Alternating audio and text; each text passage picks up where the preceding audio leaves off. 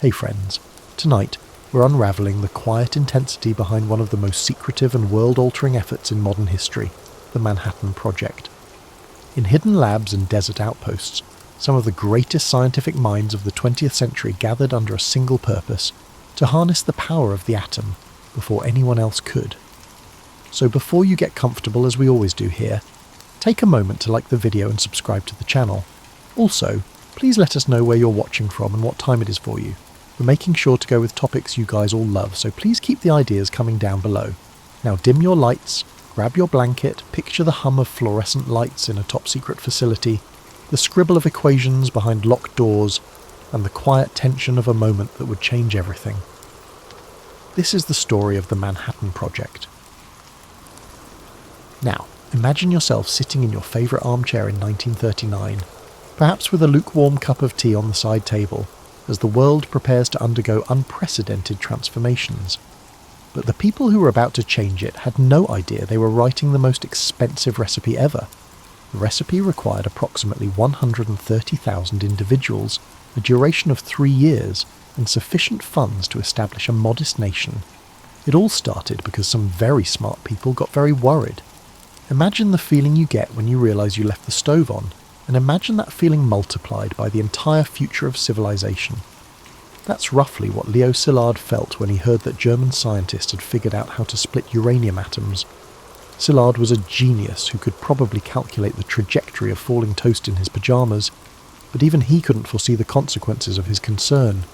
The amusing thing about Szilard is that he was the kind of guy who would patent an idea for a nuclear reactor, then immediately realise it might be dangerous and try to keep it secret.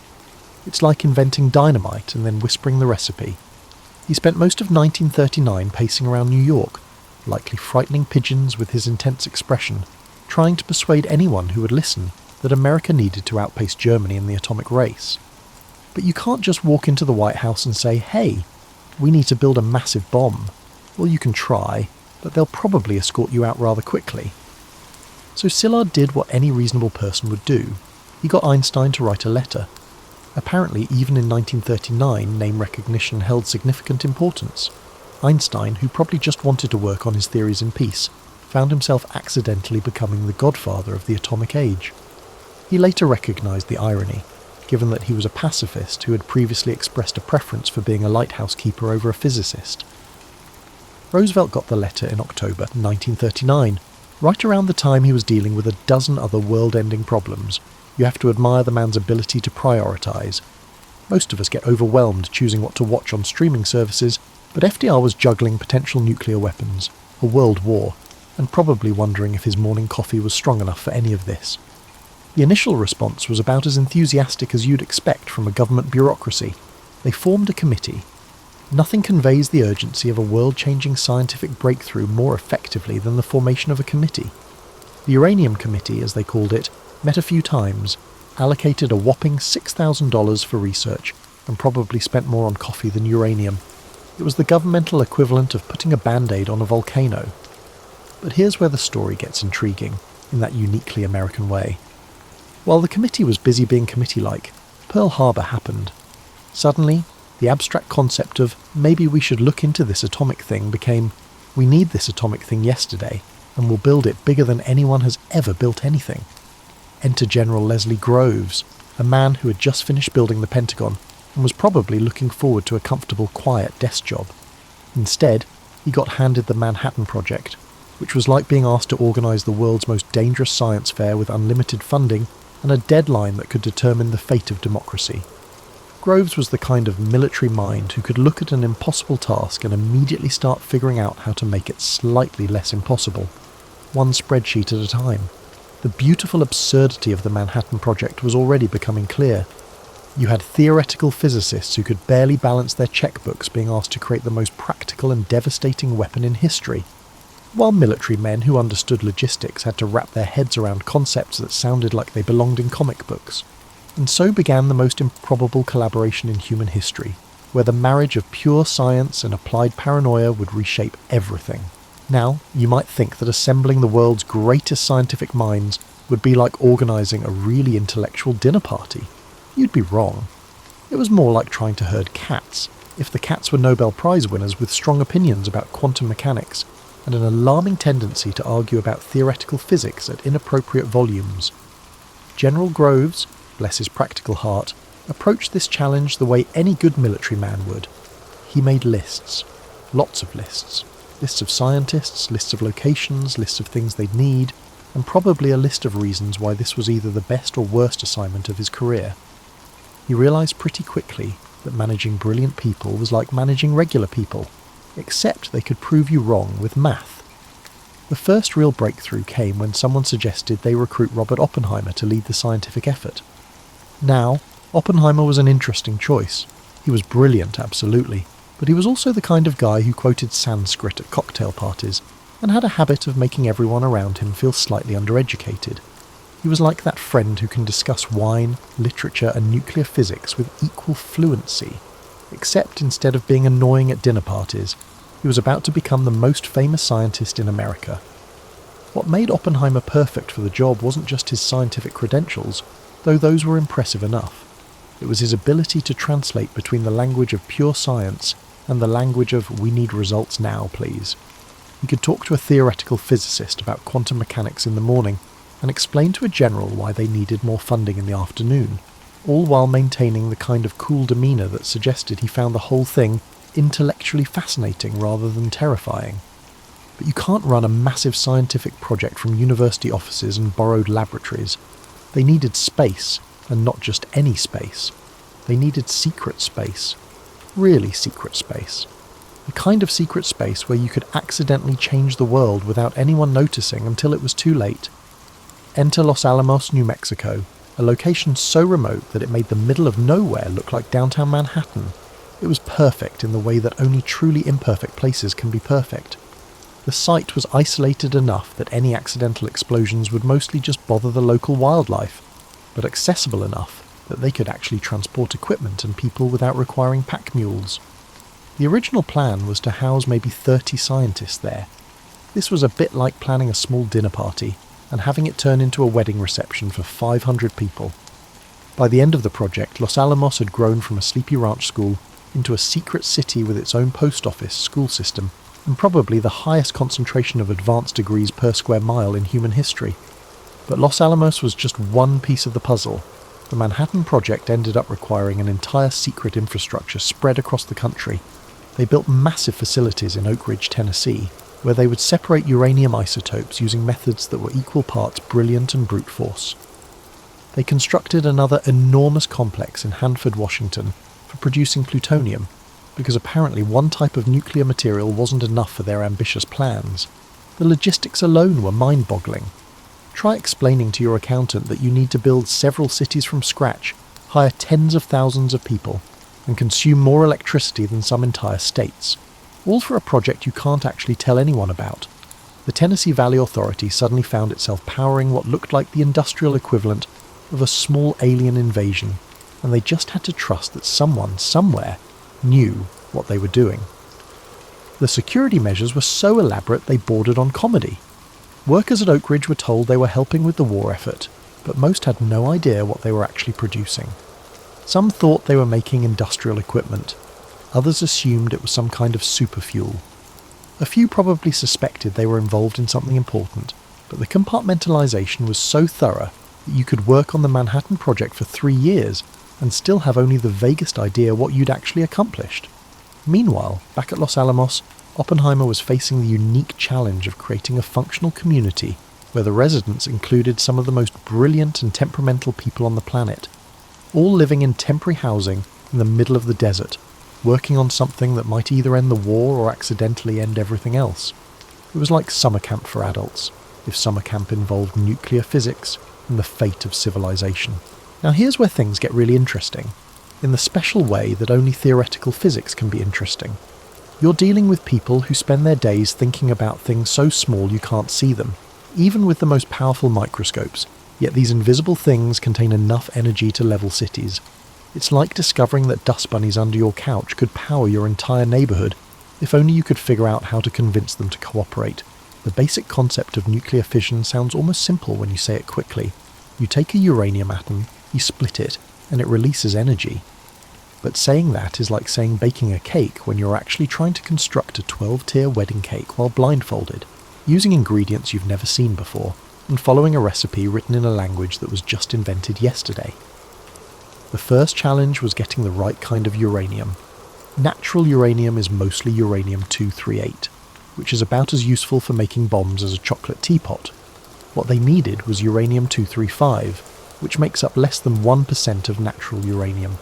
It's like needing to separate red M&Ms from a swimming pool full of mixed M&Ms, except the M&Ms are invisible, they're trying to kill you, and you can only tell them apart using methods that hadn't been invented yet. The scientists at Oak Ridge approached this problem with the kind of methodical determination that only comes from having absolutely no choice. They tried several different separation methods, including one that involved giant electromagnets called calutrons.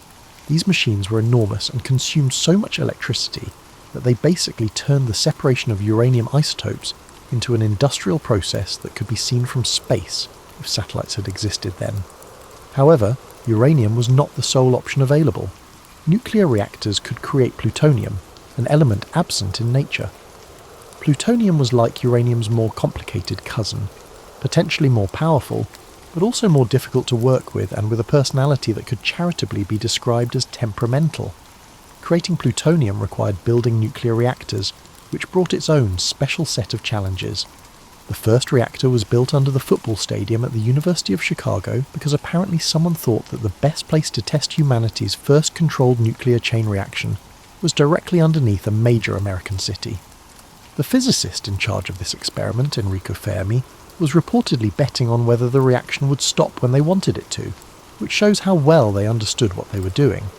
Fermi, incidentally, was the kind of scientist who could calculate complex physics problems in his head, while other people were still looking for their calculators.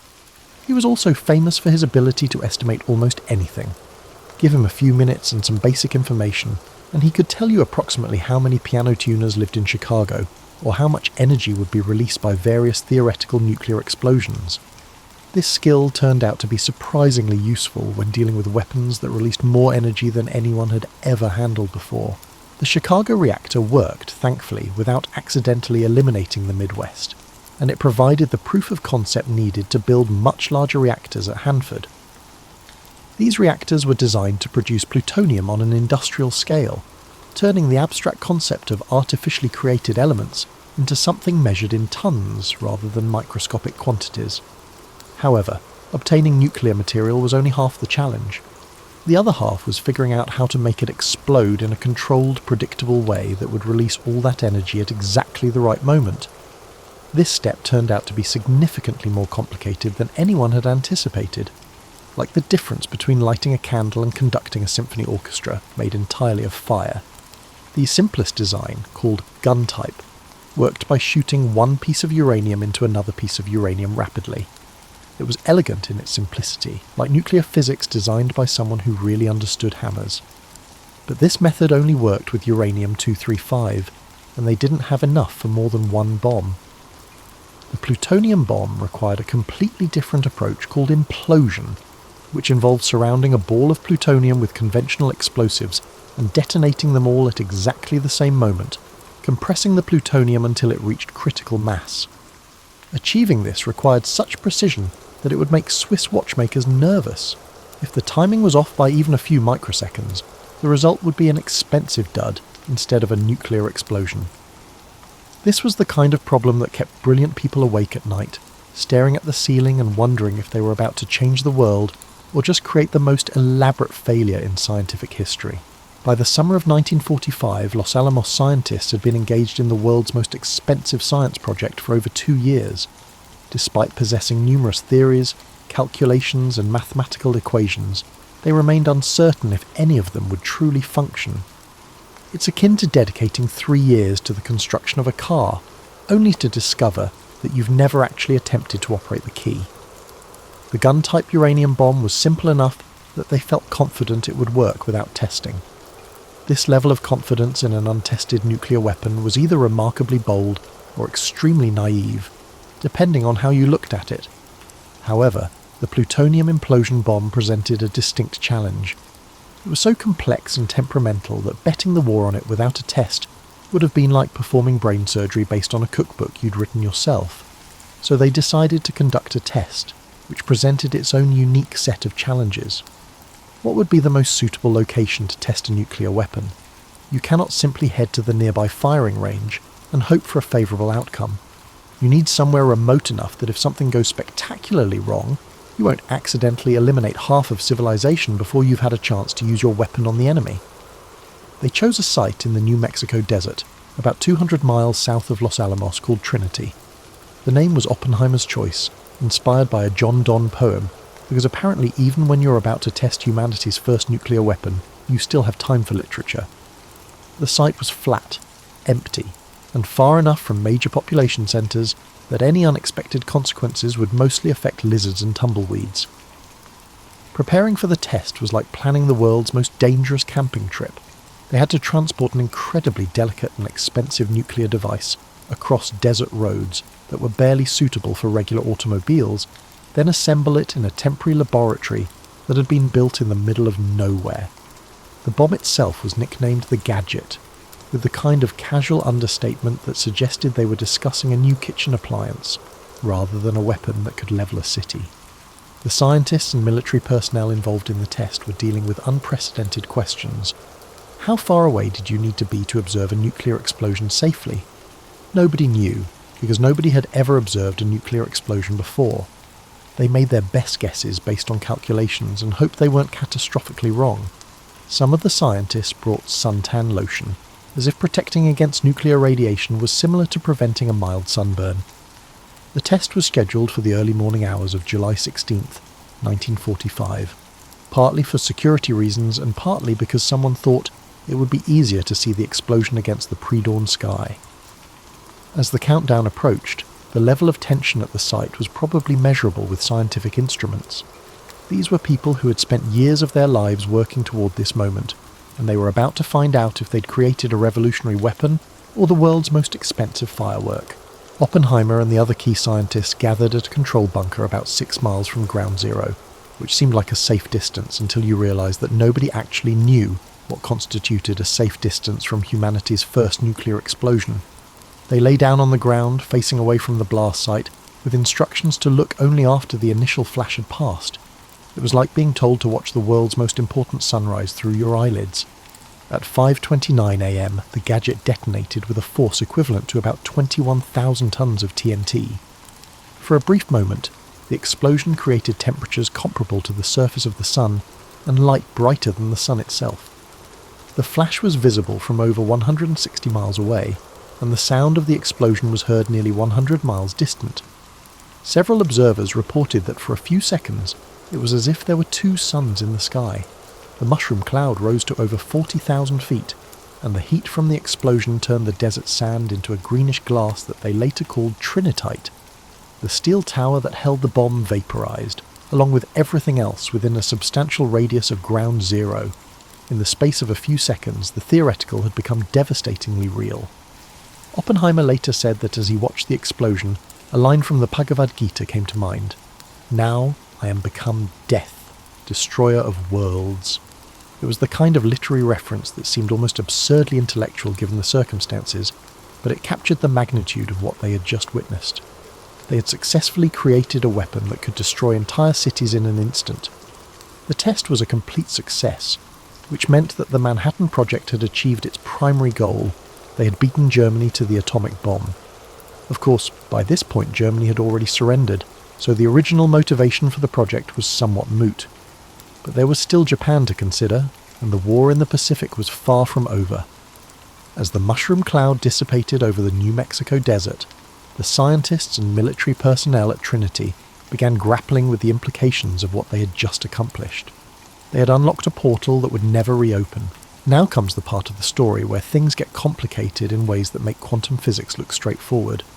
You have this incredibly powerful weapon that works exactly as advertised, a war that's still raging in the Pacific, and a bunch of very smart people suddenly realizing that creating the thing was actually the easy part. The real challenge lay in deciding what to do with it. President Truman, who had inherited both the presidency and the Manhattan Project from Roosevelt, found himself in the position of having to make decisions about weapons he barely understood. Imagine being given the keys to a weapon that could destroy cities and being told to learn how to use it in a few weeks. Truman was a practical man who preferred straightforward problems with straightforward solutions, but there was nothing straightforward about atomic weapons. The military estimates for the invasion of Japan were extremely sobering. Operation Downfall, as it was known, had the potential to cause over 1 million American casualties and several million Japanese deaths. These weren't abstract numbers on a strategic planning document. They represented real people, families, and entire communities. The alternative was using atomic weapons against Japanese cities, which would also kill enormous numbers of civilians, but might end the war quickly enough to prevent an even larger catastrophe. It's the kind of decision that would keep anyone awake at night, the kind of moral calculation that has no clearly right answer. Do you choose the option that kills fewer people overall, but involves using weapons of unprecedented destructive power? Or do you choose the conventional invasion that might ultimately cost more lives but doesn't cross the threshold into nuclear warfare? Some of the scientists involved in the Manhattan Project were seriously reconsidering their involvement in its creation. Leo Szilard, who had started the whole thing with his worries about German atomic research, now found himself trying to stop the use of the weapons he had helped create. He and several other scientists petitioned Truman to demonstrate the bomb's power without using it against populated areas, perhaps by detonating it over an uninhabited area where Japanese leaders could witness its destructive potential. But military planners argued that a demonstration might not be convincing enough to force Japanese surrender, especially if the bomb failed to detonate properly. They had exactly 2 operational atomic weapons, Little Boy, the uranium bomb, and Fat Man, the plutonium bomb, and using one for a demonstration would leave them with only 1 weapon for actual combat use. It was like having 2 bullets and wondering whether to fire one into the air as a warning shot. The decision-making process was complicated by the fact that many of the people involved still didn't fully understand what they were dealing with. The long-term effects of radiation exposure weren't well understood. The political implications of introducing nuclear weapons to warfare hadn't been fully considered. They were making decisions about the future of human conflict with incomplete information and under enormous time pressure. Japanese resistance was fierce and showed no signs of diminishing. The Battle of Okinawa had demonstrated the terrible cost of invading fortified Japanese positions, and intelligence suggested that the Japanese were preparing to defend their home islands with even greater determination. Kamikaze attacks were increasing in frequency and intensity. From a purely military perspective, anything that could end the war quickly was worth serious consideration. On the other hand, several high-ranking military officials questioned whether atomic weapons were necessary at all. Some argued that Japan was already on the verge of surrender due to conventional bombing, naval blockade, and the Soviet entry into the war against Japan. Others suggested that the primary motivation for using the bombs was not to defeat Japan, but to demonstrate American nuclear capability to the Soviet Union, thereby initiating the Cold War.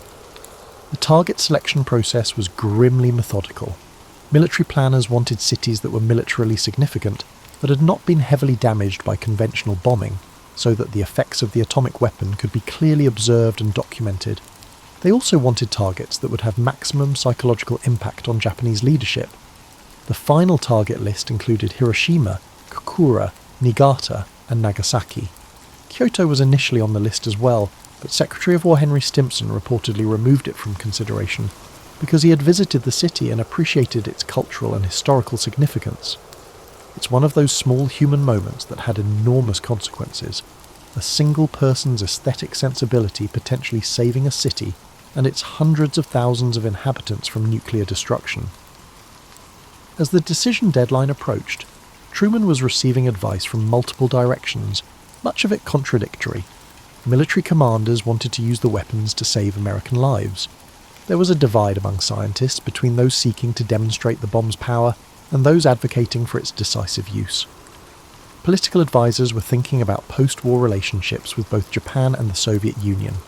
In the end, Truman made the decision that he believed would end the war most quickly and save the most lives overall.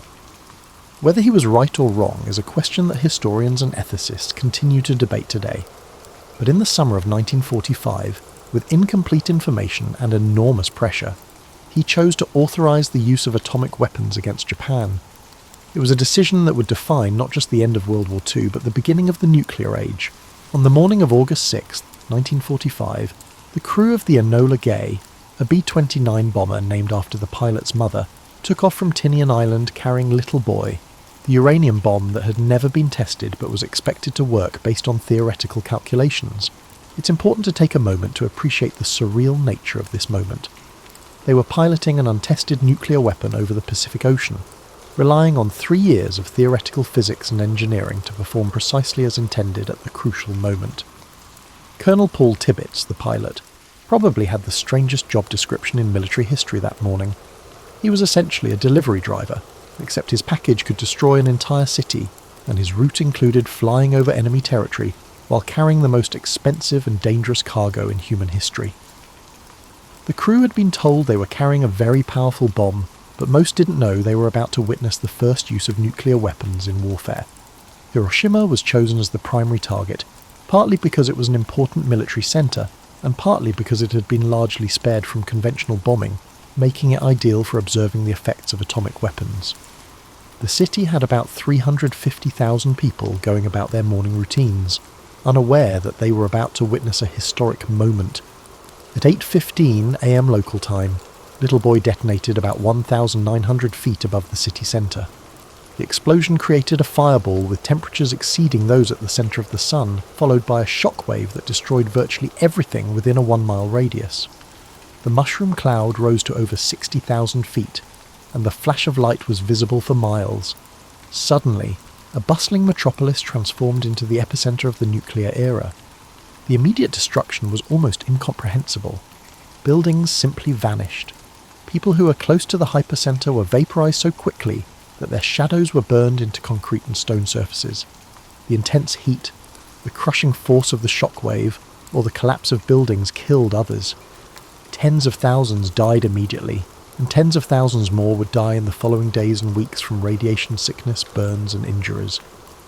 Back in Washington, the news of Hiroshima's destruction was received with a mixture of relief, satisfaction, and growing awareness of what had just been unleashed. Truman announced the attack publicly, explaining that the United States had developed a new and revolutionary increase in destruction, and warning Japan to surrender or face a rain of ruin from the air, the like of which has never been seen on this earth. But Japan did not immediately surrender.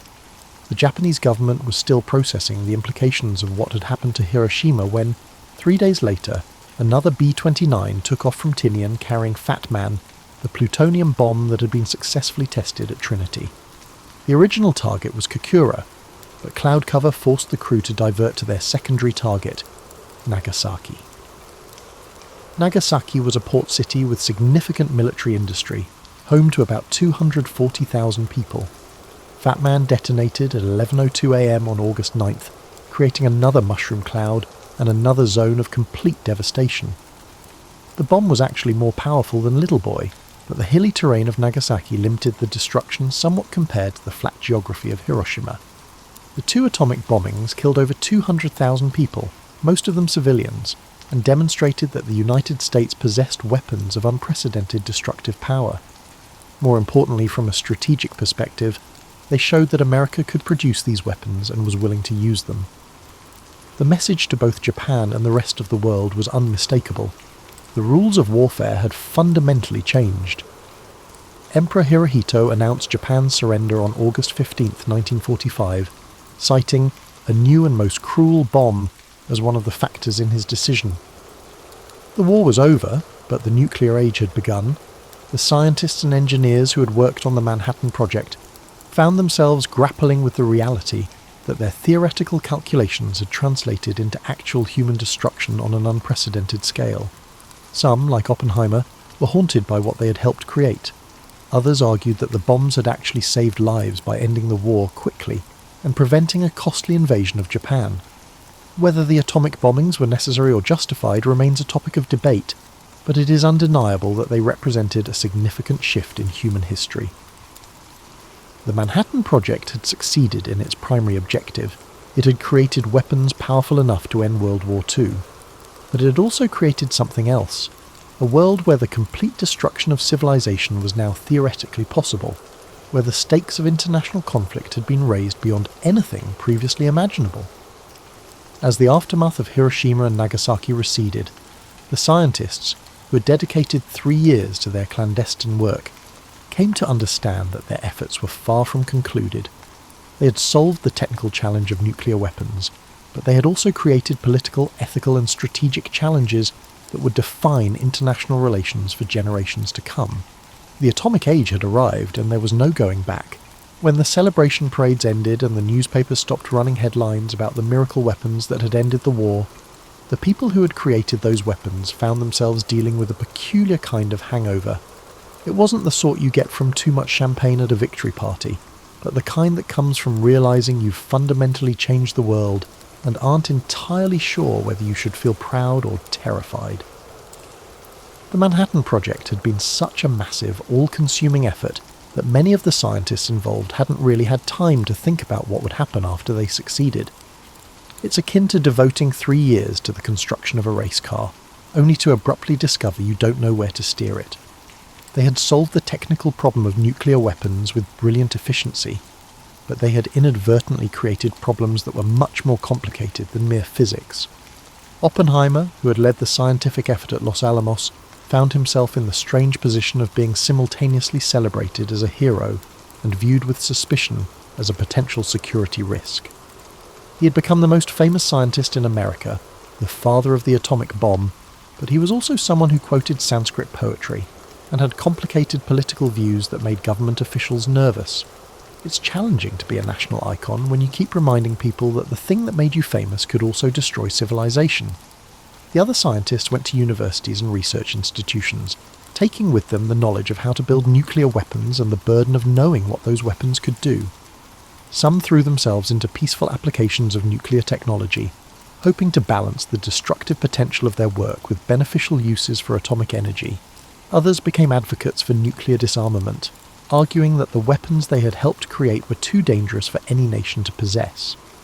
But the most significant change was in how countries thought about war and international relations. The atomic bomb had made the concept of total victory obsolete, because it now potentially meant total destruction for everyone involved. It was like discovering that winning an argument could result in both participants being struck by lightning. The traditional logic of warfare, where you could defeat your enemies without destroying yourself, no longer applied when nuclear weapons were involved. The Soviet Union, which had been America's ally during the war, immediately began working on its own nuclear weapons program. Joseph Stalin was not the sort of leader who was comfortable with other countries having weapons he didn't possess, especially weapons that could level entire cities. The race to develop nuclear weapons became the foundation of what would be called the Cold War, a decades-long standoff between superpowers armed with enough nuclear weapons to destroy each other many times over. The scientists who had worked on the Manhattan Project watched this development with a mixture of resignation and horror. Many thought that nuclear weapons would be so obviously bad that no sane leader would want to make more. Instead, they discovered that human nature was more complicated than nuclear physics, and that the existence of nuclear weapons seemed to make other countries want nuclear weapons even more desperately.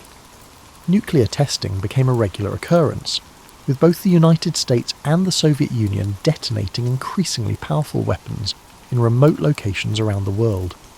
The hydrogen bomb, developed in the early 1950s, made the weapons used against Japan look small by comparison. It was comparable to the difference between a firecracker and a volcano, with both having the potential to destroy human civilization if misused. The legacy of the Manhattan Project extended far beyond military applications. Nuclear power plants began generating electricity, nuclear medicine revolutionized cancer treatment, and radioactive isotopes became essential tools for scientific research. The same knowledge that had created the most destructive weapons in history also led to innovations that saved lives and advanced human understanding of the natural world. But perhaps the most lasting legacy of the Manhattan Project was the way it changed how we think about the relationship between science and society. Before 1945, most people viewed scientific research as inherently beneficial, a pure pursuit of knowledge that inevitably led to human progress. After Hiroshima and Nagasaki, it became clear that scientific knowledge could be used for purposes that were anything but beneficial, and that scientists had responsibilities that extended beyond their laboratories. The Manhattan Project demonstrated that, given enough resources, brilliant people and sufficient motivation, humans could solve almost any technical problem. But it also showed that solving technical problems was often easier than dealing with the consequences of those solutions. The scientists had successfully built nuclear weapons, but they had also built a world where the continued existence of human civilization depended on the wisdom and restraint of political leaders. As you settle in for sleep tonight, it's worth remembering that the story of the Manhattan Project is ultimately a story about human beings trying to solve an unprecedented problem under enormous pressure, making decisions with incomplete information and dealing with consequences they couldn't fully anticipate. The scientists, engineers, and military personnel involved were not fundamentally different from people today. They were just people trying to do their jobs in extraordinary circumstances. The atomic age that began in the New Mexico desert in 1945 is still with us today, and probably always will be.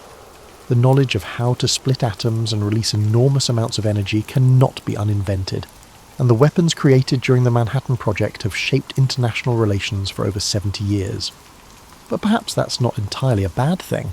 The existence of nuclear weapons has made large-scale wars between major powers extremely risky, creating a strange kind of peace through the threat of mutual destruction.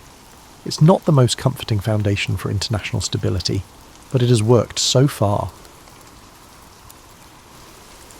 And just like that, the lab doors close and the world holds its breath. If your thoughts are still glowing with equations, secrets and what-ifs, that's expected. There's more to uncover here, old and new, if this one didn't bring you peace. But for tonight, we set down the blueprints and let the silence speak louder than the blast. Sleep well, keepers of history, and as always, good night.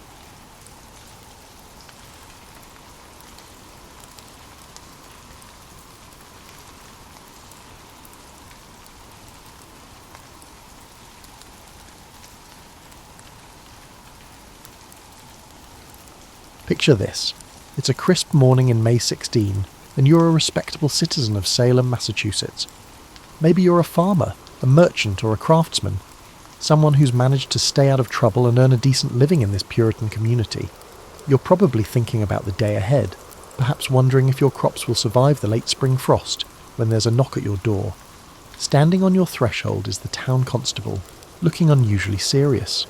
He's not here about your neighbour's wandering pig or a dispute over property lines.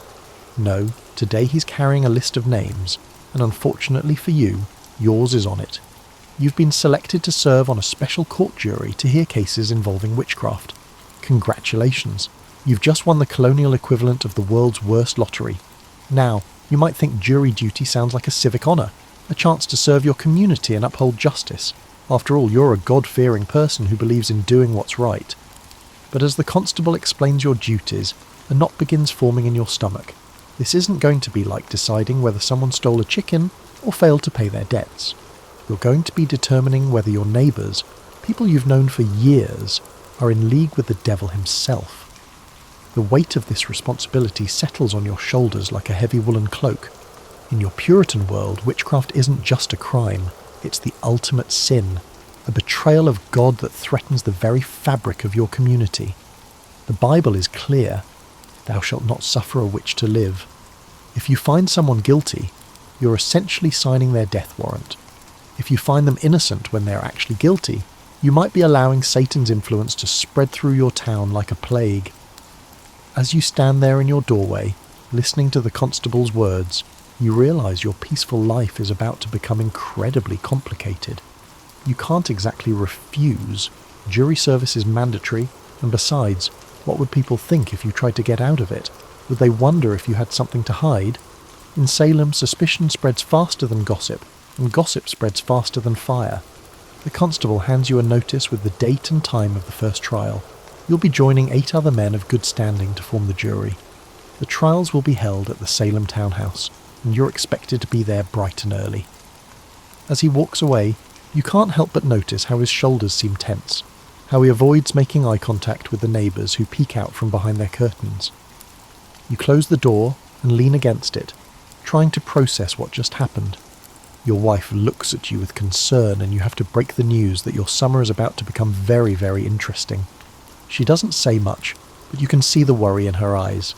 Everyone in Salem knows that strange things have been happening. Young girls having fits, accusations flying, arrests being made. What started as whispers has grown into a full-blown crisis. The irony isn't lost on you. Here you are, chosen to help determine the truth about witchcraft, and you're not even entirely sure what witchcraft looks like. Sure, you've heard the stories. People flying through the air, turning into animals, making pacts with the devil. But you've never actually seen any of this yourself. Most of what you know comes from sermons, gossip, and the occasional pamphlet that makes its way to Salem from Boston or Europe. As you prepare for bed that night, you can't shake the feeling that your life has just taken a turn into uncharted territory. Tomorrow, you'll begin a journey that will test not just your judgment, but your courage, your faith, and your ability to sleep soundly at night. Because once you've looked into the eyes of an accused witch and decided their fate, there's no going back to the simple certainties of your old life. The morning of your first trial arrives with an unseasonable chill that seems to seep into your bones. You've barely slept, tossing and turning as you wondered what the day would bring. As you walk toward the Salem townhouse, you notice other jury members making their way through the streets. Some walk with purpose, others seem to drag their feet. Everyone looks a bit pale, and you wonder if you look as nervous as they do. The townhouse is buzzing with activity when you arrive. People have gathered from all over Salem and the surrounding areas, drawn by a mixture of curiosity, fear, and that peculiar human fascination with witnessing someone else's potential downfall. The atmosphere is electric in the worst possible way, like the air before a thunderstorm, heavy with anticipation and dread. You take your place in the jury box, and that's when you first notice just how many eyes are on you. It's not just the spectators, it's the judges, the ministers, the town officials, and most unnerving of all, the accusers themselves. These are the young women and girls whose strange afflictions started this whole mess, and they're watching you with an intensity that makes your skin crawl. The first case is called, and you're shocked to see it's someone you know. Sarah Good, a woman you've seen around town for years. She's never been popular, admittedly. She's poor, she begs for food, and she has a sharp tongue when people refuse her. But a witch. The accusation seems almost surreal as you watch her being led into the courtroom in chains. What strikes you immediately is how the whole process feels like theatre, but theatre where the audience participation might get you killed. The accusers begin their performance, and it really does feel like a performance. They writhe, they scream, and they claim to see Good Spectre tormenting them right there in the courtroom. The judges nod gravely, the ministers quote scripture, and the crowd murmurs with a mixture of horror and fascination. You find yourself in an impossible position. On one hand, you're supposed to be an impartial juror, weighing evidence and seeking truth. On the other hand, everyone in that courtroom seems to have already decided that witchcraft is real, that these accusers are legitimate victims, and that your job is simply to confirm what everyone already believes. The pressure is suffocating. The worst part is the way the accusers react to your very presence. When you shift in your seat or lean forward to hear testimony better, they sometimes cry out that you're affecting them somehow. Are you in league with the accused? Are you a witch yourself? The paranoia in the room is so thick you could cut it with a knife, and you realise that even as a juror, you're not safe from suspicion. As the day wears on, you begin to understand that this isn't really about evidence in any conventional sense. The main proof being offered is spectral evidence, testimony that the accused person's spirit or spectre was seen committing malicious acts. But here's the problem. Only the accusers can see these spectres. You're being asked to convict someone based on testimony about invisible actions that only certain people claim to witness. The judges seem convinced that spectral evidence is valid, citing learned treatises and theological arguments. But you can't shake the feeling that something is fundamentally wrong with this logic. If only the accusers can see the evidence, how can you verify it?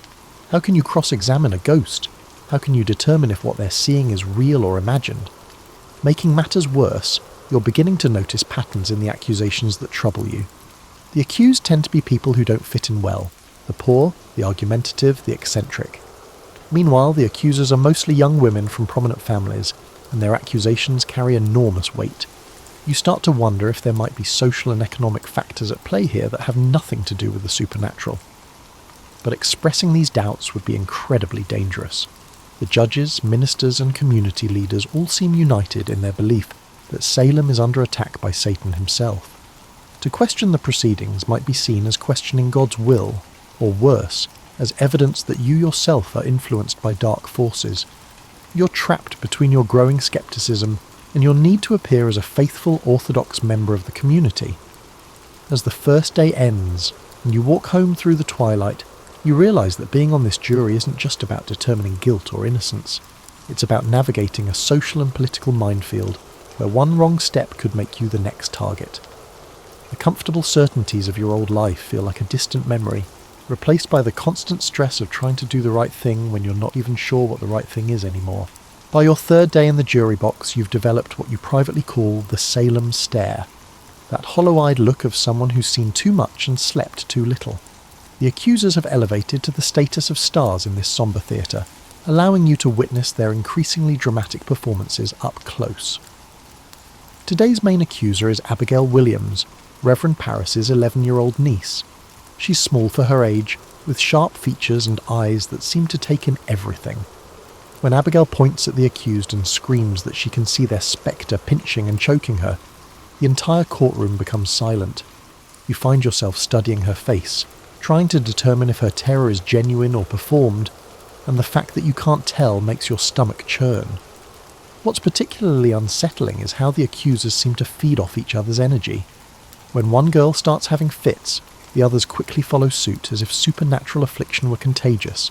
They convulse, they shriek, and they claim to see yellow birds perched on the accused's fingers, or black dogs lurking in the corners of the courtroom. The judges treat each outburst as crucial evidence, scribbling notes furiously and asking probing questions about the exact nature of what the girls are experiencing. You notice that the accusers never seem to be afflicted when they're outside the courtroom. They walk in looking perfectly normal, chat quietly with their families, and even smile occasionally. But the moment the proceedings begin, they transform into tortured victims of supernatural assault.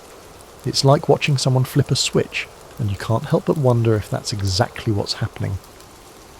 The social dynamics in the courtroom are becoming clearer to you with each passing day. The accusers come from families with influence and standing in the community.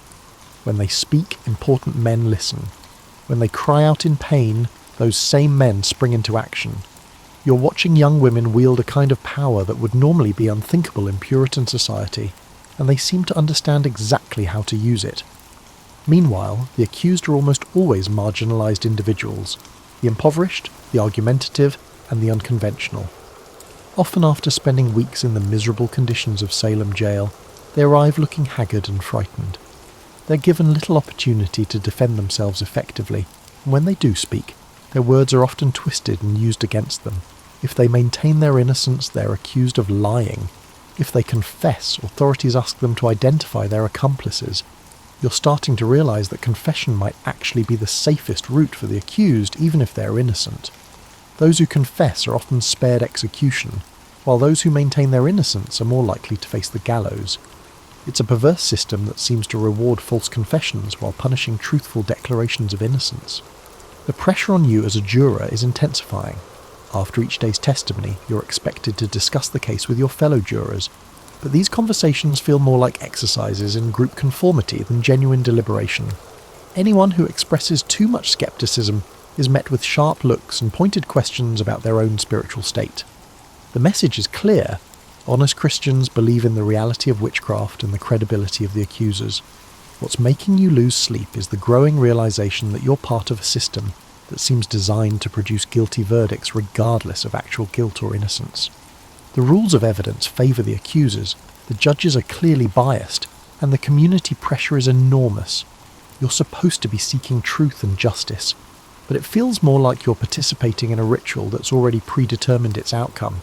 The worst part is when you catch yourself getting caught up in the hysteria. During particularly dramatic testimony, you sometimes find yourself believing, or at least wanting to believe, that what you're witnessing is real supernatural activity. The alternative, that this is all elaborate deception or mass delusion, is almost too disturbing to contemplate. It would mean that your community has lost its collective mind, and that you're complicit in a series of terrible injustices. As you walk home after another day of accusations and supernatural claims, you can't help but notice how the town has changed.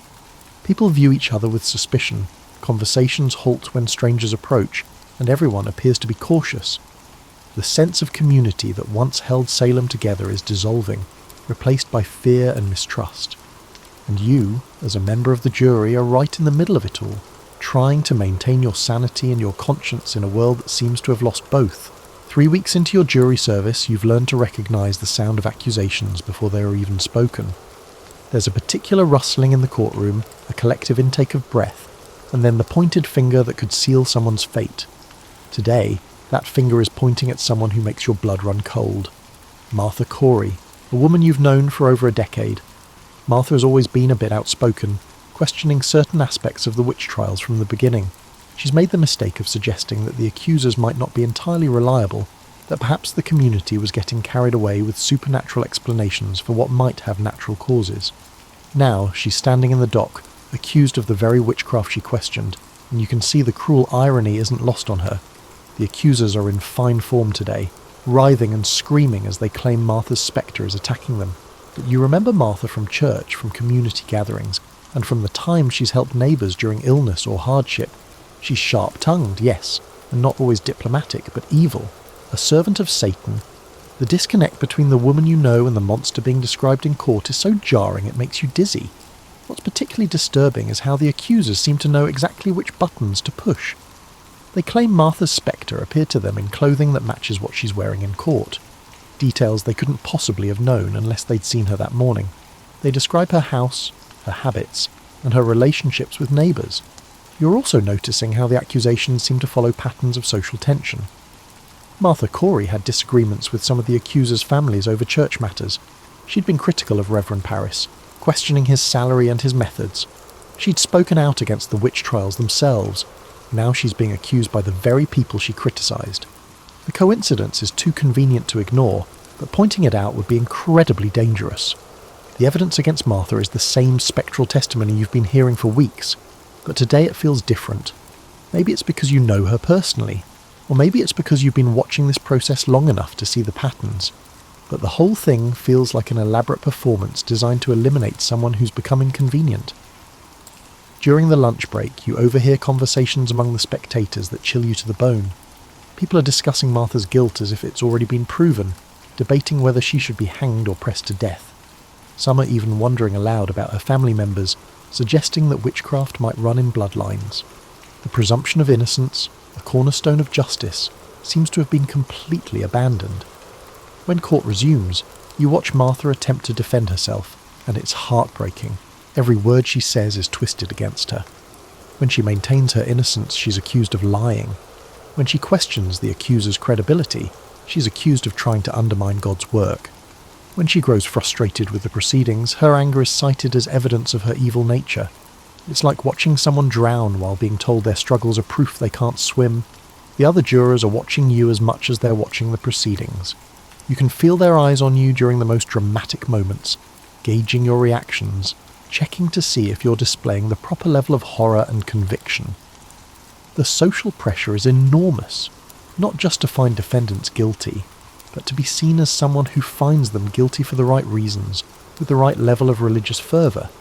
You're beginning to understand that the witch trials aren't really about witchcraft at all. They're about power, social control, and the settling of old scores. The accusers have stumbled onto a method of wielding enormous influence, and the community leaders are using the crisis to reinforce their authority and eliminate troublemakers. The supernatural elements provide perfect cover for what's essentially a political purge. As Martha is led away to await sentencing, you catch her eye for just a moment. There's no evil there, no malice, just confusion and sadness.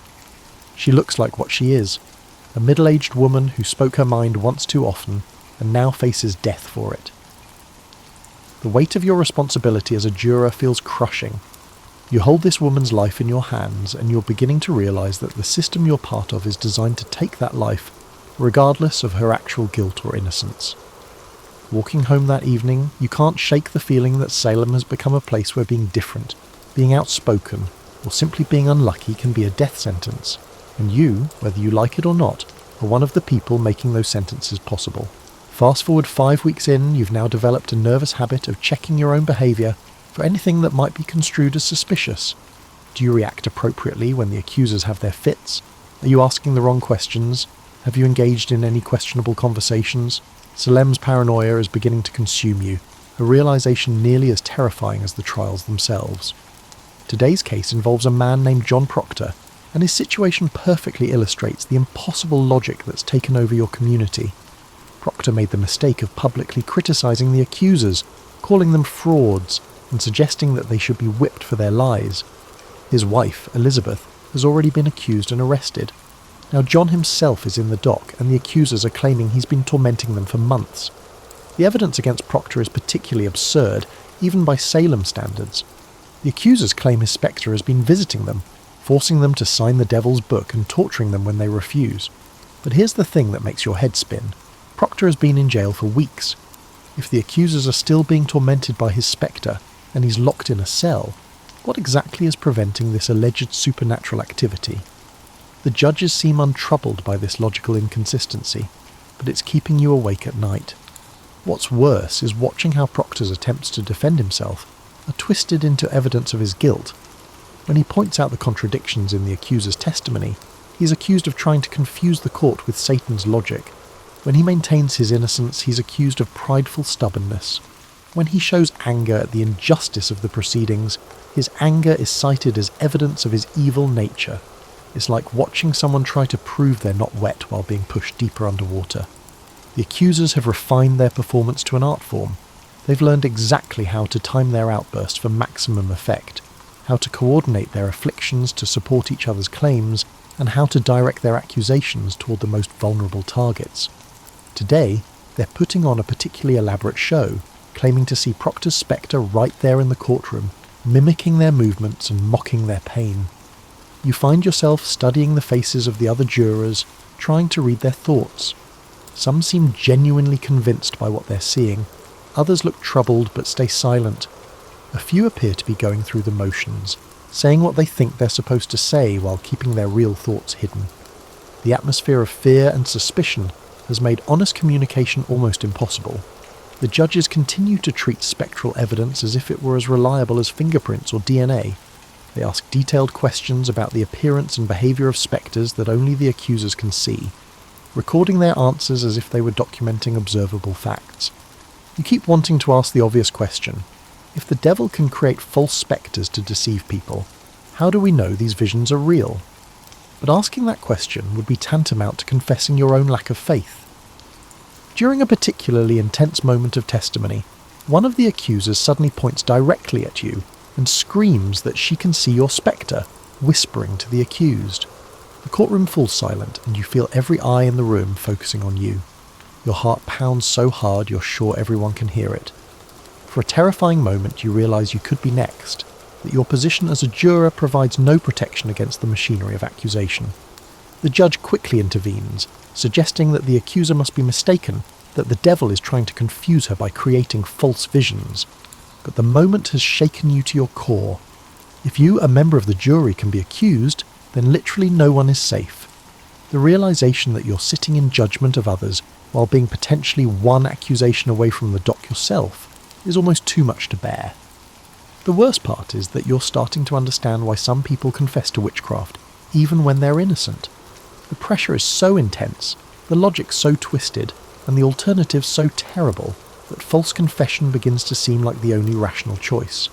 If maintaining your innocence means facing death, while confessing means survival, what would you choose? The question haunts you because you don't know the answer. You glimpse Elizabeth in the gallery as they lead Proctor away to await his verdict. She's pregnant, which has temporarily saved her from execution, but you can see the desperation in her eyes. Her husband is probably going to die for the crime of speaking truth to power, and there's nothing she can do to save him. You're part of the system that's destroying this family, and that knowledge sits in your stomach like a stone. 2 months into your service, you've stopped counting the number of people you've helped condemn. The exact number feels less important than the weight of their collective presence, which seems to follow you everywhere. You see their faces when you close your eyes, hear their final words when the house is quiet, feel their absence in the spaces they used to occupy around town. Today brings a particularly difficult case. Rebecca Nurse, a woman so universally respected that her accusation has sent shockwaves through the community. She's 71 years old, deeply religious, and known for her charitable works and gentle nature. If Rebecca Nurse can be a witch, the logic goes, then anyone can be. The accusation has forced Salem to confront the possibility that evil can hide behind the most innocent faces, which somehow makes everyone seem more dangerous. The accusers seem to understand the significance of this case, and they're pulling out all the stops. Their performances are more dramatic than usual, their claims more outrageous. They're saying Rebecca's spectre has been tormenting them for months, appearing in their bedrooms at night, pinching and choking them, trying to force them to sign the devil's book. Watching this frail, elderly woman being accused of such energetic, supernatural terrorism would be almost comical if the consequences weren't so deadly serious. What's particularly disturbing is how the community is split over Rebecca's case. Her family and close friends maintain her innocence passionately, while others seem relieved to finally have an explanation for various misfortunes they've attributed to supernatural causes. Old grudges and property disputes are being reframed as evidence of malevolent witchcraft. You're watching Salem's social fabric tear itself apart, one accusation at a time. The evidence against Rebecca is the same spectral testimony you've been hearing for weeks, but her case highlights the fundamental absurdity of the entire system. If this woman, who has spent her entire life serving God and helping others, can be credibly accused of serving Satan, then the accusations have become meaningless. Either the accusers are lying, or the entire concept of judging people by their character and actions is worthless. During deliberations, you find yourself in the uncomfortable position of being one of the few jurors who seems troubled by the case. The others seem convinced that the accusers wouldn't lie about something so serious, that the consistency of their testimony proves its truth, and that Rebecca's very respectability might be a cunning disguise for her evil nature. The logic is so twisted that it makes your head spin, but questioning it too openly would be dangerous. You're also dealing with the personal cost of your jury service. Your family is suffering from your constant stress and distraction. Your wife looks at you with increasing concern. Your children seem afraid of your dark moods, and your work is suffering from your inability to concentrate. The witch trials aren't just destroying the accused, they're taking a toll on everyone involved in the process. The worst part is that you're beginning to see how the trials have become self-perpetuating. Each conviction validates the accuser's credibility, making the next accusation more likely to be believed. Each execution demonstrates the community's commitment to fighting Satan, making it harder to admit that mistakes might have been made. The system has gained a momentum of its own, and you're not sure anyone has the power to stop it anymore. When the jury finally reaches its verdict in Rebecca's case, you feel something inside you break. You've just helped condemn a woman whose only crime was being vulnerable to accusation in a community that has lost its moral compass. The weight of that decision will stay with you for the rest of your life, and you know it. You've crossed a line that can never be uncrossed and participated in an injustice that can never be undone. As you watch Rebecca receive her sentence, you see something in her eyes that will haunt you forever. Not anger or fear, but pity. She gazes at you and the other jurors with the same compassion she might show to lost children, and you realise she knows something you're just starting to grasp. The witch trials haven't just claimed innocent victims, they've corrupted everyone involved in them. You came into this believing you were serving justice, but you've become complicit in its opposite. Walking home through the Salem streets, you notice how empty they've become. People hurry past each other without making eye contact, afraid that any interaction might be misinterpreted, any conversation might provide ammunition for future accusations. The community that once held you together has dissolved into a collection of frightened individuals, each trying to avoid becoming the next target, and you've helped create this atmosphere of terror, one verdict at a time. 3 months have passed since you first took your seat in the jury box, and Salem barely resembles the town you once knew. The witch trials have transformed into a mechanism that consumes individuals, relationships, and sanity with equal efficiency. You've lost count of how many verdicts you've delivered, but your body keeps score in sleepless nights, stress-induced headaches, and a persistent knot in your stomach that never seems to loosen.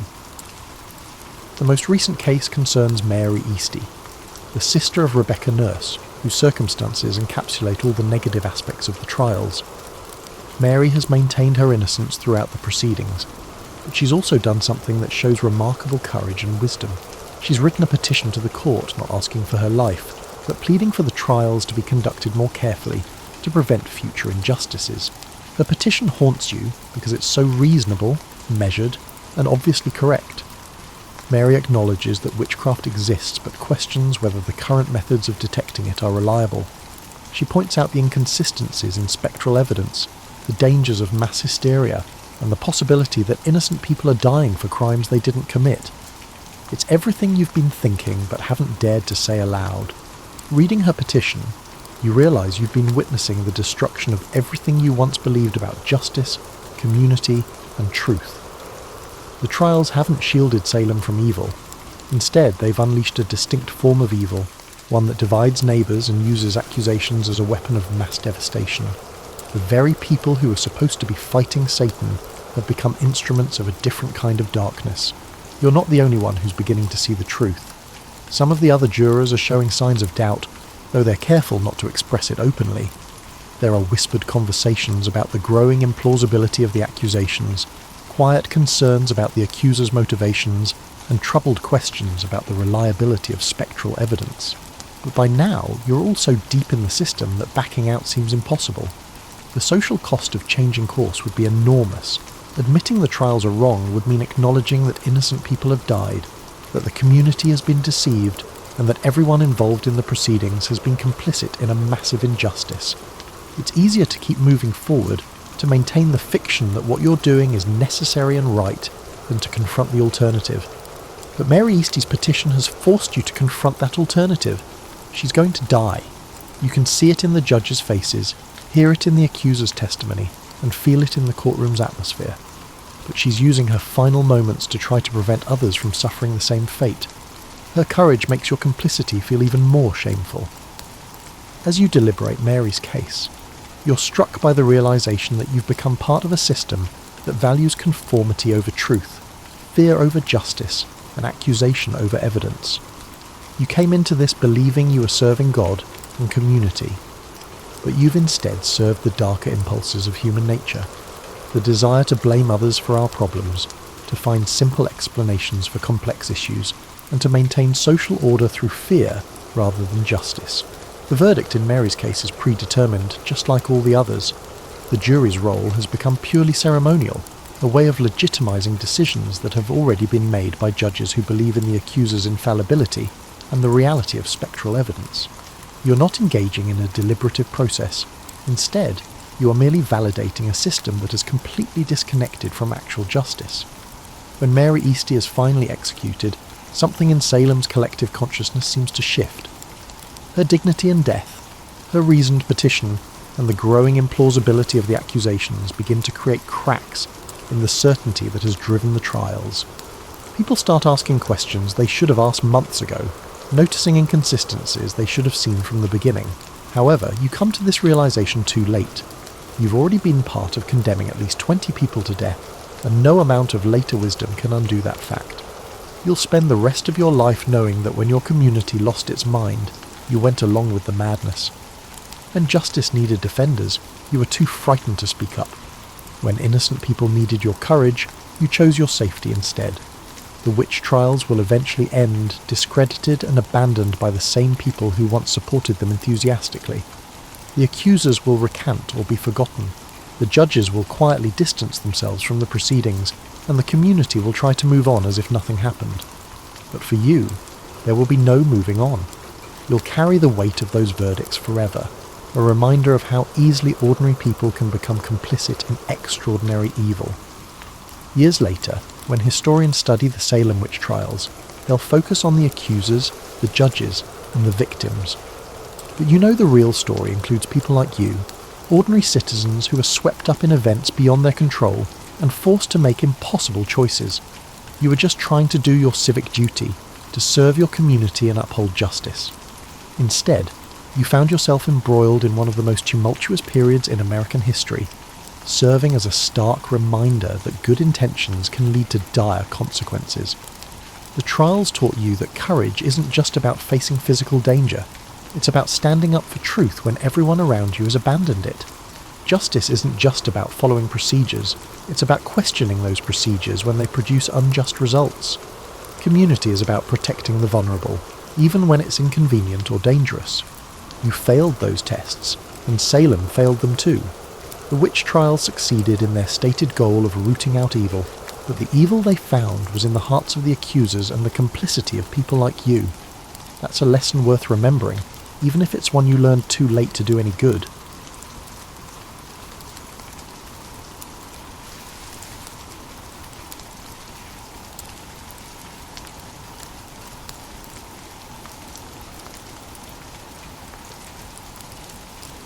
In 1907, on a warm spring day, Janet Waterford entered a world that had yet to imagine her possibilities, while the Wright brothers were still perfecting their flying machines, and powered flight was a novelty for daredevils and dreamers. Born in Griffin, Georgia, to parents who had witnessed the tail end of Reconstruction, Janet arrived during an era when black Americans were fighting for basic respect and dignity, let alone the freedom to soar through the skies. The conventional narratives about Janet often begin with her nursing career, or jump straight to her aviation accomplishments. But what shaped the woman who would challenge both racial and gender boundaries in American aviation? The answer lies partly in the intellectual atmosphere of her childhood home, where her father, an architect and builder, instilled in her not just the confidence to pursue education, but a fundamental understanding of structural integrity, balance, and design, concepts that would later serve her well in aviation. Janet's mother, a seamstress whose deft fingers crafted garments that transformed their wearers, demonstrated daily how precision and attention to detail could elevate the mundane to the extraordinary. Between them, they created a household where Janet learned that buildings could rise and fabric could flow into new forms with the application of knowledge and skill. When the Waterford family relocated to Chicago during Janet's youth, they joined the wave of black Americans participating in the Great Migration. However, unlike many families who were forced north by economic desperation or violent persecution, the Waterfords moved with relative privilege and preparation. This distinction rarely appears in summaries of Janet's life, yet it provided her with a crucial foundation. She arrived in Chicago not as a refugee, but as a young woman with resources and family support, poised to take advantage of urban educational opportunities. At Wendell Phillips High School, Janet distinguished herself not through extraordinary academic performance, as many biographical sketches suggest, but through her unusual combination of interests. While her female classmates focused on domestic sciences or teaching, Janet gravitated toward the mechanical drawing classes dominated by boys. She didn't merely participate, she questioned the instructors about the mechanics of engines and structural stability, connecting these concepts to her father's work. After graduation, Janet made what appeared to be a conventional choice for a young black woman of her era, nursing school. Yet her selection of this path reveals something more calculated than conformity. Nursing represented one of the few professional fields open to black women that offered both financial stability and social respect. The Provident Hospital School of Nursing, where Janet enrolled, had been founded by Dr. Daniel Hale Williams. A pioneering black surgeon who performed one of the first successful heart surgeries, the institution embodied possibility within constraint, a concept Janet would later apply to her aviation career. What's often overlooked about Janet's nursing career was her specialization in public health rather than hospital nursing. This choice placed her at the intersection of science, education, and community advocacy, requiring her to develop skills in communicating complex information and navigating bureaucracies, abilities that would prove invaluable when she later confronted the aviation establishment. By 1929, when the stock market crashed and plunged America into the Great Depression, Janet had established herself as a successful public health nurse with financial security that few Americans of any background enjoyed during this period. This economic independence gave her the freedom to pursue aviation at a moment when most people were focused on basic survival. It was during a chance trolley ride through Chicago that Janet spotted a billboard advertising flying lessons. The conventional telling suggests the event was a whimsical moment of inspiration, but considering Janet's methodical character and long-standing interest in mechanics, it's more likely this advertisement crystallized an ambition she had been contemplating for some time. When she enrolled at the Aeronautical University, Janet wasn't just following a dream, she was making a calculated investment in her future. In 1929, aviation represented the forefront of technology and opportunity, just as computing or artificial intelligence would do decades later. Janet understood that mastering flight could provide opportunities beyond what black women in pre-war America typically had. The story of Janet Bragg is not just about breaking barriers, It's about strategic navigation of a system designed to exclude people like her. Before she ever touched an aircraft control, she had already developed the psychological architecture that would allow her to persist through rejections and setbacks. Her early life wasn't just a prelude, it was preparation. When Janet Waterford Bragg joined the Aeronautical University in Chicago, she entered a world constructed for white men. The aviation industry of the early 1930s wasn't merely segregated by custom, it was designed around the assumptions of male physicality and masculine social networks.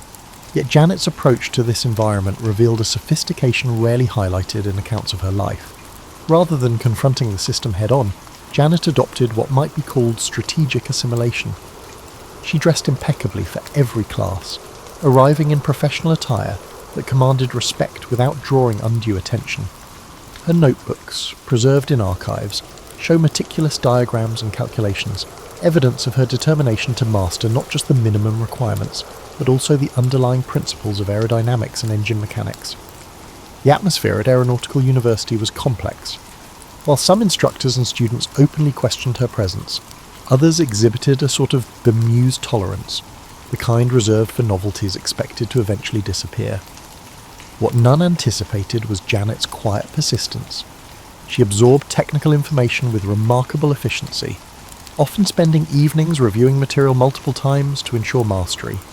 What's seldom discussed in accounts of Janet's aviation journey is how she managed the emotional labour of being perpetually the only one in these spaces. Her journals suggest she developed a practice of deliberate detachment, treating subtle hostility as data rather than personal assault. This psychological strategy preserved her energy for the actual work of learning to fly. The formation of the Challenger Air Pilots Association in 1931 is often presented as a straightforward response to discrimination, but the organisation's structure reveals Janet's sophisticated understanding of collective action. When she and a small group of other black aviation students found themselves unable to secure adequate flight time at white-owned airfields, they didn't merely complain, they pooled their resources to purchase land in Robbins, Illinois, and build their own airfield. This airfield, eventually named Robbins Airport, represents a remarkable example of self-determination. The construction wasn't contracted out to professionals but undertaken by the club members themselves. Janet, drawing on knowledge gained from her father's building career, participated actively in the physical labour of clearing land and constructing basic facilities. She later remarked that this hands-on involvement gave her an intimate understanding of airfield operations that many pilots never acquired. The purchase of the club's first aircraft reveals Janet's fiscal pragmatism. Rather than selecting the newest or most impressive model, the group chose a used but reliable Taylor Cub. Janet personally contributed a significant portion of the purchase price, leveraging her nursing salary at a time when many Americans were struggling through the Depression. When this first plane proved insufficient for their growing membership, Janet again stepped forward financially, helping to secure additional aircraft. The social dynamics within the Challenger Club deserve closer examination than they typically receive. While united by racial identity and aviation interest, the members brought diverse backgrounds and motivations to the organisation. Some were primarily recreational pilots, while others, like Janet, harboured professional ambitions. As one of the few women in the group, Janet navigated gender dynamics even within this space of racial solidarity. Her approach to leadership within the club avoided dramatic pronouncements or power struggles. Instead, she established influence through consistent contribution and quiet competence. When mechanical problems arose with club aircraft, Janet often stayed after others had left, working alongside the mechanics to understand each repair. This knowledge translated into respect among her peers, who increasingly turned to her for technical advice despite gender conventions of the era. The Challenger Club became more than just an aviation organisation.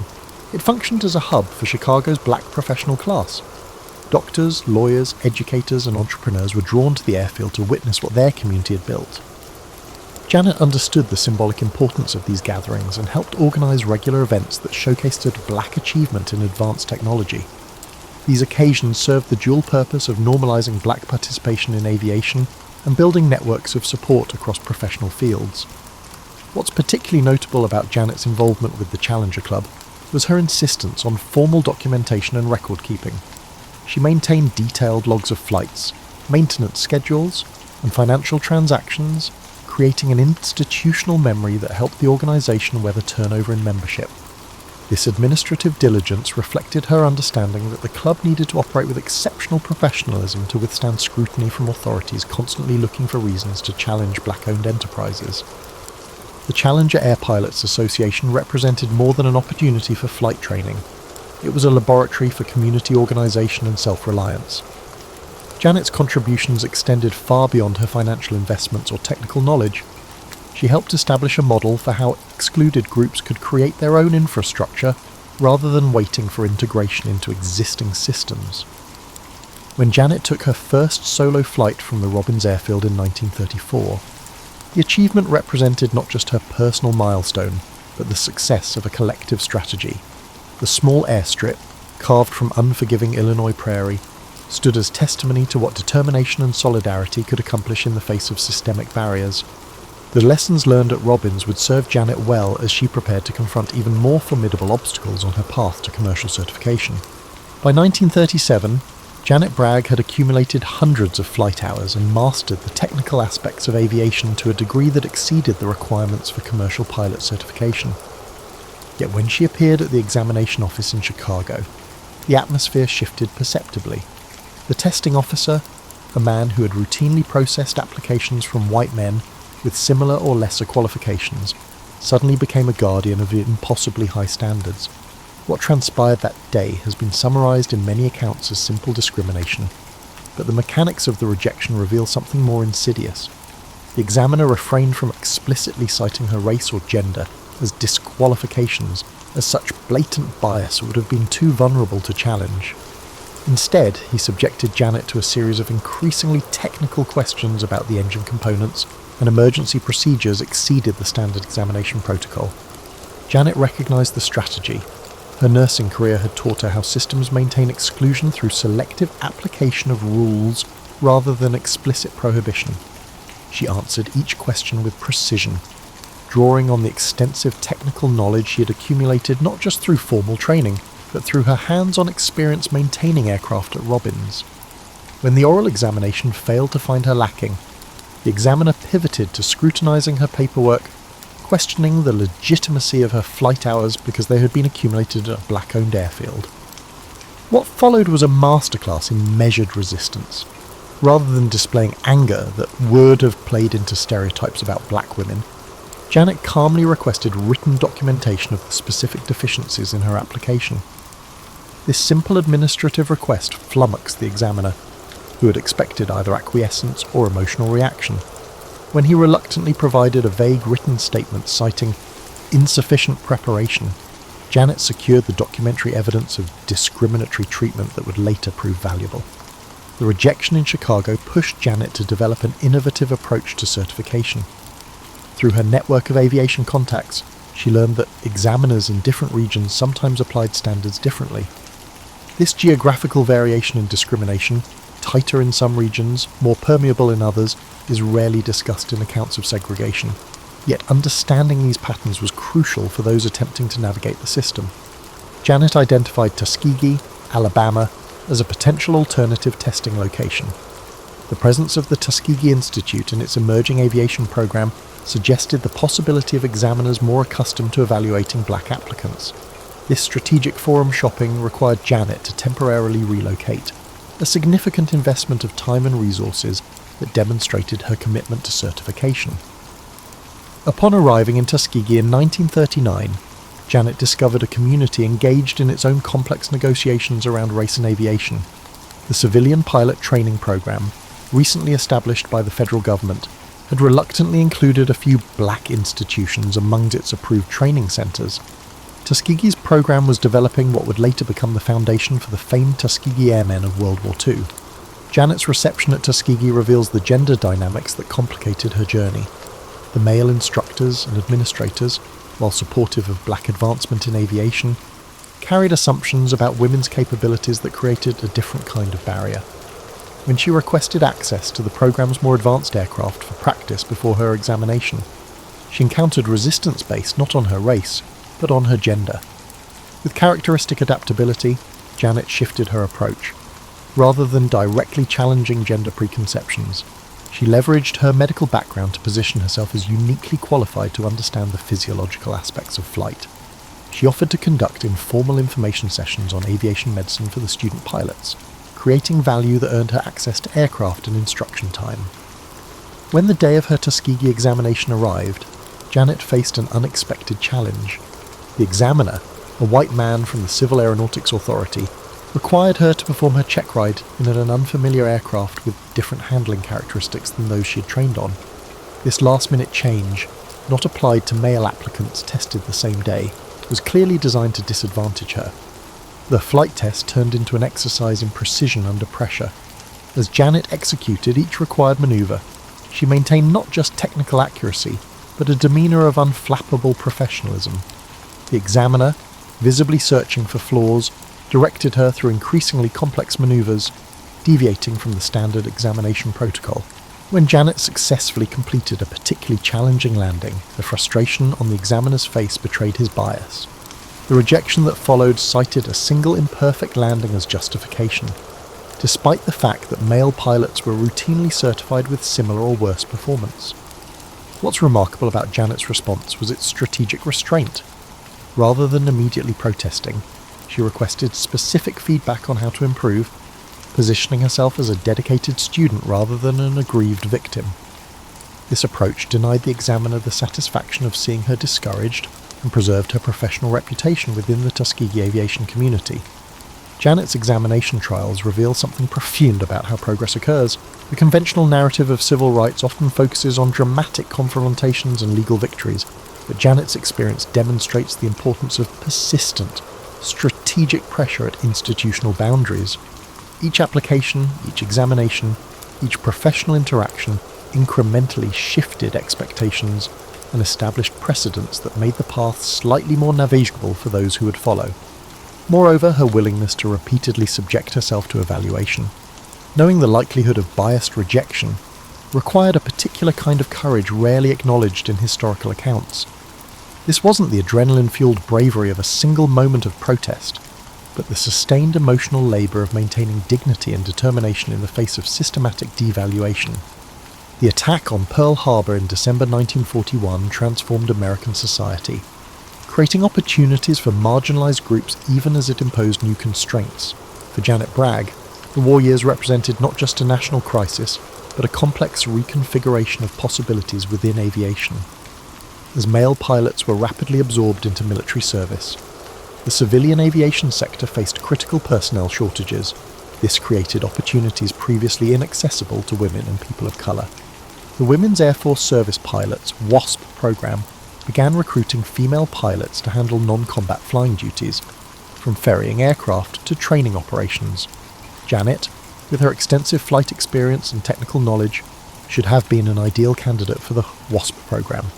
Yet when she submitted her application in early 1942, she encountered a familiar barrier. The program, while willing to challenge gender conventions, maintained rigid racial exclusion. Throughout the program's existence, not a single black woman received acceptance. This rejection represents one of the most telling contradictions of wartime America. The nation mobilized around rhetoric of democracy and freedom while maintaining systems of segregation that undermined these very principles. For Janet, it crystallized the understanding that progress would never be granted through benevolence. It would need to be claimed through strategic persistence.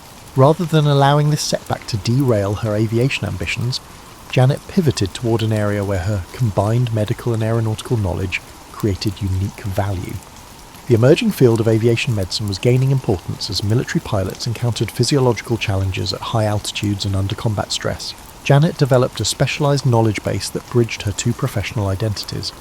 She secured a position at the Howard University Medical School, where researchers were studying the physiological impacts of high-altitude flying on pilot performance. This work placed Janet at the intersection of two fields, aviation and medicine, where she could contribute meaningfully without requiring immediate acceptance as a pilot. The research had particular relevance for black pilots training at Tuskegee, who were subject to additional scrutiny regarding their physical fitness for combat flying. Accounts that solely focus on Janet's piloting achievements often overlook her work during this period, yet her contributions to aviation medicine helped establish protocols for oxygen use, recognition of hypoxia symptoms, and strategies for managing G-force effects, knowledge that benefited all pilots, regardless of race or gender. Simultaneously, Janet maintained her connection to the Chicago aviation community, returning regularly to fly at Robbins Airfield and mentor newer pilots in the Challenger Air Pilots Association.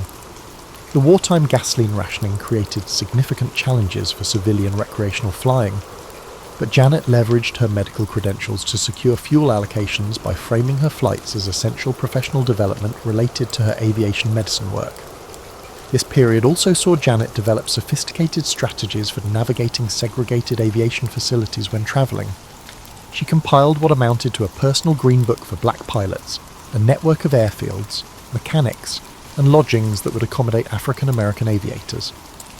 This knowledge became a valuable resource shared among the small community of black pilots who continued civilian flying during the war years. Perhaps the most significant wartime development for Janet was her persistent pursuit of commercial certification, culminating in her successful examination in 1943. The details of this achievement deserve closer examination than they typically receive. The certification occurred not because discrimination had suddenly disappeared, but because pilot shortages had become so acute that the Civil Aeronautics Authority faced pressure to utilise all qualified personnel. The examiner who finally signed off on Janet's commercial licence, a man named Harold Wallam, later acknowledged that he had approached her test with heightened scrutiny, but found her performance impossible to fault. This backhanded compliment reveals much about the nature of progress. Janet didn't succeed because the system had become fair, but because she had prepared so thoroughly that even an unfair system couldn't reasonably reject her. With commercial certification secured, Janet began seeking commercial flying opportunities, only to discover that the same wartime conditions that had made certification possible also limited civilian commercial operations. Airlines were primarily engaged in military transport contracts, and their hiring remained restricted by both racial and gender barriers. Rather than waiting for these barriers to fall, Janet created her own opportunity by establishing a small aerial photography business. Using her own aircraft, she secured contracts to photograph real estate developments and construction projects from the air, providing valuable documentation for investors and insurance companies. This entrepreneurial venture allowed her to log commercial flight hours and generate income from aviation without requiring institutional acceptance from established carriers. The war years also deepened Janet's involvement with the Tuskegee Aviation Program, where she served as an informal advisor on both medical and operational matters. Her presence as a commercially certified black female pilot provided a powerful counterpoint to those who questioned black pilots' capabilities.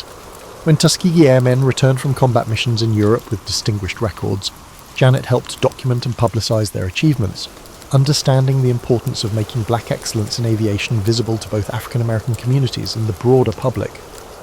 As the war drew to a close in 1945, Janet found herself in a transformed aviation landscape, one with new possibilities but also revived restrictions as returning white male veterans reclaimed positions throughout the industry. The strategies she had developed during the war years would prove essential as she navigated the complex terrain of post-war aviation. The immediate post-war period presented a paradoxical landscape for Janet Bragg. The same GI Bill that created unprecedented educational and economic opportunities for millions of white veterans systematically excluded many black service members, particularly in the South. The aviation industry, which had reluctantly opened some doors during wartime necessity, began reinstating exclusionary practices as white men returned to civilian life. Rather than focusing solely on her individual advancement, Janet recognized the opportunity to build institutional capacity for black participation in aviation. This period marked a shift in her approach, from proving her capabilities to creating systems that would nurture the next generation of black aviators. In 1946, Janet and several Challenger Club members established Bragg Air Service, a fixed-base operation providing aircraft maintenance, flight instruction, and charter services. Located at Robbins Airfield, the business represented more than a commercial venture. It was an institution designed to normalise black presence in aviation commerce. The structure of Bragg Air Service reveals Janet's business acumen. Rather than competing directly with large operations serving white clientele, she positioned her company to meet specialised needs within Chicago's growing black middle class. As property ownership increased among African Americans, aerial photography for insurance and development purposes created a market niche that white-owned aviation businesses rarely served effectively. Additionally, Bragg Air Service specialised in maintenance for smaller aircraft owners who often found themselves overlooked by larger service operations. Janet recruited and trained black mechanics, creating employment opportunities while building essential technical capacity within the community. Her insistence on meticulous record-keeping and certification documentation protected the business from the excessive regulatory scrutiny often applied to black-owned enterprises. What's particularly noteworthy about this period in Janet's life was her development of an informal apprenticeship system. Recognizing that formal aviation training remained largely inaccessible to young black aspirants, she created structured opportunities for them to gain experience at Robins Airfield. Young people began in ground operations, fueling aircraft, cleaning hangars, managing paperwork, while receiving incremental exposure to flight operations and maintenance procedures. Several teenagers who started sweeping the Bragg Air Service hangar eventually became licensed pilots and aviation professionals, their paths facilitated by Janet's deliberate mentorship. She understood that representation alone was insufficient. The pipeline required active development and protection. During this same period, Janet expanded her property investments, purchasing several apartment buildings in Chicago's South Side. This diversification provided financial stability that supported her aviation activities during periods when the business faced challenges. It also gave her leverage within Chicago's business community, where property ownership translated into political influence. Janet utilized this influence strategically, advocating for infrastructure improvements at Robins Airfield and fighting against zoning changes that threatened its operation. When developers began eyeing the airfield land for residential construction in the late 1940s, Janet organized a coalition of business owners and aviation enthusiasts to protect this crucial community asset. The preservation of Robins Airfield became a case study in community resistance to development pressures that frequently targeted black-owned spaces. Janet framed the airfield not merely as a business location, but as an educational institution and point of pride for Chicago's African-American community. This reframing helped secure political support that other black businesses often lacked. Janet's activism extended beyond local aviation concerns to national policy discussions. She became involved with the National Airmen's Association of America, an organization advocating for integration of commercial airlines and expanded opportunities for black pilots. Her approach to advocacy reflected her nursing background, methodically documenting disparities, presenting evidence rather than accusations, and proposing specific remedies rather than general grievances. When major airlines began considering token integration in the late 1940s, Janet positioned herself as a resource for companies navigating unfamiliar territory. Rather than adopting an adversarial stance, she offered her expertise in managing the complexities of integration, drawing parallels to processes she had observed in healthcare settings. This strategic positioning allowed her to influence hiring discussions without being dismissed as merely self-interested. Simultaneously, Janet continued her own professional development, securing additional ratings and certifications that enhanced her credibility within aviation circles. She obtained instrument and multi-engine ratings, completing training at facilities that had previously excluded black pilots. Each credential she added signified not only her personal accomplishments, but also another breach in the system of segregation. By 1950, Janet had built a multifaceted career that spanned aviation, healthcare, and real estate, an unusual portfolio that provided both financial security and multiple platforms for advancing equity. What makes her approach during this period particularly instructive was her recognition that progress required both persistent individual excellence and institutional development. She understood that proving black capability was necessary but insufficient. The creation of sustaining structures was equally essential. The aviation community Janet helped build at Robins became more than a collection of pilots and mechanics. It functioned as an educational ecosystem where knowledge circulated freely across generational and experiential boundaries. Veteran pilots mentored newcomers, mechanics shared specialized knowledge, and Janet ensured that business skills, bookkeeping, customer service, regulatory compliance were transmitted alongside technical aviation skills. This holistic approach to community capacity building represented a sophisticated response to systemic exclusion. Rather than focusing exclusively on individual achievements or symbolic firsts, Janet invested in creating an environment where black excellence in aviation could become self-sustaining and continuously regenerating. The dawn of the organised civil rights movement in the 1950s presented Janet Bragg with both new opportunities and complex choices. as public attention increasingly focused on racial discrimination. Janet found herself navigating the delicate balance between her established strategies of incremental progress and this movement's growing emphasis on direct action and visible protest. Janet's approach to civil rights advocacy was shaped by her experiences in both aviation and healthcare, fields where precision, careful preparation, and attention to detail were matters of life and death.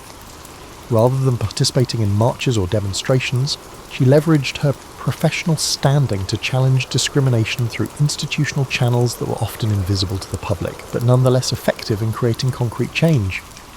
In 1954, when the landmark Brown v. Board of Education decision theoretically ended segregation in the public education, Janet recognized implications for aviation training that few others identified. She immediately began compiling evidence of continuing discrimination in federally funded flight training programs, documenting instances where qualified black applicants were rejected from programs that received government support. Working through professional networks rather than public campaigns, Janet arranged meetings with Federal Aviation Administration officials to present her findings. Her presentation style was characteristically strategic, framing the issue not as moral outrage, but as regulatory non-compliance that exposed the agency to legal liability and negative publicity. This behind-the-scenes advocacy contributed to policy revisions requiring aviation training programs receiving federal funds to document their admissions decisions and demonstrate non-discrimination. While less dramatic than televised protests, these administrative changes created accountability mechanisms that gradually increased black access to professional flight training. Simultaneously, Janet maintained her connection to the Tuskegee aviation community, which was undergoing its own transition as military service opportunities expanded for black pilots following President Truman's 1948 executive order desegregating the armed forces. She developed a remarkable pattern of support for young black men entering Air Force training, creating an informal network that connected Tuskegee veterans with new recruits. This mentorship took practical forms.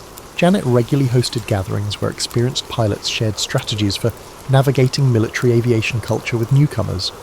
These sessions addressed not just technical flying skills, but the psychological aspects of performing under the heightened scrutiny that black military aviators still faced despite formal desegregation.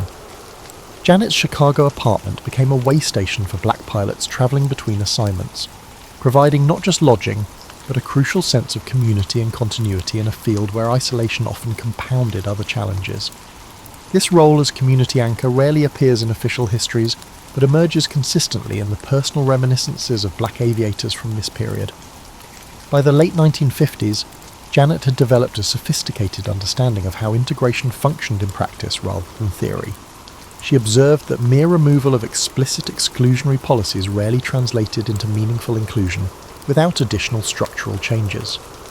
Drawing on this insight, she began advocating for specific reforms in commercial aviation hiring, including blind initial application reviews and standardized technical assessment procedures. Janet approached United Airlines in 1958 with a proposal for revising their pilot hiring process, positioning her suggestions as improvements in merit-based selection rather than diversity initiatives. This framing, which emphasized operational excellence rather than social justice, proved effective in an industry where safety concerns could override even entrenched prejudice. While United didn't immediately implement her recommendations, the dialogue she initiated contributed to gradual reforms over subsequent years. Throughout this period, Janet maintained her multifaceted professional identity, continuing her nursing career while operating Bragg Air Service and managing her real estate investments. This diversification provided not just financial stability but multiple platforms from which to advance equity goals. When direct progress in aviation stalled, she could shift focus to healthcare integration or community development through her property holdings. As the civil rights movement gained momentum in the early 1960s, Janet faced questions about her relatively low profile in public activism. Some younger advocates criticized her incremental approach as insufficiently bold, suggesting her professional success had distanced her from the urgency of racial justice. Janet's response to such criticism revealed her strategic thinking about social change. In a 1960 speech to the Negro Airmen International Convention, she articulated what might be called a theory of specialized contribution. Not everyone can or should be on the front lines of protest. Some of us must work within systems to bring about changes from the inside, Some must build alternative structures that demonstrate what is possible. Some must document and preserve our achievements so they cannot be erased. This perspective reflected her understanding that movements require diverse tactics and multiple points of pressure to succeed. Janet wasn't opposed to direct action. She provided financial support to several civil rights organizations and opened her properties to activists needing safe accommodation during Chicago campaigns. But she recognized that her most effective contribution came through different channels. The 1963 March on Washington represented a pivotal moment in Janet's relationship with the broader civil rights movement. Though she attended the march, she participated not as an individual, but as a representative of black aviation professionals, carrying documentation of the field's racial disparities to distribute to congressional offices, while others gathered at the Lincoln Memorial. This characteristic approach, leveraging moments of high visibility to advance specific policy objectives, typified Janet's pragmatic activism. While others created essential public pressure through mass mobilization, she worked to translate that pressure into concrete regulatory and institutional changes that would outlast any single demonstration. By the mid-1960s, as the civil rights movement achieved legislative victories with the Civil Rights Act of 1964 and the Voting Rights Act of 1965, Janet turned her attention to ensuring effective implementation in aviation contexts. She developed monitoring systems to track hiring patterns at airlines and training institutions, creating accountability through data rather than relying solely on legal mandates. This period also saw Janet increase her focus on gender equity within aviation, recognizing that racial barriers were often compounded by gender discrimination. She began formally mentoring young black women interested in aviation careers, helping them navigate the distinct challenges created by the intersection of race and gender bias. Janet's navigation of the civil rights era demonstrates a sophisticated understanding of how social change occurs, not just through visible moments of confrontation and legislative victories, but through persistent pressure on multiple fronts, including the unglamorous work of policy implementation and institutional reform. As Janet Bragg entered her later years, she confronted a challenge familiar to many pioneers, the risk of having her contributions minimized or forgotten, as the very barriers she helped dismantle became less visible to subsequent generations. Her response to this challenge reveals as much about her character as her earlier achievements. Rather than focusing on securing personal recognition, Janet dedicated herself to documenting the broader history of black aviation. Throughout the 1970s, she systematically collected photographs, logbooks, correspondence, and oral histories from aging members of the Challenger Air Pilots Association and other early black aviators. She conducted this archival work with the same methodical attention she had given to her nursing and flying careers. Janet understood that preservation of this history served multiple purposes. It provided validation for those who had struggled against overwhelming odds, created educational resources for young people who might otherwise assume aviation had always been accessible, and established an evidentiary record that prevented historical revisionism about when and how integration had occurred. In 1976, as the nation celebrated its bicentennial with numerous historical exhibitions and publications, Janet noticed the near-total absence of black aviators from these commemorations. Rather than merely protesting this omission, she developed a travelling exhibition titled Black Wings, featuring photographs and artefacts from her growing collection. What made this exhibition remarkable was Janet's insistence that it appear not just in traditionally black institutions, but in mainstream aviation museums and events. When the Experimental Aircraft Association initially declined to host the exhibition at its annual Air Venture gathering in Oshkosh, Wisconsin, Janet didn't accept the rejection. Instead, she enlisted support from several prominent white pilots she had befriended over decades in aviation, creating the external pressure needed to reverse the decision.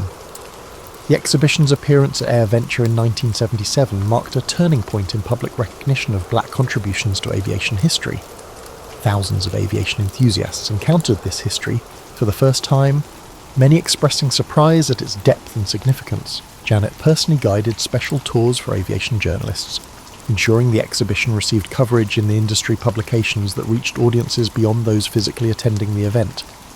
This period also saw Janet emerge as a sought-after speaker, particularly as women's increasing entry into aviation created interest in female pioneers. Her presentations were notable not for dramatic oratory, but for their precision and evidentiary approach. Rather than telling her personal story in isolation, She consistently placed her experiences within broader historical contexts, connecting individual achievements to collective struggles for equality. In academic settings, Janet became an important primary source for researchers studying aviation history, women's history, and African American history. Her meticulous record-keeping proved invaluable to scholars who had previously struggled to document aspects of black aviation history obscured by institutional neglect and deliberate erasure. Janet's relationship with younger black aviators during this period deserves particular attention. As commercial airlines finally began hiring black pilots in meaningful numbers during the 1970s and 1980s, many sought out Janet for guidance on navigating predominantly white institutions.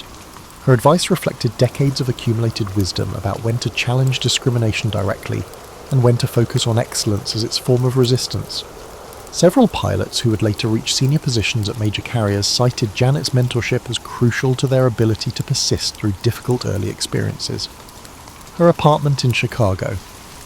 It remained a gathering place where multiple generations of black aviation professionals could share strategies and support across experiential divides.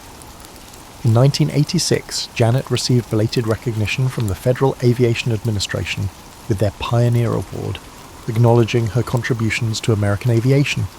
The ceremony brought together aviation officials who had once denied her opportunities with younger administrators who had benefited from the changes she helped create. This juxtaposition might have invited bitterness, but Janet approached the occasion with characteristic grace and strategic focus. She used her acceptance speech not for personal vindication, but to highlight continuing disparities in aviation access and employment. By presenting current statistics alongside historical context, she made clear that while progress had occurred, the work remained unfinished.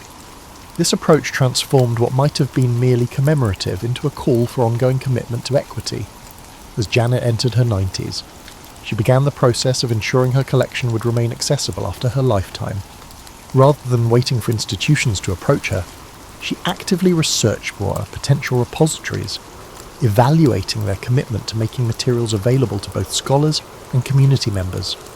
She ultimately divided her papers between the Smithsonian National Air and Space Museum and the Atlanta University Center archives, creating multiple access points to this crucial history.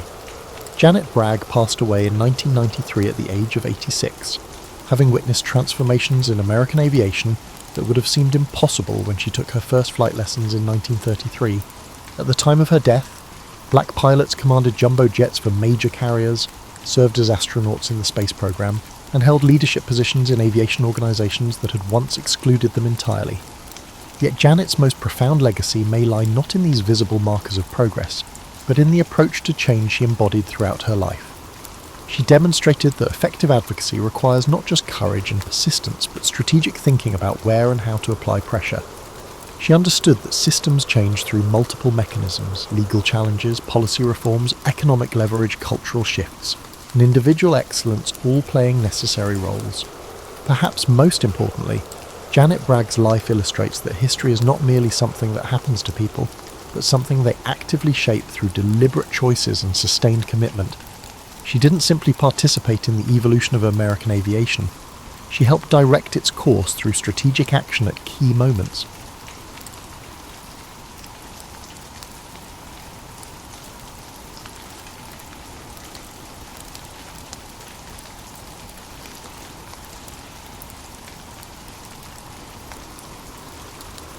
Picture it, if you will, the year 1847. Comfortably perched on her throne, Queen Victoria remains oblivious to the spectacular deaths occurring among her subjects as they attempt to bake her daily bread. As she delicately nibbles on crumpets in the safety of Buckingham Palace, her bakers are engrossed in an industrial-scale game of flour roulette. You might assume, quite reasonably, that the most dangerous Victorian profession involved coal mines, where men descended into Stygian depths to wrestle black diamonds from the earth's reluctant grip. Or perhaps you'd wager on chimney sweeps, those sooty sprites who squeeze through flues narrower than a respectable woman's waist. Perhaps factory workers performed their risky routines amidst unprotected machinery, considering human limbs as mere extras. But no, the seemingly innocent art of baking bread was the Victorian occupation most likely to send you on your way. This revelation would undoubtedly surprise modern individuals who consider their greatest kitchen peril to be burning toast or discovering they've run out of sourdough starter. The Victorian bakehouse was not the cosy, flour-dusted sanctuary of contemporary imagination, populated by rosy-cheeked artisans humming while they knead. It was, quite literally, a deadly trap masquerading as a place of sustenance. The statistics, compiled by diligent Victorian bureaucrats who loved nothing more than categorising catastrophe, revealed that bakers died at rates that would make even the most hardened coal miner blanch beneath his perpetual coating of dust. Consider the irony. The very profession dedicated to sustaining life was remarkably efficient at ending it. Bakers, those stalwart providers of civilization's most fundamental foodstuff, faced mortality rates that transformed their daily routine into a macabre lottery where winning meant merely surviving until tea time. The reasons for this alarming state of affairs were as varied as they were absurd. Explosions featured prominently, naturally. When you combine highly combustible flour dust with open flames and Victorian-era safety standards, which could charitably be described as suggestions, you create conditions ripe for spectacular disaster.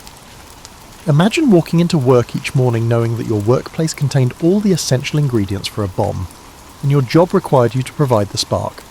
But explosions were merely the most dramatic of the baker's occupational hazards. The profession provided a diverse range of opportunities to escape death. Heatstroke claimed victims with ruthless efficiency during summer months, when bakehouse temperatures soared to levels that would make Hades himself reach for a cooling compress. Respiratory ailments flourished in environments thick with flour dust, creating breathing conditions comparable to working inside a particularly malevolent snow globe. Then there were more pedestrian dangers that accumulated, like interest on debt. Ovens radiated heat with the intensity of miniature suns, causing burns. The machinery, which operated on the principle that safety guards were for the weak-willed, caused injuries. Poorly ventilated ovens, silently releasing their deadly breath into confined spaces, caused carbon monoxide poisoning. The Victorian baker began each day not with a cheerful whistle, but with what amounted to a death wish and a prayer to whichever deity supervised bread making. They entered their domain of dough and danger, knowing that their chosen profession viewed longevity as a character flaw to be corrected with extreme prejudice. Yet they persevered, these brave souls who transformed grain into sustenance while risking life and limb. They rose before dawn, literally and figuratively, to feed a nation that consumed bread with the enthusiasm of locusts, blissfully unaware that each loaf represented a small victory over the forces of occupational obliteration. The tale of Victorian baking mortality is not merely one of industrial hazard, but of human determination in the face of absurd adversity. It speaks to our species' remarkable ability to pursue even the most lethal vocations when driven by necessity, pride, or simple stubbornness. Now then, let us get into the particular genius of Victorian flour, a substance that possessed the dual personality of being both a life-sustaining staple and an enthusiastic explosive. Modern bakers, coddled by health and safety regulations, can scarcely imagine working with a primary ingredient that harboured such violent tendencies. Flour dust, you see, is not merely the innocent byproduct of milling grain. In the proper concentrations and conditions, it becomes what pyrotechnicians would recognise as an exceptional accelerant. The Victorian bakehouse, with its primitive ventilation and cavalier attitude toward dust control, created ideal conditions for what we might politely term spontaneous architectural rearrangement. The science behind flour explosions is elegantly simple and terrifyingly effective.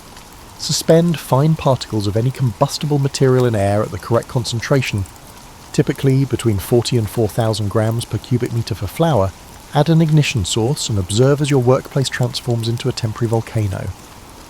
The explosion occurs when the suspended particles burn simultaneously, creating a rapid expansion of gases that expresses itself through the inconvenient destruction of whatever structure happened to be containing it. Victorian bakers worked in environments where flour dust hung in the air like a perpetual London fog, coating every surface and creating what amounted to a three-dimensional bomb waiting for someone to strike a match. Victorian health and safety experts apparently overlooked the irony that their profession required bakers to work with open flames while surrounded by explosive material, assuming such individuals existed, which remains a matter of historical debate. The Gateshead Mill explosion of 1857 serves as a particularly illuminating example of flour's volatile nature. What began as a routine day of milling grain concluded with an explosion that could be heard 15 miles away and left a crater where a substantial building had stood mere moments before. 25 souls perished in that particular demonstration of Flower's explosive enthusiasm, including several bakers who had simply been collecting their daily supplies. But mill explosions, spectacular though they were, represented only one aspect of the flour-related mortality that plagued Victorian bakers. The daily build-up of dust in bakehouses created consistently dangerous conditions. A baker lighting his oven in the morning faced odds comparable to a munitions worker conducting fuse tests. The difference was that the munitions worker at least expected his materials to explode. Victorian ventilation systems, designed by individuals who apparently believed that fresh air was overrated, ensured that flour dust remained suspended in bakehouse atmospheres for extended periods. Opening windows was often impractical due to weather conditions or the need to maintain specific temperatures for the bread production. Such systems created enclosed environments where flour particles danced through the air like microscopic time bombs, awaiting their moment of glory. The concentration of flour dust varied throughout the baking process, reaching particularly dangerous levels during mixing and kneading operations. Bakers working with large quantities of flour essentially performed their duties while swimming through a sea of potential explosives. That more bakehouses didn't explode on a daily basis speaks either to remarkable luck or to the intervention of divine providence. With a particular fondness for bread, consider the typical Victorian baker's morning routine. Arrive before dawn, light the ovens while surrounded by combustible dust, begin mixing flour in quantities sufficient to supply a small army, all while maintaining the kind of casual attitude toward personal safety that would give modern occupational health specialists apoplexy. The tools of the trade contributed to the hazard. Wooden paddles striking mixing bowls could generate static electricity sufficient to ignite suspended flour particles. Metal implements scraping against stone surfaces produced sparks with the reliability of Victorian clockwork. Even the humble act of sifting flour through wire mesh created opportunities for electrostatic discharge that could transform a routine task into an explosive finale. Yet bakers adapted to these conditions with the pragmatic acceptance that characterized Victorian attitudes toward occupational hazards. They developed techniques for minimizing dust clouds, learned to recognize dangerous accumulations of flour particles, and acquired an almost supernatural awareness of ignition sources. Their workplace might have been a powder keg, but they were determined to extract bread from it regardless of the personal cost. The explosive nature of flour dust wasn't limited to dramatic mill disasters. Smaller explosions occurred with distressing regularity in individual bakehouses, often resulting in severe burns, structural damage, and the occasional baker launched through a wall like a flour-dusted cannonball. These incidents rarely made headlines, being considered occupational hazards rather than newsworthy events. Having established that Victorian bakers worked with explosives disguised as baking ingredients, let us now examine their working environment, a realm where temperatures soared to levels that would challenge the constitution of a salamander, and make even the most dedicated sun worshipper reconsider their devotion to warmth. The Victorian bakehouse oven stood as a testament to humanity's ongoing dedication to transforming raw ingredients into edible form, regardless of personal comfort or survival prospects. These massive brick and stone constructions operated on the principle that if some heat was good for baking, then temperatures capable of smelting copper were obviously superior. Imagine, if you will, stepping into a room where the ambient temperature regularly exceeded 120 degrees Fahrenheit, where metal surfaces glowed with heat, and where the air itself seemed to shimmer with malevolent energy. This space was the baker's daily office. This workspace would have impressed Dante as a particularly creative interpretation of infernal punishment. The ovens themselves reached internal temperatures of 500 to 800 degrees Fahrenheit, radiating heat that transformed the surrounding area into what could generously be described as a preview of the afterlife. Bakers laboured just a few feet away from these colossal ovens, meticulously loading and unloading bread, clad in clothing that provided the same level of protection as a gentleman's evening attire from a dragon's snarl. During summer months, conditions became genuinely murderous. The combination of external heat waves and internal oven temperatures created environments that challenged human physiology's ability to maintain basic functions. Heat stroke claimed victims with the efficiency of a well-organised plague, dropping bakers mid-task like wheat before the scythe. Victorian medical understanding of heat-related illness was, shall we say, primitive. The prevailing wisdom suggested that heatstroke resulted from moral weakness rather than physiological limits. These assumptions meant that bakers suffering from heat exhaustion were often encouraged to demonstrate greater fortitude rather than seek medical attention or, heaven forbid, take a break from their duties. The irony of dying from heat while producing food for a nation that complained constantly about cold weather was not lost on contemporary observers, though it provided little comfort to the families of bakers who had literally cooked themselves to death in service of their craft. Water was often scarce in bakehouses, as the combination of flour dust and moisture created paste that interfered with operations. Such conditions meant that bakers worked through scorching shifts with minimal hydration, their bodies fighting a losing battle against dehydration, while their profession demanded continued exposure to temperatures that would fell a camel. The clothing of the era compounded the problem. Heavy wool garments designed for Britain's typically cool climate became instruments of torture in bakehouse conditions. Changing clothes was considered improper, and lighter fabrics were expensive and impractical for manual labour. Bakers essentially worked while wearing portable saunas that trapped heat and moisture with a ruthless efficiency. Ventilation systems, where they existed at all, were designed by individuals who apparently believed that air circulation was a luxury rather than a necessity for human survival. To maintain oven temperatures and prevent flour contamination, bakers often kept windows closed, creating sealed environments that would have impressed ancient Egyptian tomb builders. The psychological effects of working in such conditions were profound. Many bakers developed a peculiar gaze, akin to someone who has stared too long at industrial-strength heat, only to find it staring back with interest. They moved with the deliberate pace of people conserving energy for mere survival rather than efficient productivity. Yet they adapted with remarkable ingenuity. Experienced bakers learned to work in brief bursts, timing their activities to coincide with marginally cooler periods. They developed techniques for manipulating oven doors and loading bread that minimized exposure to direct heat. Some pioneered early versions of cooling strategies, though these rarely involved anything more sophisticated than strategic positioning near the rare draft or the occasional splash of precious water. The relationship between baker and oven resembled a dangerous courtship, where familiarity bred not contempt, but a healthy respect for an entity capable of ending the relationship permanently. Bakers learned to read their oven's moods, to anticipate temperature fluctuations, and to recognize the subtle signs that indicated when their workplace had achieved particularly lethal levels of thermal enthusiasm. Burns were so common they were considered part of the baker's uniform rather than injuries requiring attention. Arms bore scars like military decorations, each mark telling the story of a close encounter with surfaces hot enough to brand cattle. The successful baker was not one who avoided burns, but one who had learned to function despite them. While explosions provided the dramatic spectacle and heatstroke offered the theatrical flourish, the humble flour dust pursued its victims with the patient persistence of a particularly dedicated assassin. Unlike its more flamboyant cousins in the pantheon of occupational hazards, flour dust preferred the slow approach, accumulating in lungs with the methodical thoroughness of compound interest. The Victorian bakehouse atmosphere contained flour particles in concentrations that would make modern air quality inspectors reach for their emergency inhalers.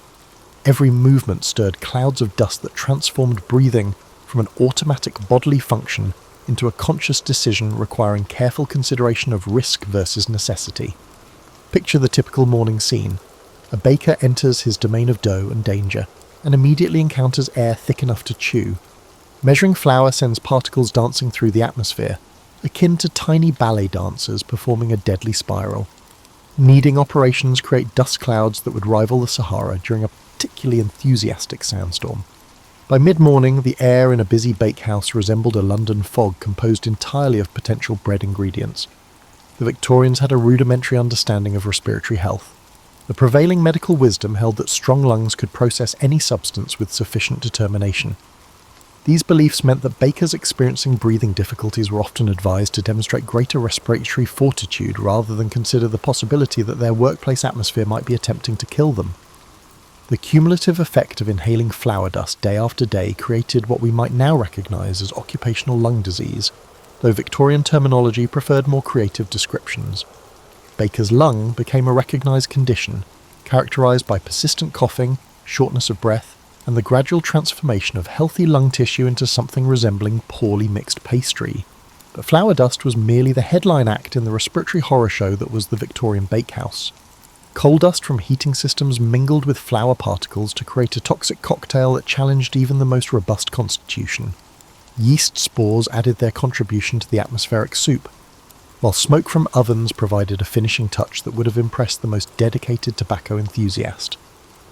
The lack of ventilation meant that these airborne hazards accumulated throughout the working day, reaching concentrations that transformed simple breathing into an extreme sport. Bakers developed the peculiar ability to work while taking shallow, measured breaths, unconsciously rationing their air intake to minimize the ingestion of particulate matter. Some bakers attempted to protect themselves by wrapping cloth around their faces, creating primitive masks that filtered the worst of the atmospheric assault. However, these impromptu breathing protection devices often interfered with their ability to taste and smell their products, which was considered essential to producing quality bread. Professional standards resolved the choice between breathing safely and baking competently, with predictable consequences for longevity. The seasonal nature of breathing problems added another layer of complexity to the baker's survival strategy. Summer brought additional dust from grain harvests, while winter sealed bakehouses against fresh air circulation. Spring cleaning operations, when accumulated dust was disturbed and redistributed, created temporary atmospheric conditions that resembled working inside a flour shaker during an earthquake. Children apprenticed to bakers faced particular challenges, as their developing breathing systems were less equipped to handle the constant assault of airborne particles. Many young apprentices developed chronic coughs that marked them as surely as any guild membership, a wheezing signature that announced their profession from considerable distances. Contemporary observers did not entirely miss the irony that bread, a symbol of life and sustenance, was produced in environments that systematically destroyed the health of its creators. However, Victorian society exhibited a remarkable ability to overlook uncomfortable realities. The contradiction was classified as an occupational necessity, rather than a systemic problem requiring attention. Experienced bakers developed an almost supernatural awareness of air quality, learning to detect dangerous concentrations of dust by subtle changes in light refraction and atmospheric density. They could navigate their workplaces during peak dust conditions with the skill of blind navigation, guided by instinct and hard-won experience rather than clear vision. The clean-up operations that concluded each working day created their own breathing challenges. Sweeping accumulated flour dust merely redistributed it into the air, creating temporary dust storms that transformed routine maintenance into a hazardous activity requiring careful timing and strategic breath-holding. Some bakers discovered that alcohol consumption seemed to provide temporary relief from breathing irritations, leading to the development of professional drinking customs that were justified as medical necessity rather than recreational activity. Whether these practices actually improved breathing function or merely made the symptoms more tolerable remains a matter of historical speculation. Having examined the environmental hazards that transformed Victorian bakehouses into inadvertent death traps, we must now turn our attention to the machinery employed in bread production, devices that appear to have been designed by individuals harbouring a personal grudge against anyone foolish enough to pursue a career in baking. The Victorian era's approach to industrial safety could be generously described as optimistic, or more accurately characterised as non-existent.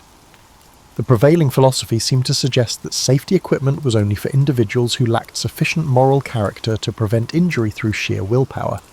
This attitude was particularly evident in bakehouse machinery, where moving parts operated with the exposed enthusiasm of mechanical predators eager to sample human anatomy. Consider the dough mixing apparatus, a marvel of engineering that combined effectiveness with lethality, in proportions that would have impressed medieval torture device designers. These machines featured rotating paddles and gears that operated without the inconvenience of safety guards, creating opportunities for bakers to become inadvertently incorporated into their products. The machinery's moving parts were positioned at precisely the right height to catch sleeves, aprons, and the occasional arm of anyone foolish enough to approach too closely during operation. The mixing machines operated on the principle that human reflexes were sufficiently quick to avoid entanglement with rotating metal components. This assumption proved overly optimistic with distressing regularity, leading to injuries that ranged from minor flesh wounds to complete limb removal. The machinery's indifference to human anatomy was matched only by its efficiency at processing dough, creating a workplace environment where productivity and personal safety existed in inverse proportion. Dough rollers presented their own unique challenges to baker survival. These devices consisted of heavy metal cylinders that rotated with sufficient force to flatten bread dough and the occasional baker who failed to maintain appropriate distance. The lack of emergency stop mechanisms meant that once the rollers claimed a victim, the extraction process involved manual labour and creative problem-solving rather than simple machinery shutdown. The positioning of these rollers often required bakers to lean over or reach across moving parts during normal operation, creating scenarios that would challenge the agility of professional acrobats. Loading dough required careful timing and spatial awareness, as miscalculation could result in fingers, hands, or entire arms joining the bread ingredients in their journey between metal cylinders. Slicing machinery contributed to the list of occupational hazards. Large, unguarded blades operated with the reliability of Victorian clockwork and the safety consciousness of a medieval executioner. The positioning of bread for slicing required bakers to work near moving blades that could separate fingers from hands with surgical precision and considerably less medical supervision. The maintenance of this machinery fell to the bakers themselves, who were expected to clean, oil and repair equipment without the benefit of proper tools or safety procedures. Cleaning operations often required reaching into spaces occupied by gears, belts, and other moving components that viewed human fingers as foreign objects requiring immediate removal. Conveyor systems, where they existed, operated at heights and speeds that transformed routine bread loading into exercises in precision timing. Bakers worked beneath moving mechanical systems that occasionally shed components or entire assemblies onto the workspace below. The Victorian engineering philosophy that if it's working, don't fix it, meant that machinery operated until catastrophic failure rather than being maintained preventively. The steam systems used for oven operation created additional hazards through their combination of high pressure and primitive safety valves. Steam leaks occurred with predictable regularity, creating jets of superheated vapour that could cook human flesh with the efficiency of the ovens they were meant to serve. Pressure gauge failures transformed routine oven operation into exercises in mechanical roulette. Power transmission systems featured exposed belts and pulleys that operated at eye level and within easy reach of anyone working nearby. These systems were designed on the assumption that bakers possessed supernatural spatial awareness and would never accidentally contact moving machinery during their duties. The reality proved somewhat different, leading to entanglement injuries that provided harsh lessons in mechanical physics. The noise levels generated by this machinery created additional safety hazards by masking warnings, sounds, and preventing communication between workers. Bakers developed a form of sign language to communicate over the mechanical din, though this system proved inadequate for conveying urgent safety warnings or cries for assistance during machinery-related emergencies. Emergency procedures consisted primarily of shouting for help and hoping that someone would hear over the mechanical noise and respond before the situation progressed from dangerous to fatal. The concept of emergency stops, safety switches, or other protective measures had apparently not occurred to the designers of Victorian bakehouse equipment. Now that we have catalogued the impressive array of hazards that made Victorian baking such an enthusiastically lethal profession, we must examine how it compared to other occupations in the grand competition for workplace mortality. The results may surprise those who assume that coal mining or factory work held undisputed claims to occupational danger. Coal mining, that traditional champion of workplace fatality, certainly offered impressive mortality statistics. Miners faced cave-ins, explosions, flooding, and the slow death of black lung disease. The depths of British coal mines claimed lives with mechanical regularity, creating widows and orphans at rates that impressed even Victorian observers accustomed to industrial carnage. Yet despite these formidable credentials, coal mining ranked second to baking in occupational mortality rates, a distinction that would have surprised both miners and bakers had they been informed of this particular competition. The key difference lay in volume and exposure. While mining disasters were spectacular and well documented, they were also relatively infrequent events affecting limited numbers of workers. Baking hazards, by contrast, operated continuously and affected virtually every individual in the profession. Every baker faced daily exposure to explosive flour dust, lethal heat, respiratory hazards, and dangerous machinery, creating cumulative risks that exceeded even the considerable dangers of underground mining. Factory work, another traditional contender for most dangerous occupation, offered its own impressive array of hazards. Textile mills featured unguarded machinery that viewed human limbs as expendable components, while chemical works produced atmospheric conditions that challenged basic human physiology. Steel production combined extreme heat with molten metal and toxic gases, creating working environments that resembled elaborate methods of execution more than places of employment. Yet factory workers, despite their impressive mortality rates, benefited from certain advantages unavailable to bakers.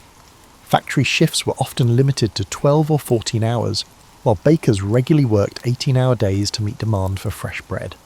Factory workers typically specialised in single operations, while bakers faced multiple simultaneous hazards throughout their working day. Most significantly, factory accidents were often discrete events, while bakehouse hazards operated continuously. Railway work earned recognition for spectacular fatality rates, particularly among those responsible for coupling cars or operating signals. The combination of massive moving machinery, primitive safety equipment, and time pressure created conditions ripe for dramatic accidents. Railway workers faced the constant possibility of being crushed, severed, or simply disappearing beneath the wheels of progress. However, while railway mortality was impressive, it primarily occurred during specific high-risk operations instead of throughout the entire working day. Construction work offered its catalogue of creative fatality methods, from falls to crushing injuries to electrocution as power systems developed. The construction of Victorian Britain's architectural achievements required workers to perform dangerous operations at considerable heights with primitive safety equipment. Scaffolding collapse, structural failure, and tool-related injuries created steady streams of construction casualties. However, construction workers enjoyed certain advantages in their competition with bakers for occupational mortality. Construction projects were temporary, offering workers periods of relative safety between dangerous assignments. Weather conditions often suspended operations, providing involuntary safety breaks. Most importantly, construction hazards were generally visible and immediate, allowing workers to develop specific strategies for avoiding particular dangers. Chimney sweeps, those sooty sprites of Victorian industrial society, faced their own unique collection of hazards. Working in confined spaces filled with toxic gases, navigating flues barely wide enough for human passage, and dealing with structural collapse created mortality rates that impressed even hardened Victorian observers. The combination of suffocation, toxic exposure, and the occasional dramatic plunge from significant heights made chimney sweeping a profession with limited retirement prospects. Yet chimney sweeps worked intermittently rather than continuously, moving between locations and spending significant periods in relatively safe environments. Their exposure to lethal. The hazards in this context were intense but brief, unlike those faced by bakers who encountered constant danger during their extended working days. The maritime trades offered spectacular opportunities for sudden death through drowning, shipwreck, and weather-related disasters. Sailors faced storms, pirates, disease, and the general hostility of oceanic environments toward human survival. Fishing crews dealt with dangerous equipment, unstable vessels, and seas that viewed humans as unwelcome intruders requiring immediate removal. Maritime mortality statistics were impressive, but they reflected episodic rather than continuous danger. Sailors spent significant time in port or during calm weather when risks were minimal. Even the most dangerous voyages included periods of relative safety, unlike the continuous hazard exposure that characterized Victorian baking. The superiority of baking as a lethal occupation resulted from the combination of multiple simultaneous hazards operating continuously throughout extended working periods. While other professions might excel in particular categories of danger, none matched baking's comprehensive approach to occupational mortality. Bakers faced explosion, heat stroke, respiratory disease, machinery injuries, and toxic exposure simultaneously, creating cumulative risks that exceeded the sum of individual hazards. As our journey through the charnel house of Victorian baking draws to its conclusion, we must address the most perplexing question of all. Given that producing bread was more dangerous than mining coal or sailing storm-tossed seas, how did humanity manage to maintain its bread supply without completely exhausting the supply of individuals willing to risk their lives for the sake of a decent loaf? The answer lies in the peculiar combination of human strength, economic necessity, and the remarkable capacity of our species to adapt to even the most unreasonable circumstances. Victorian society managed to maintain its bread production through a combination of factors that would have impressed survival experts and appalled modern safety regulators in equal measure. Economic desperation played a significant role in maintaining bakehouse staffing levels. The Victorian economy offered limited opportunities for individuals lacking substantial educational capital, making dangerous occupations attractive by default rather than design. Baking, despite its impressive mortality statistics, provided steady employment and relatively good wages for those brave or desperate enough to pursue it. The profession's high turnover rate, due to factors both voluntary and involuntary, created continuous opportunities for advancement that attracted workers despite the obvious risks. Geographic concentration contributed to the profession's sustainability. Urban and rural communities distributed baking, ensuring that local disasters rarely affected the entire industry simultaneously. Although a mill explosion might eliminate several experienced bakers, the overall baking profession continued to operate due to the survival of practitioners in other locations. This distributed risk model ensured continuity of bread production, even as individual bakehouses demonstrated flour's explosive potential with distressing regularity. The apprenticeship system provided a continuous supply of young workers who possessed the combination of energy and inexperience necessary to enter such a dangerous profession. Young apprentices, blessed with the optimism of youth and lacking detailed knowledge of occupational mortality statistics, entered baking with enthusiasm undimmed by realistic risk assessment. By the time they gained sufficient experience to understand the true dangers of their chosen profession, they had also developed the skills necessary to survive, if they had survived to develop them. Technological improvements, while slow to arrive and slower to be implemented, gradually reduced some of the more spectacular hazards associated with baking. Better oven designs improved heat management, while primitive ventilation systems began to address the worst accumulations of flour dust. Safety equipment, when it existed at all, provided marginal improvements in survival prospects. These advances occurred at a pace that would have impressed geological formations, but they did eventually contribute to reducing the profession's astronomical mortality rates. The development of professional knowledge and survival techniques allowed experienced bakers to accumulate wisdom about navigating their hazardous environment. Veterans of the flour wars developed almost supernatural awareness of dangerous conditions, learning to recognize the subtle signs that indicated imminent explosion, heat stroke, or machinery malfunction. This accumulated expertise was passed to apprentices through a combination of formal instruction and dramatic object lessons provided by those who had failed to master survival techniques. Social adaptation played a crucial role in maintaining the baking profession's viability.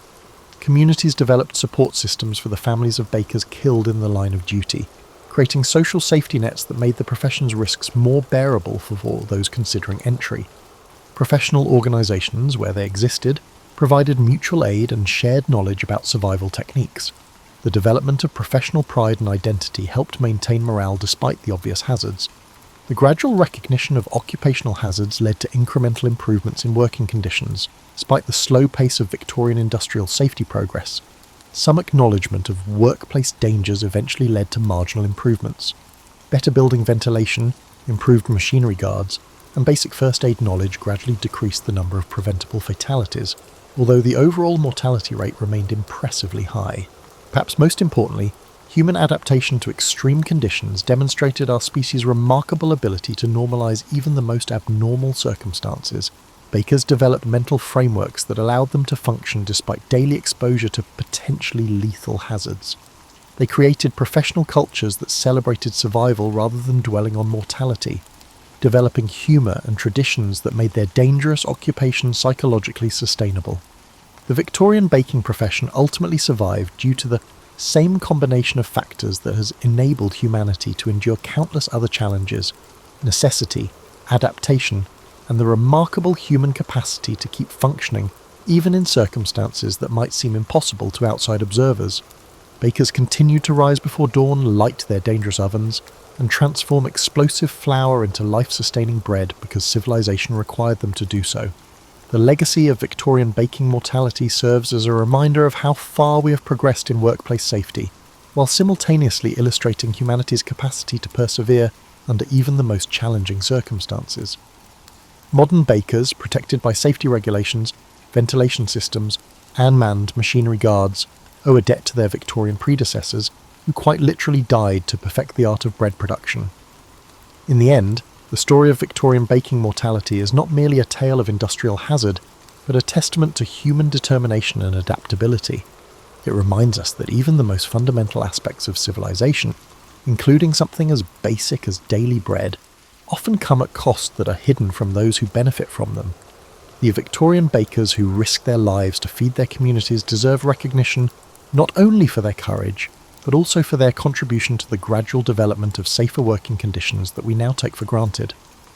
Their sacrifice, measured in explosions survived, heat strokes endured, and respiratory systems gradually destroyed, helped create the foundation upon which modern food production stands.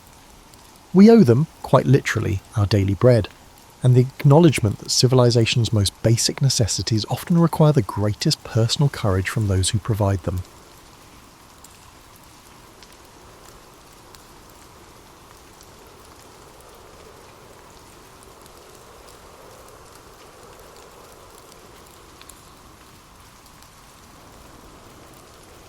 In the mid-13th century, Venice was not simply another Mediterranean port.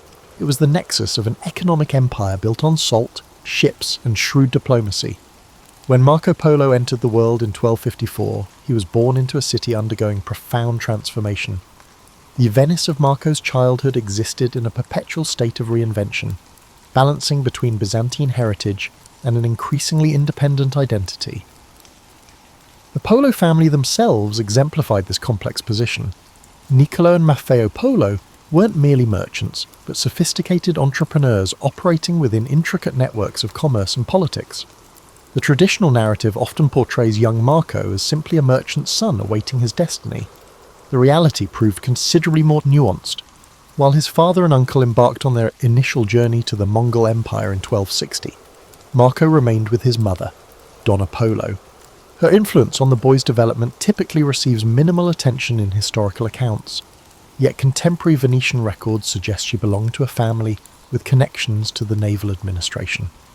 These early exposures likely shaped Marco's later attentiveness to maritime matters, in his accounts of Asian waterways and naval technologies. Marco's education reflected Venice's peculiar position between East and West. Unlike Florence or Bologna with their classical curriculum, Venetian education emphasized practical knowledge, mathematics for commerce, languages for the negotiation, and geography for navigation. Young patricians studied Arabic numerals rather than Roman calculations, a pragmatic choice that outraged traditionalists but prepared Venice's next generation for global trade. Marco likely received instruction not only in Latin and Greek, but possibly rudimentary Arabic and Persian, languages that would prove invaluable during his travels. The Venice of Marco's youth functioned as an information clearinghouse where rumours and reports from disparate corners of the known world collided in marketplaces and merchant houses. The city's position as a commercial republic rather than a traditional monarchy created a distinctive civic consciousness. While mainland Italian cities remained locked in bloody feuds between Guelphs and Ghibellines, papal and imperial supporters, Venice cultivated a pragmatic approach to power, forming alliances based on commercial interests rather than ideological commitments. What often goes unrecognised is how Venetian colonial expansion fundamentally shaped Marco's worldview. By the time of his birth, Venice controlled significant territories along the Dalmatian coast and numerous Aegean islands. These weren't mere trading posts but administered territories with Venetian governors and legal systems. Young Marco would have encountered returning officials and merchants from these colonies, absorbing stories of governance and cultural adaptation that informed his later observations of Mongol administrative techniques. The religious atmosphere of 13th century Venice defied easy categorization. While nominally devout Catholics, Venetians maintained a distinctly arm's-length relationship with papal authority. The city's extensive trade with Muslim and Orthodox territories fostered a pragmatic religious tolerance was unusual for medieval Europe. The Fourth Crusade's controversial diversion to sack Constantinople in 1204 had yielded Venice tremendous wealth and liturgical treasures, but also created complex theological justifications for interaction with non-Catholic powers. Marco grew up in a city whose magnificent St. Mark's Basilica incorporated Byzantine domes, Islamic decorative elements, and classical columns, architectural evidence of Venice's cultural hybridization. When Marco was 15, his father and uncle returned to Venice after their initial journey eastward. Traditional accounts emphasize the emotional reunion, but contemporary evidence suggests their return served specific diplomatic purposes. The Polos carried letters from Kublai Khan requesting educated Europeans to return with them, particularly those who could explain Christian theology, and European technical knowledge. This request reflected not merely curiosity but calculated policy. The Mongol Empire actively recruited administrative talent from across their conquered territories, implementing a system that transcended ethnic and religious boundaries. The Venice that the teenage Marco prepared to leave in 1271 had already begun evolving beyond the city of his childhood. Political reforms under Doge Ranieri Zeno had strengthened the Great Council's authority, while naval conflicts with Genoa intensified competition for Mediterranean trade routes. The eventual journey would consume nearly a quarter-century of Marco's life, transforming not only his understanding of the world, but ultimately Venice's conception of itself within a rapidly expanding global context. The conventional narrative of Marco Polo's travels typically begins with his departure from Venice in 1271. This simplified chronology overlooks a critical element of the Polo saga, the first journey undertaken by Niccolo and Maffeo Polo that laid the groundwork for Marco's later expedition. This initial voyage, occurring between 1260 and 1269, remains curiously under-examined despite its profound influence on subsequent events. When Niccolo and Maffeo first ventured eastward, they weren't pioneering an unknown route, but rather extending established Venetian commercial networks. However, what distinguished their journey was the remarkable timing. They departed during a unique geopolitical window, after the initial Mongol conquests had stabilized into the administrative structure known as the Pax Mongolica, but before European knowledge of Asian political realities had crystallized. The brothers originally intended a conventional trading expedition to Constantinople and the Crimean port of Soldaia, modern Sudakin, where Italian merchants maintained trading posts. What forced the Polos to deviate from their intended route was not adventurous spirit, but pragmatic necessity. Civil war between Mongol factions had temporarily closed their planned return path. Rather than retreat, they pressed eastward to Bukhara in modern Uzbekistan, where they remained for 3 years. This extended stay, often treated as a mere precursor to later events, actually provided the linguistic and cultural immersion that would prove invaluable for the subsequent journey with young Marco. In Bukhara, the brothers encountered an ambassador from Hulagu Khan, grandson of Genghis Khan, travelling to the court of his brother, the great Khan Kublai. The ambassador's invitation to join his embassy represents a frequently misunderstood aspect of Mongol diplomatic practice. The Mongols actively collected knowledgeable individuals from across their territories, viewing diverse expertise as valuable intelligence assets. The Mongols did not select the Polos for their individual importance, but rather as representatives of Latin Christendom, who could provide valuable information about European politics and technology. Their journey to Kublai's court at Shangdu, immortalized as Xanadu in European literature, traversed the Eastern Silk Road through regions no Venetian had previously documented. Contemporary accounts suggest they travelled as members of an official Mongol embassy, which granted them access to the imperial post system with its relay stations and official protection.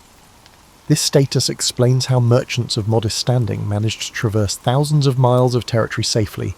They moved within administrative infrastructure designed to facilitate official communication across the empire. Upon reaching Kublai's court, the brothers encountered not an exotic, oriental despot of later European imagination, but a sophisticated ruler preoccupied with governance challenges.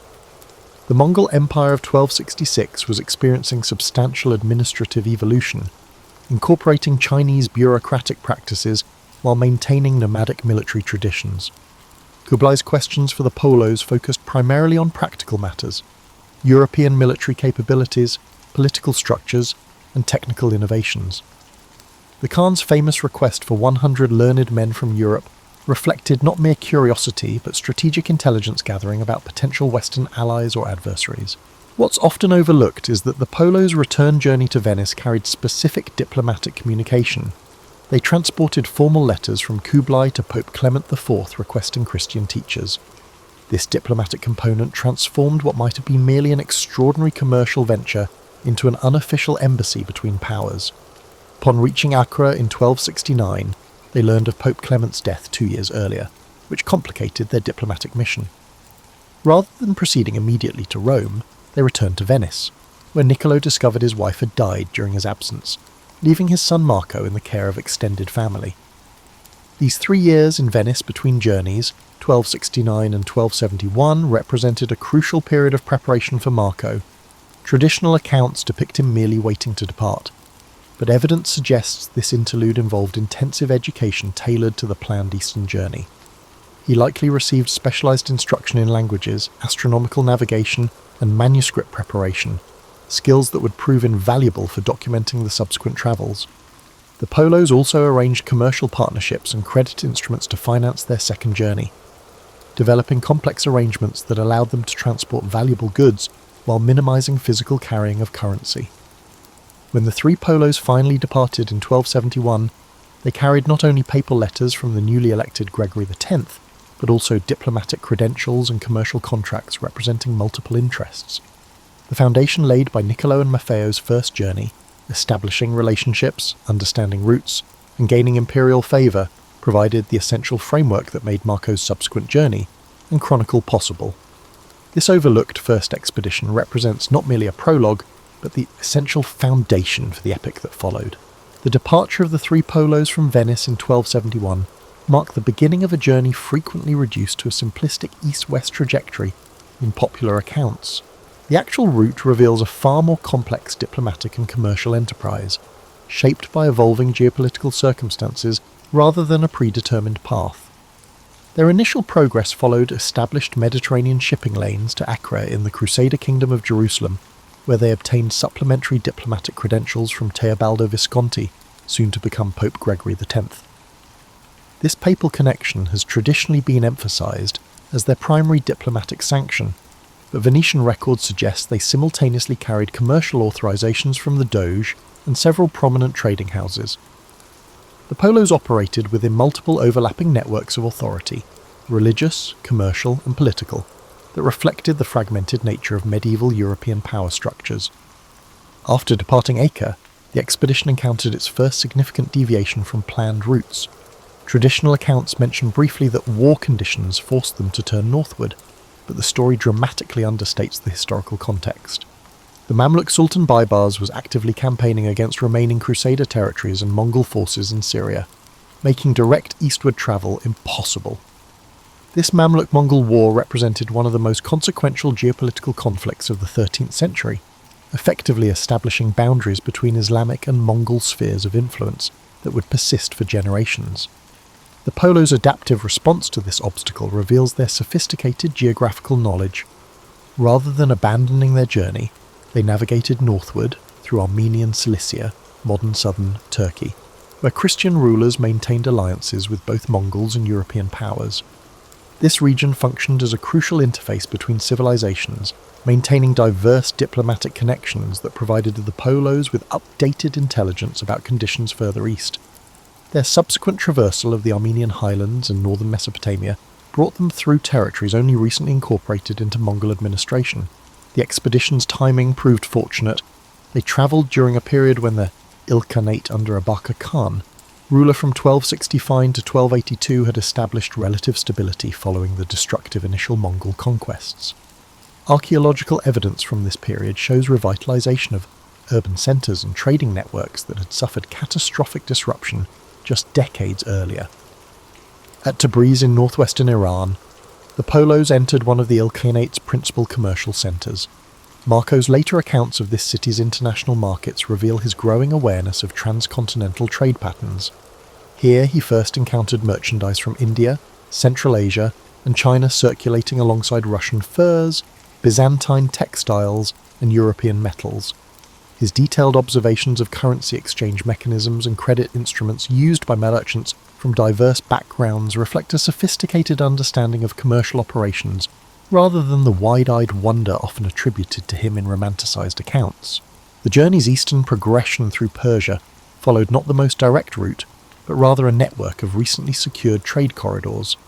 Near Kerman in southeastern Iran, archaeological evidence from the period shows way stations, caravanserais, being restored and expanded under Mongol patronage after years of neglect. These structures weren't simply convenient accommodations, but represented systematic infrastructure investment that facilitated administrative control and commercial exchange across the empire. The Polos' traversal of the Pamir Mountains, often characterized as a heroic passage through an inhospitable wilderness, actually followed carefully maintained routes regularly traveled by diplomatic missions and merchant caravans. Marco's descriptions of high-altitude terrain and climate demonstrate careful observation, but shouldn't be interpreted as evidence of pioneering exploration. His accounts of highland peoples and their customs show particular attention to practical matters like animal husbandry techniques and local commodities, reflecting his growing commercial acumen. Upon reaching Kashgar in what is now western China, the expedition entered the Tarim Basin, where Marco documented not only trade goods but also agricultural techniques and water management systems. His observations about irrigation networks reveal an appreciation for the administrative systems maintaining these complex infrastructures across political boundaries, perspective reflecting his distinctly Venetian understanding of how governance enables commerce. The crossing of the Taklamakan Desert, often portrayed as the journey's most arduous segment, followed established caravan routes that had functioned for centuries. What distinguished Marco's account of this crossing was his attention to the economic niches occupied by different ethnic groups along the route: Uyghur merchants operating trading posts, Tangut herders supplying livestock, and Chinese officials administering taxation and security. This multi-ethnic commercial ecosystem operated under Mongol oversight, but maintained distinctive local practices that Marco documented with unusual detail. As the expedition approached the Chinese heartland, they encountered increasingly sophisticated administrative control. At Dunhuang, they entered a region where Mongol rule had been superimposed upon existing Chinese bureaucratic structures. Marco's accounts reveal his fascination with this hybrid governance system, particularly the imperial postal relay network that facilitated rapid communication across vast distances. This infrastructure enabled the Mongol Empire to maintain administrative cohesion across disparate regions while accommodating local governing traditions. Throughout the 3-year eastward journey, the Polos traversed not wild, unknown territories but a carefully administered network of trade routes, experiencing substantial integration under Mongol governance. Their achievement wasn't discovering new paths, but successfully navigating complex political, commercial, and cultural boundaries during a period of unprecedented transcontinental connectivity. The skills they developed, linguistic adaptation, diplomatic flexibility, and commercial awareness, prepared them for effective service in Kublai Khan's cosmopolitan court. When Marco Polo arrived at Kublai Khan's court in 1275, he encountered not the exotic oriental paradise of later European imagination, but a sophisticated administrative machine grappling with the challenges of governing the world's largest contiguous land empire. The traditional narrative emphasizes Marco's personal relationship with Kublai, suggesting the young Venetian became a trusted confidant almost immediately. Contemporary evidence suggests a more nuanced integration into court life, one that reflected the Mongol Empire's systematic approach to utilizing foreign expertise. Shangdu, the Xanadu of European literature, operated not merely as an imperial pleasure dome, but as a seasonal administrative capital within a complex governing system. The court regularly migrated between multiple capitals, including Beijing, then called Khanbalik or City of the Khan, allowing the ruler to maintain a personal presence across different regions while accommodating both Chinese administrative tradition and Mongol nomadic heritage. This mobile governance model, incomprehensible to stationary European bureaucracies, enabled direct imperial supervision across vast territories while symbolically maintaining Mongol traditions of movement. Marco's integration into this system began not with immediate elevation to imperial advisor, but through a typical assessment process applied to foreigners with useful skills. The Mongol administrative approach emphasized meritocratic utilization of talent regardless of ethnic or religious background, a pragmatic necessity for governing diverse populations across Eurasia. Chinese bureaucrats managed civil administration, Persian astronomers directed scientific research, Central Asian Muslims controlled financial operations, and Uyghur scribes handled diplomatic correspondence. Within this multicultural framework, Western Europeans like Marco occupied specialized niches based on their particular knowledge and capabilities. The traditional narrative suggesting Marco learned 4 languages oversimplifies the complex linguistic environment of the Mongol court. Contemporary evidence indicates communication occurred through layered translation processes, with documents often passing through multiple languages before reaching their final form. Administrative documents initiated in Mongolian might be translated to Uyghur, then Persian, then Chinese, depending on their intended audience and purpose. Marco likely developed working knowledge of Mongol court Persian, a lingua franca among administrative officials, rather than achieving full fluency in multiple unrelated language families. Marco's initial assignments reflected the standard Mongol practice of testing foreign abilities through provincial postings rather than immediate court responsibilities. His often referenced journeys to Yunnan and other Chinese regions weren't romantic explorations, but administrative assignments, likely tax assessment missions or diplomatic deliveries. These provincial postings served dual purposes, providing practical training while allowing imperial officials to evaluate foreign talent before entrusting them with more sensitive responsibilities. The Mongol taxation system that Marco encountered demonstrated remarkable administrative sophistication. Beyond simple collection, it encompassed censuses, resource surveys, and commercial regulations are administered through a hierarchical bureaucracy. His detailed descriptions of salt monopolies, paper currency controls, and standardized weights and measures reflect not mere curiosity, but direct involvement with these revenue systems. Archaeological evidence confirms Marco's accounts of tax receipts produced on mulberry paper with standardized seals, documents allowing goods to move through commercial networks without repeated taxation. When Marco Polo arrived at Kublai Khan's court in 1275, he encountered not the exotic oriental paradise of later European imagination, but a sophisticated administrative machine grappling with the challenges of governing the world's largest contiguous land empire. The traditional narrative emphasizes Marco's personal relationship with Kublai, suggesting the young Venetian became a trusted confidant almost immediately.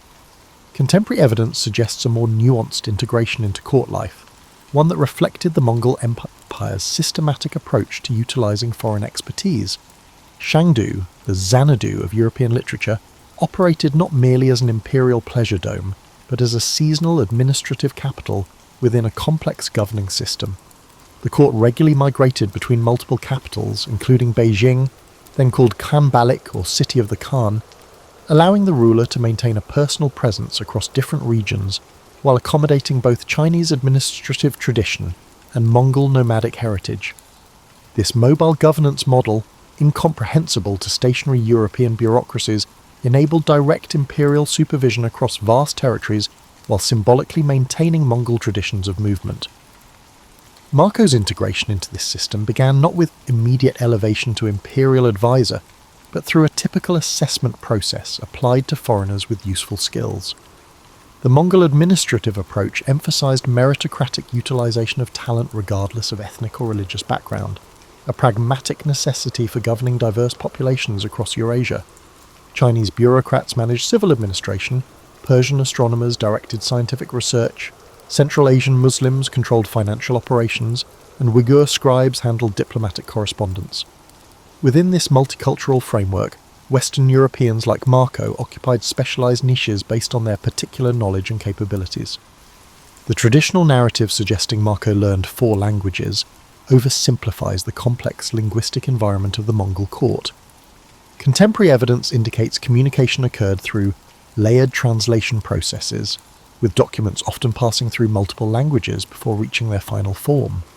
Administrative documents initiated in Mongolian might be translated to Uyghur, then Persian, then Chinese, depending on their intended audience and purpose. Marco likely developed working knowledge of Mongol court Persian, a lingua franca among administrative officials, rather than achieving full fluency in multiple unrelated language families. Marco's initial assignments reflected the standard Mongol practice of testing foreign abilities through provincial postings rather than immediate court responsibilities.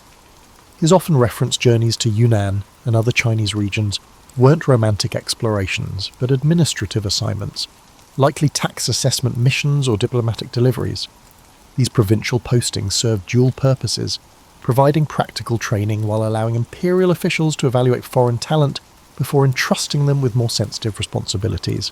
The Mongol taxation system that Marco encountered demonstrated remarkable administrative sophistication. Beyond simple collection, it encompassed censuses, resource surveys, and commercial regulations are administered through a hierarchical bureaucracy. His detailed descriptions of salt monopolies, paper currency controls, and standardized weights and measures reflect not mere curiosity, but direct involvement with these revenue systems. Archaeological evidence confirms Marco's accounts of tax receipts produced on mulberry paper with standardized seals, documents allowing goods to move through commercial networks without repeated taxation. The popular imagination typically places Marco Polo on camels traversing endless deserts, yet some of his most significant observations concerned maritime networks that connected East Asian economies. This nautical dimension of his account offers crucial insights into 13th century globalization rarely highlighted in conventional narratives. After approximately 1284, Marco's responsibilities increasingly involved maritime administration, likely overseeing commercial shipping regulations and customs collection in coastal regions. This shift from inland to maritime duties coincided with Kublai Khan's growing interest in naval power projection and maritime commerce following failed invasion attempts against Japan. Marco's Venetian background made him particularly valuable for maritime assignments.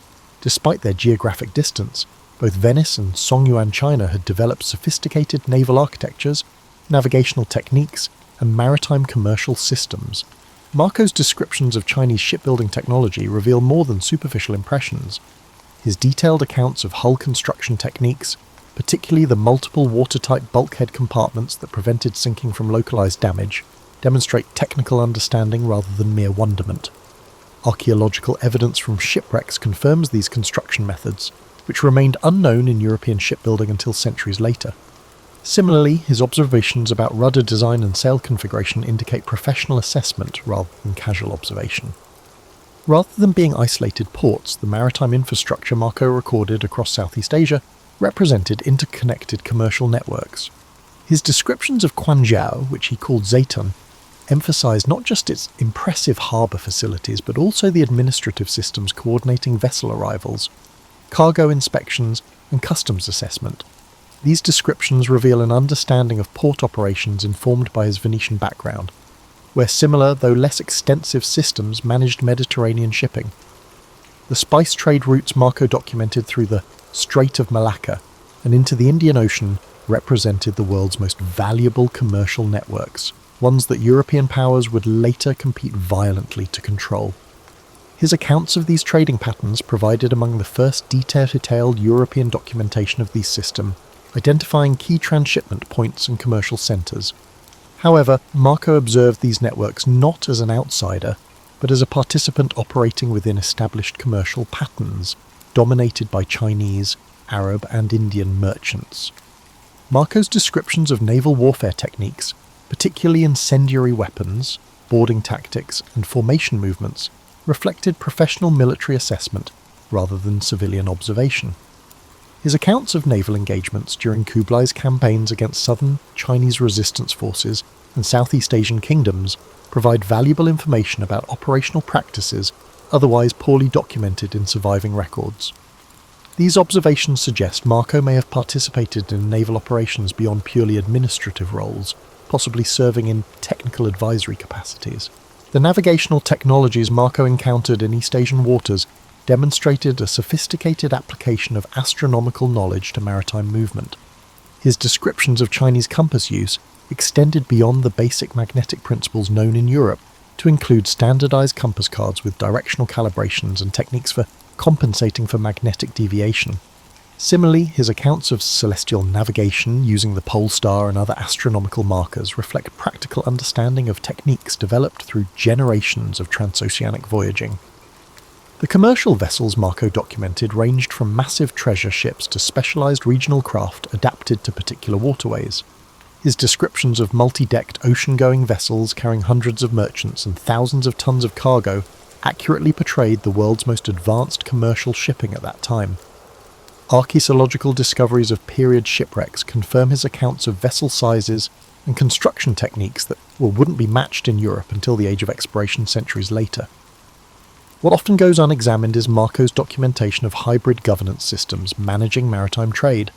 Unlike European models where territorial rulers claimed coastal waters, the maritime spaces Marco described operated under complex overlapping authorities. Harbour masters collected fees, guild representatives enforced commercial standards, imperial officials assessed taxes, and local authorities maintained navigation markers, creating layered systems of governance adapted to commercial needs rather than territorial control. This administrative complexity reflected a sophisticated understanding that maritime spaces required specialized governance distinct from land-based models. Marco's observations about marine resource exploitation, particularly pearl diving in the South China Sea and fisheries throughout Southeast Asia, documented sustainable management systems developed over generations. His accounts describe not just harvesting techniques, but also the regulatory systems governing access rights, seasonal limitations, and resource conservation. These observations countered later European colonial narratives depicting Asian waters as unregulated commons awaiting proper management. The final maritime journey that brought Marco homeward from 1291 to 1295 represented not an extraordinary expedition, but participation in regular commercial diplomatic patterns. The marriage convoy escorting a Mongol princess to Persia that Marco joined operated within established maritime networks, connecting Yuan China to the Ilkhanate. His documentation of this journey, recording navigation patterns, seasonal weather systems, and port facilities throughout Southeast Asia and the Indian Ocean, provided Europe with unprecedented information about maritime spaces that would become central to later colonial ambitions. Throughout his observations of maritime Asia, Marco consistently documented connections rather than exoticizing differences. He recorded how Vietnamese shipbuilding techniques influenced Chinese naval architecture, how Persian astronomical knowledge enhanced navigational practices, and how Indian commercial contracts facilitated multi-regional trade. This integrated perspective reveals a maritime world characterized by technological exchange, commercial interdependence, and administrative sophistication that defies simplistic East-West dichotomies. The circumstances of Marco Polo's return to Europe in 1295 involved considerably more intentionality than the romantic narrative of a homesick Venetian finally escaping foreign service. Contemporary evidence suggests the Polos' departure from Kublai's court coincided significant political transitions made the continued presence of foreign officials problematic. Kublai died in 1294, and subsequent succession politics created an increasingly factionalized court environment where foreign officials associated with previous administrations faced uncertain status. Their journey homeward followed established maritime routes rather than retracing their original overland path. This decision reflected not merely convenience, but strategic awareness of changing geopolitical conditions. The initial overland route had become increasingly destabilized by conflicts between Mongol khanates no longer unified under singular authority. By contrast, maritime networks connecting Yuan China to the Ilkhanate in Persia maintained regular diplomatic and commercial traffic despite political fragmentation of the broader Mongol Empire. The maritime return journey brought the Polos to Hormuz at the entrance to the Persian Gulf, where they transitioned to land routes through the Ilkhanate territories to Trebizond on the Black Sea, then continuing by sea to Constantinople and finally Venice. This multimodal journey exposed them to diverse commercial networks and political systems during a period of significant transition throughout Eurasia. Their return to Venice in 1295 placed them in a city dramatically transformed from the one they had left 2 decades earlier. The intervening period had seen Venice's commercial position simultaneously strengthened through expanded Mediterranean networks and threatened by rising Genoese power. The city's governance had evolved through constitutional reforms that strengthened oligarchic control while limiting individual ducal authority. The returning Polos encountered not simply a static homeland, but a dynamic commercial republic adapting to shifting geopolitical circumstances. The famous account of the Polos' return likely contains elements of literary embellishment, as they were initially unrecognized and revealed jewels sewn into their clothing to prove their identity. However, it reflects the genuine challenge of reintegration after extended absence. Their appearance, mannerisms, and perspectives had been profoundly shaped by 2 decades in Asian context, making their Venetian identity something that required performance and reassertion rather than automatic recognition. Marco's subsequent captivity during conflict between Venice and Genoa created the essential conditions for his account's creation. Imprisoned in Genoa around 1298, he encountered Rustichello of Pisa, a writer of chivalric romances also held as a prisoner of war.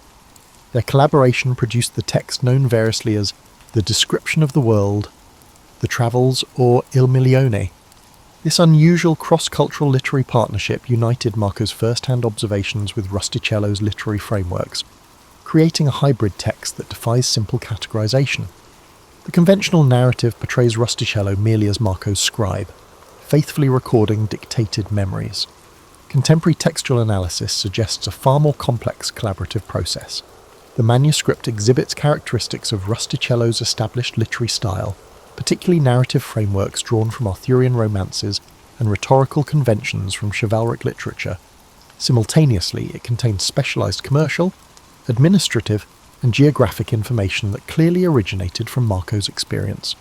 The resulting text represents neither pure memoir nor pure romance, but a sophisticated fusion of formats addressing multiple audiences simultaneously. The original manuscript was composed in Franco-Italian, a literary language combining French vocabulary with Italian syntactic structures commonly used for commercial and literary documents in Mediterranean contexts. This linguistic choice reflected pragmatic concerns about audience and distribution rather than either author's native language. Franco-Italian provided access to elite audiences across multiple European regions while facilitating eventual translation into various vernaculars. The text circulated in multiple versions even during Marco's lifetime, with significant variations in content, organisation, and emphasis.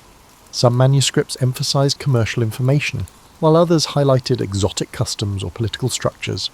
This diversification suggests active adaptation for different reading communities, rather than unauthorised corruption of an original text. Marco himself may have participated in revising and extending certain versions following his release from Genoese captivity. The manuscript's reception reveals considerably more complexity than simple skepticism or acceptance. Different communities evaluated the text through diverse frameworks. Commercial agents assessed its practical information. Religious authorities examined its implications for missionary activity, and political figures considered its intelligence value regarding Mongol capabilities. Terms like accurate or fabricated inadequately capture these multidimensional readings, which often simultaneously accepted certain elements while questioning others. Marco's subsequent life in Venice after his return showed active engagement with the city's commercial and political networks, rather than retirement into obscurity. Legal documents from 1300 to 1324 show him engaged in commercial partnerships, property transactions, and family financial arrangements. He appears as a witness to legal agreements, in business ventures, and as a manager of family assets, functions requiring community recognition of his identity and capabilities. His will, dictated on January 1324, shortly before his death, revealed a substantial estate with diverse assets, including cash, jewellery, and commercial partnerships distributed among family members, religious institutions, and freed servants. These provisions reflect successful reintegration into Venetian economic networks rather than marginalised existence. Particularly notable were provisions for his daughter Mareta to maintain control of her inheritance independent of her husband's authority, an unusual arrangement suggesting familiarity with more expansive female property rights observed in certain Asian contexts. Throughout his later life, Marco maintained connections with travellers and merchants engaged in Asian trade, providing consultation and information based on his experiences. This ongoing engagement with transcontinental networks suggests he viewed his Asian experience not as a closed episode but as a continuing resource. Rather than simply narrating past adventures, he actively applied his knowledge to contemporary commercial and political questions, helping shape Venetian engagement with evolving trans-Eurasian networks during a period of significant reconfiguration following Mongol imperial fragmentation. The posthumous influence of Marco Polo's account extends far beyond the simplistic inspiration for European exploration. Its reception and utilization followed multiple distinct trajectories that reveal the complex interplay between knowledge, transmission, and cultural adaptation across diverse societies. In the immediate aftermath of the account's creation, its primary audiences were not visionary explorers but practical commercial agents seeking actionable intelligence about distant markets. Venetian and Genoese merchant houses consulted the text not for exotic curiosities but for specific information about commodity sources, exchange rates, taxation systems, and seasonal trading patterns. Annotations in surviving manuscripts from commercial archives highlight passages concerning customs duties, commercial regulations, and market conditions rather than sensational cultural observations. This pragmatic utilization underscores how the text functioned within existing commercial networks rather than inspiring entirely new directions. Manuscript's religious reception followed similarly practical trajectories. Franciscan and Dominican missionaries preparing for Asian journeys studied Marco's observations about Buddhist, Confucian, and various Central Asian religious practices. However, they approached this information not merely as curiosities but as intelligence for developing conversion strategies. The detailed information about religious hierarchies, ritual practices, and institutional structures provided tactical guidance for missionary activities that expanded significantly during the 14th century. This religious utilization extended beyond Christianity. Surviving commentaries suggest Jewish merchants similarly consulted the text for information about co-religionists in Asian communities. The transformation of Marco's account from practical document to literary phenomenon occurred gradually through multiple adaptations. As manuscript copies proliferated across Europe, translators and copyists modified the text to suit local interests and literary conventions. German translations emphasized commercial information relevant to Hanseatic trade networks, while Iberian versions highlighted potential military intelligence about Mongol capabilities. These weren't corruptions of an original text, but active adaptations for specific use contexts. The account's cartographic influence manifested not in immediate revolutionary change, but through gradual incorporation into existing geographical frameworks. Early 14th century Mappe Mundi show selective integration of Marco's geographical information rather than wholesale revision. The famous 1375 Catalan Atlas incorporated details about inland Asian cities and routes while maintaining traditional cosmological frameworks. This selective utilization reflects how new information was evaluated against established knowledge systems, rather than automatically displacing them. The narrative that Columbus carried Marco's book on his voyages oversimplifies a complex intellectual genealogy. Columbus indeed possessed an annotated copy, but his geographical understanding derived from multiple sources synthesized through particular interpretive frameworks. His marginalia suggests selective reading focused on passages about eastern islands and maritime routes, while largely ignoring inland Asian information. This curated reading extracted elements supporting pre-existing theories rather than comprehensively engaging Marco's actual observations about Asian geography.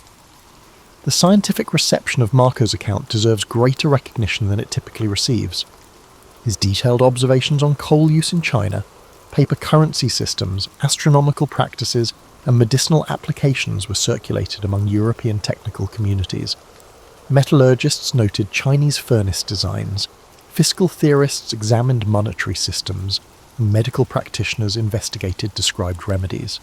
These technical adaptations occurred through specialized knowledge networks distinct from broader literary or geographical reception.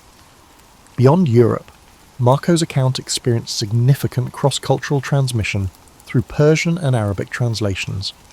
These versions, appearing from the late 14th century onward, evaluated his observations against established Middle Eastern geographical knowledge about Asian regions. Persian geographical works incorporated material from Marco's descriptions of Southeast Asia and the Indian Ocean, while comparing them with existing Persian accounts of these regions. This integration process involved critical assessment rather than passive acceptance, with commentators noting where Marco's observations aligned with or diverged from established knowledge. The account's reception in East Asia followed particularly intriguing trajectories. While no complete Chinese translation appeared until the 19th century, specific information from Marco's text reached China through diverse routes. Persian geographical works incorporating Marco's observations circulated in Yuan and Ming scholarly circles, while Jesuit missionaries in the 16th to 17th centuries brought European geographical knowledge partially derived from Marco's account. This created fascinating scenarios where information originally observed in China returned in transformed form through multiple cultural mediations. The 19th century rediscovery of Marco Polo during European colonial expansion involved substantial reinvention of his significance. Colonial administrators and commercial agents reimagined him as a proto-colonial pioneer, rather than a participant in Asian-centered networks. This reframing extracted his observations from their original 13th century context of Mongol imperial integration, and repositioned them as precedent for European dominance. This colonial appropriation obscured how Marco operated within existing Asian systems, rather than pioneering European expansion. Academic study of Marco Polo's account developed through multiple phases reflecting broader disciplinary evolutions. 19th century scholarship focused predominantly on verifying or disproving specific observations, approaching the text as a straightforward historical source rather than a complex cultural product. Mid-20th century analysis shifted toward understanding its literary construction and transmission history. Recent scholarship increasingly examines the text within transcultural frameworks, analysing how information moved between cultural systems and underwent transformation through multiple mediations. Archaeological discoveries throughout the 20th and 21st centuries have provided physical evidence confirming numerous specific observations in Marco's account. Excavations of Yuan period cities have verified architectural details, recovered examples of paper money matching his descriptions, and uncovered administrative documents reflecting systems he documented. These material confirmations do not turn the text into mere factual reporting. Instead, they show how it blends precise observation with literary structures to present this information to European audiences. The enduring value of Marco Polo's account lies not in pioneering discovery or initiating European expansion, but in documenting a critical moment of Eurasian connectivity. His observations captured complex commercial, cultural, and administrative systems during a period of unprecedented integration under Mongol imperial frameworks. The continuing relevance of his account derives from this documentation of interconnection rather than exploration, providing insight into how diverse societies engaged in exchange networks that transcended cultural boundaries while remaining embedded in local contexts. He was truly one of the greatest to ever do it.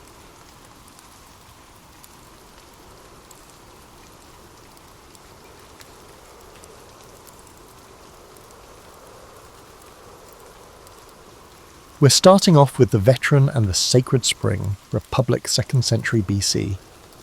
Marcus Licinius let out a pained breath as he lowered his battle-scarred body into the steaming stone basin. The midday sun filtered through olive trees around the rustic bathhouse, turning the rising vapours golden. For a man who had spent years rinsing in frigid camp rivers, this languid heat was a luxury. He closed his eyes, feeling old javelin wounds in his shoulder and thighs for the first time since the wars against Carthage. Standing nearby, the Greek physician Philon watched and smiled knowingly, ladling scented warm water over the veteran's back. These Greek contrivances, Marcus began to grumble, but his voice softened into a sigh as warmth seeped into his bones. Bathing was a custom introduced to Italy from Greece only recently, and traditional Romans like him still met it with equal parts curiosity and skepticism, yet pain had a way of overcoming pride. Philon recalled how Marcus had limped into the grove that morning leaning on a staff and refusing help. Now the soothing aromas of lavender and laurel in the water softened the soldier's hard expression.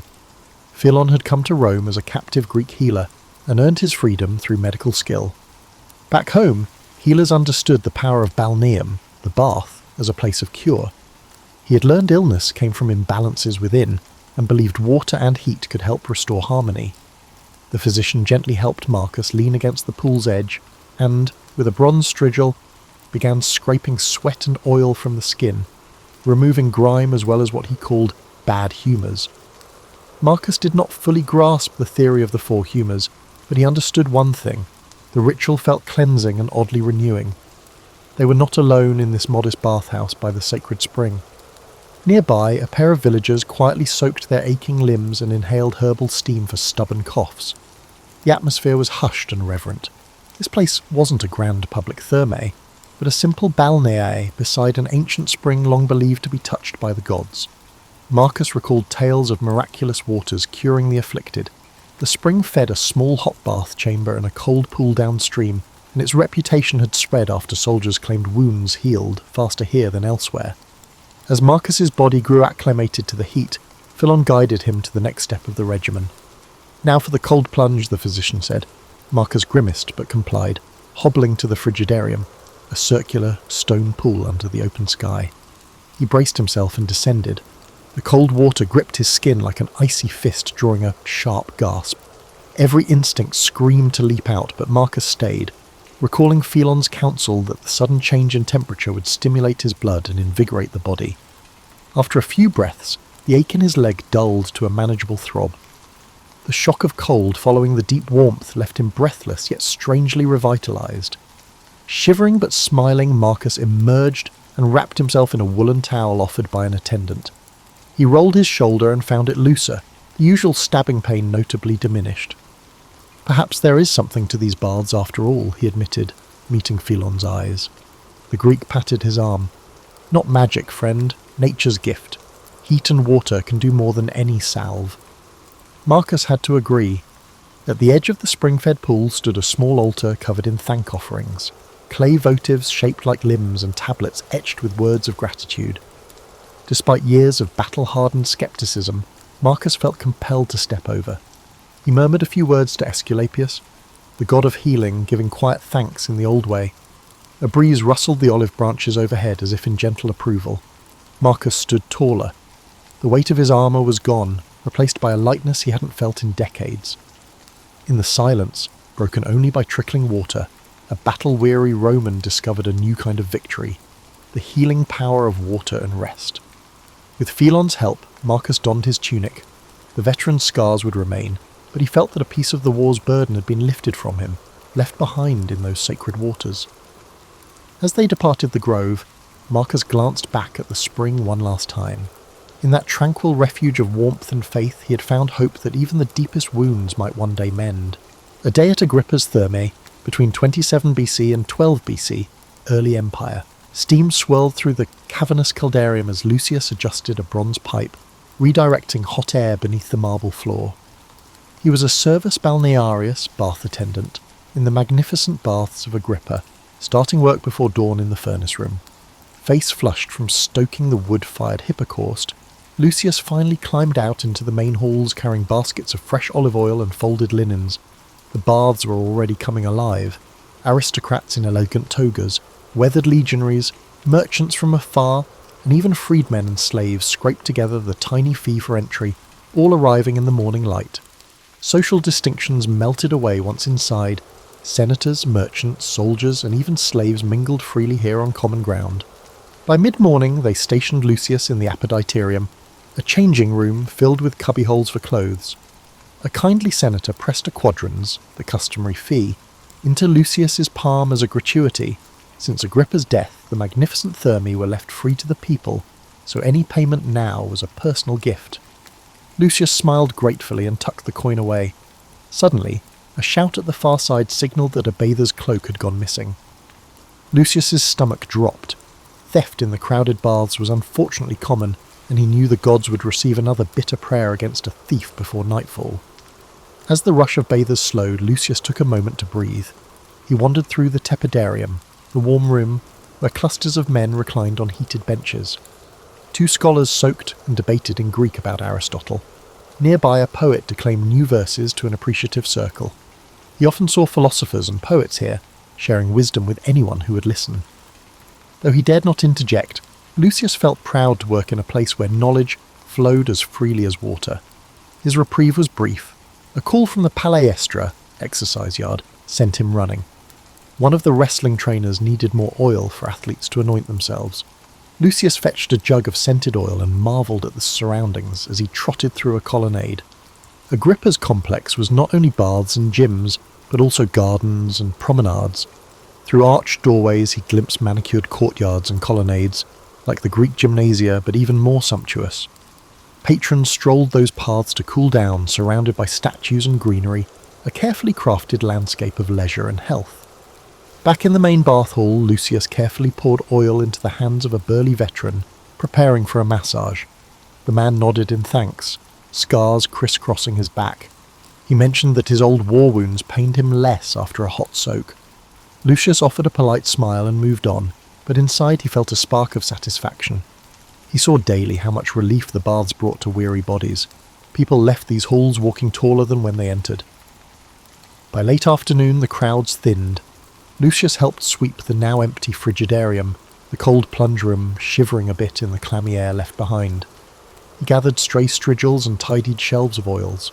At last, as dusk approached, the Thermae closed for cleaning. Sore and exhausted, Lucius crept to a quiet corner of the caldarium. With no patrons around, he finally dared to slip into the warm bath himself. The embrace of hot water was immediate bliss to his aching muscles. Eyes closed, he floated for a minute, letting healing warmth wash over him. In that brief moment, the grand bath he served each day became his sanctuary too.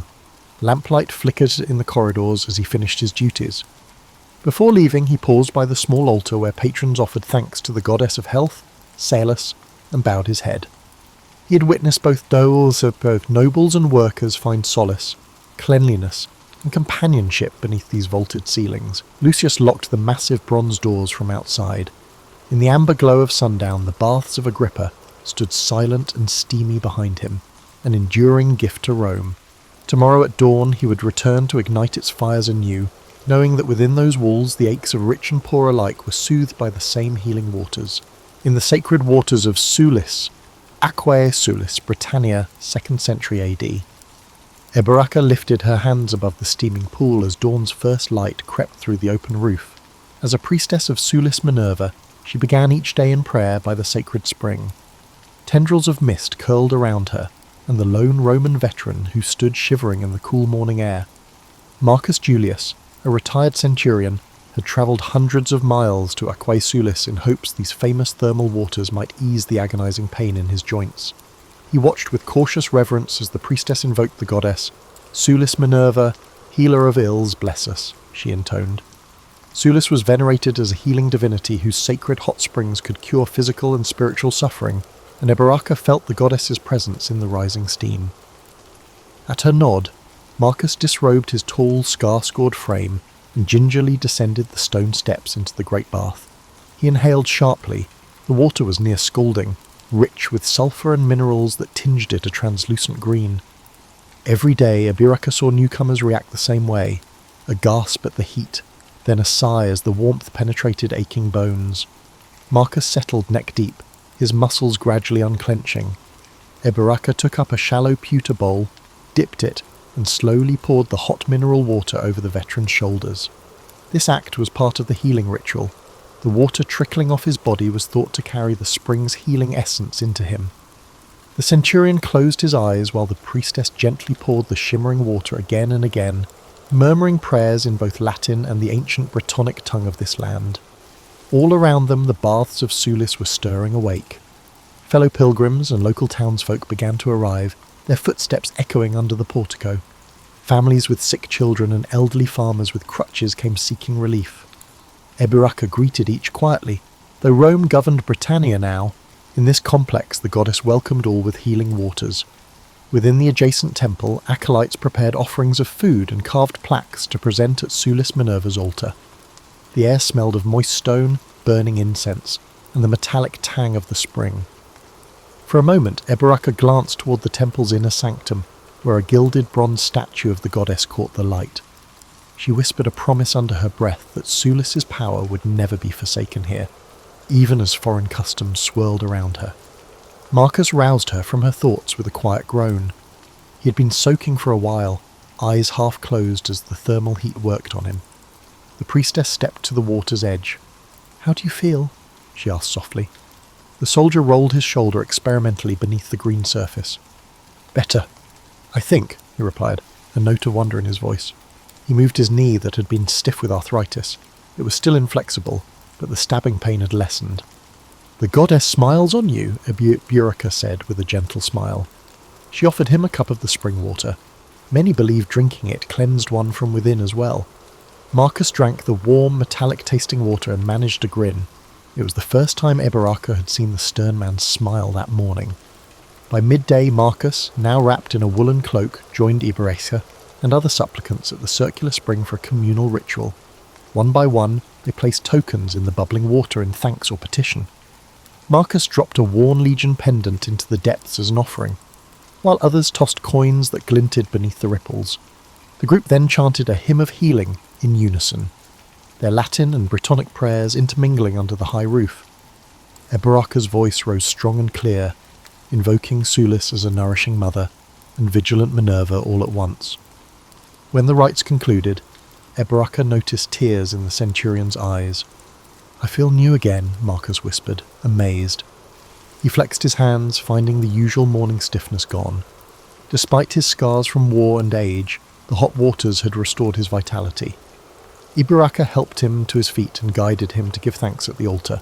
Marcus bowed deeply and left his old crutch propped against a pillar, a silent testimony that he hoped not to need it again.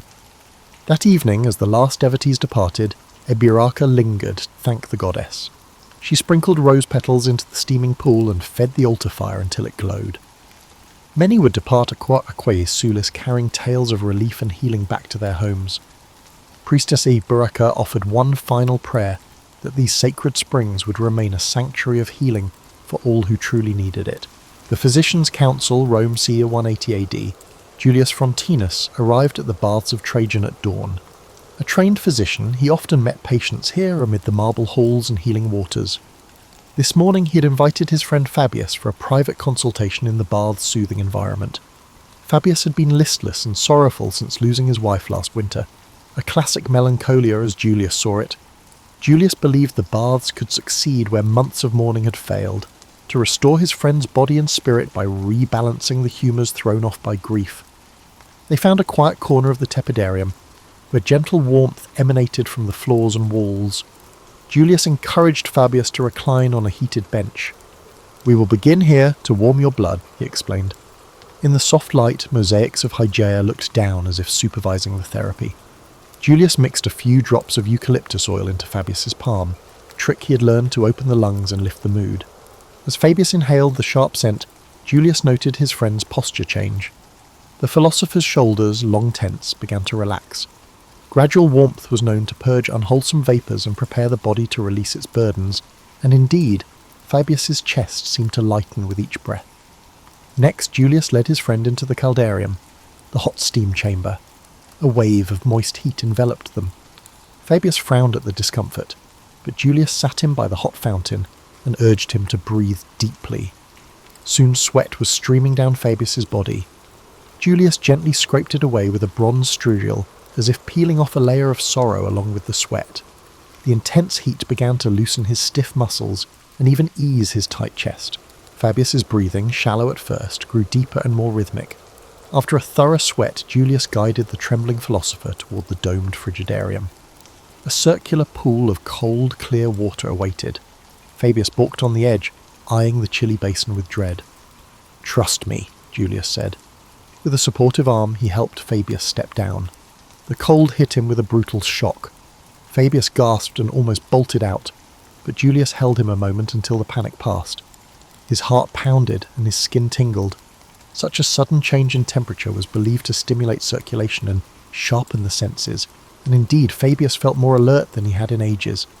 He waded out of the pool on his own, a look of astonishment on his face. "I feel awake," he marvelled through chattering teeth. Julius briskly rubbed him down with a coarse towel, restoring warmth to his skin.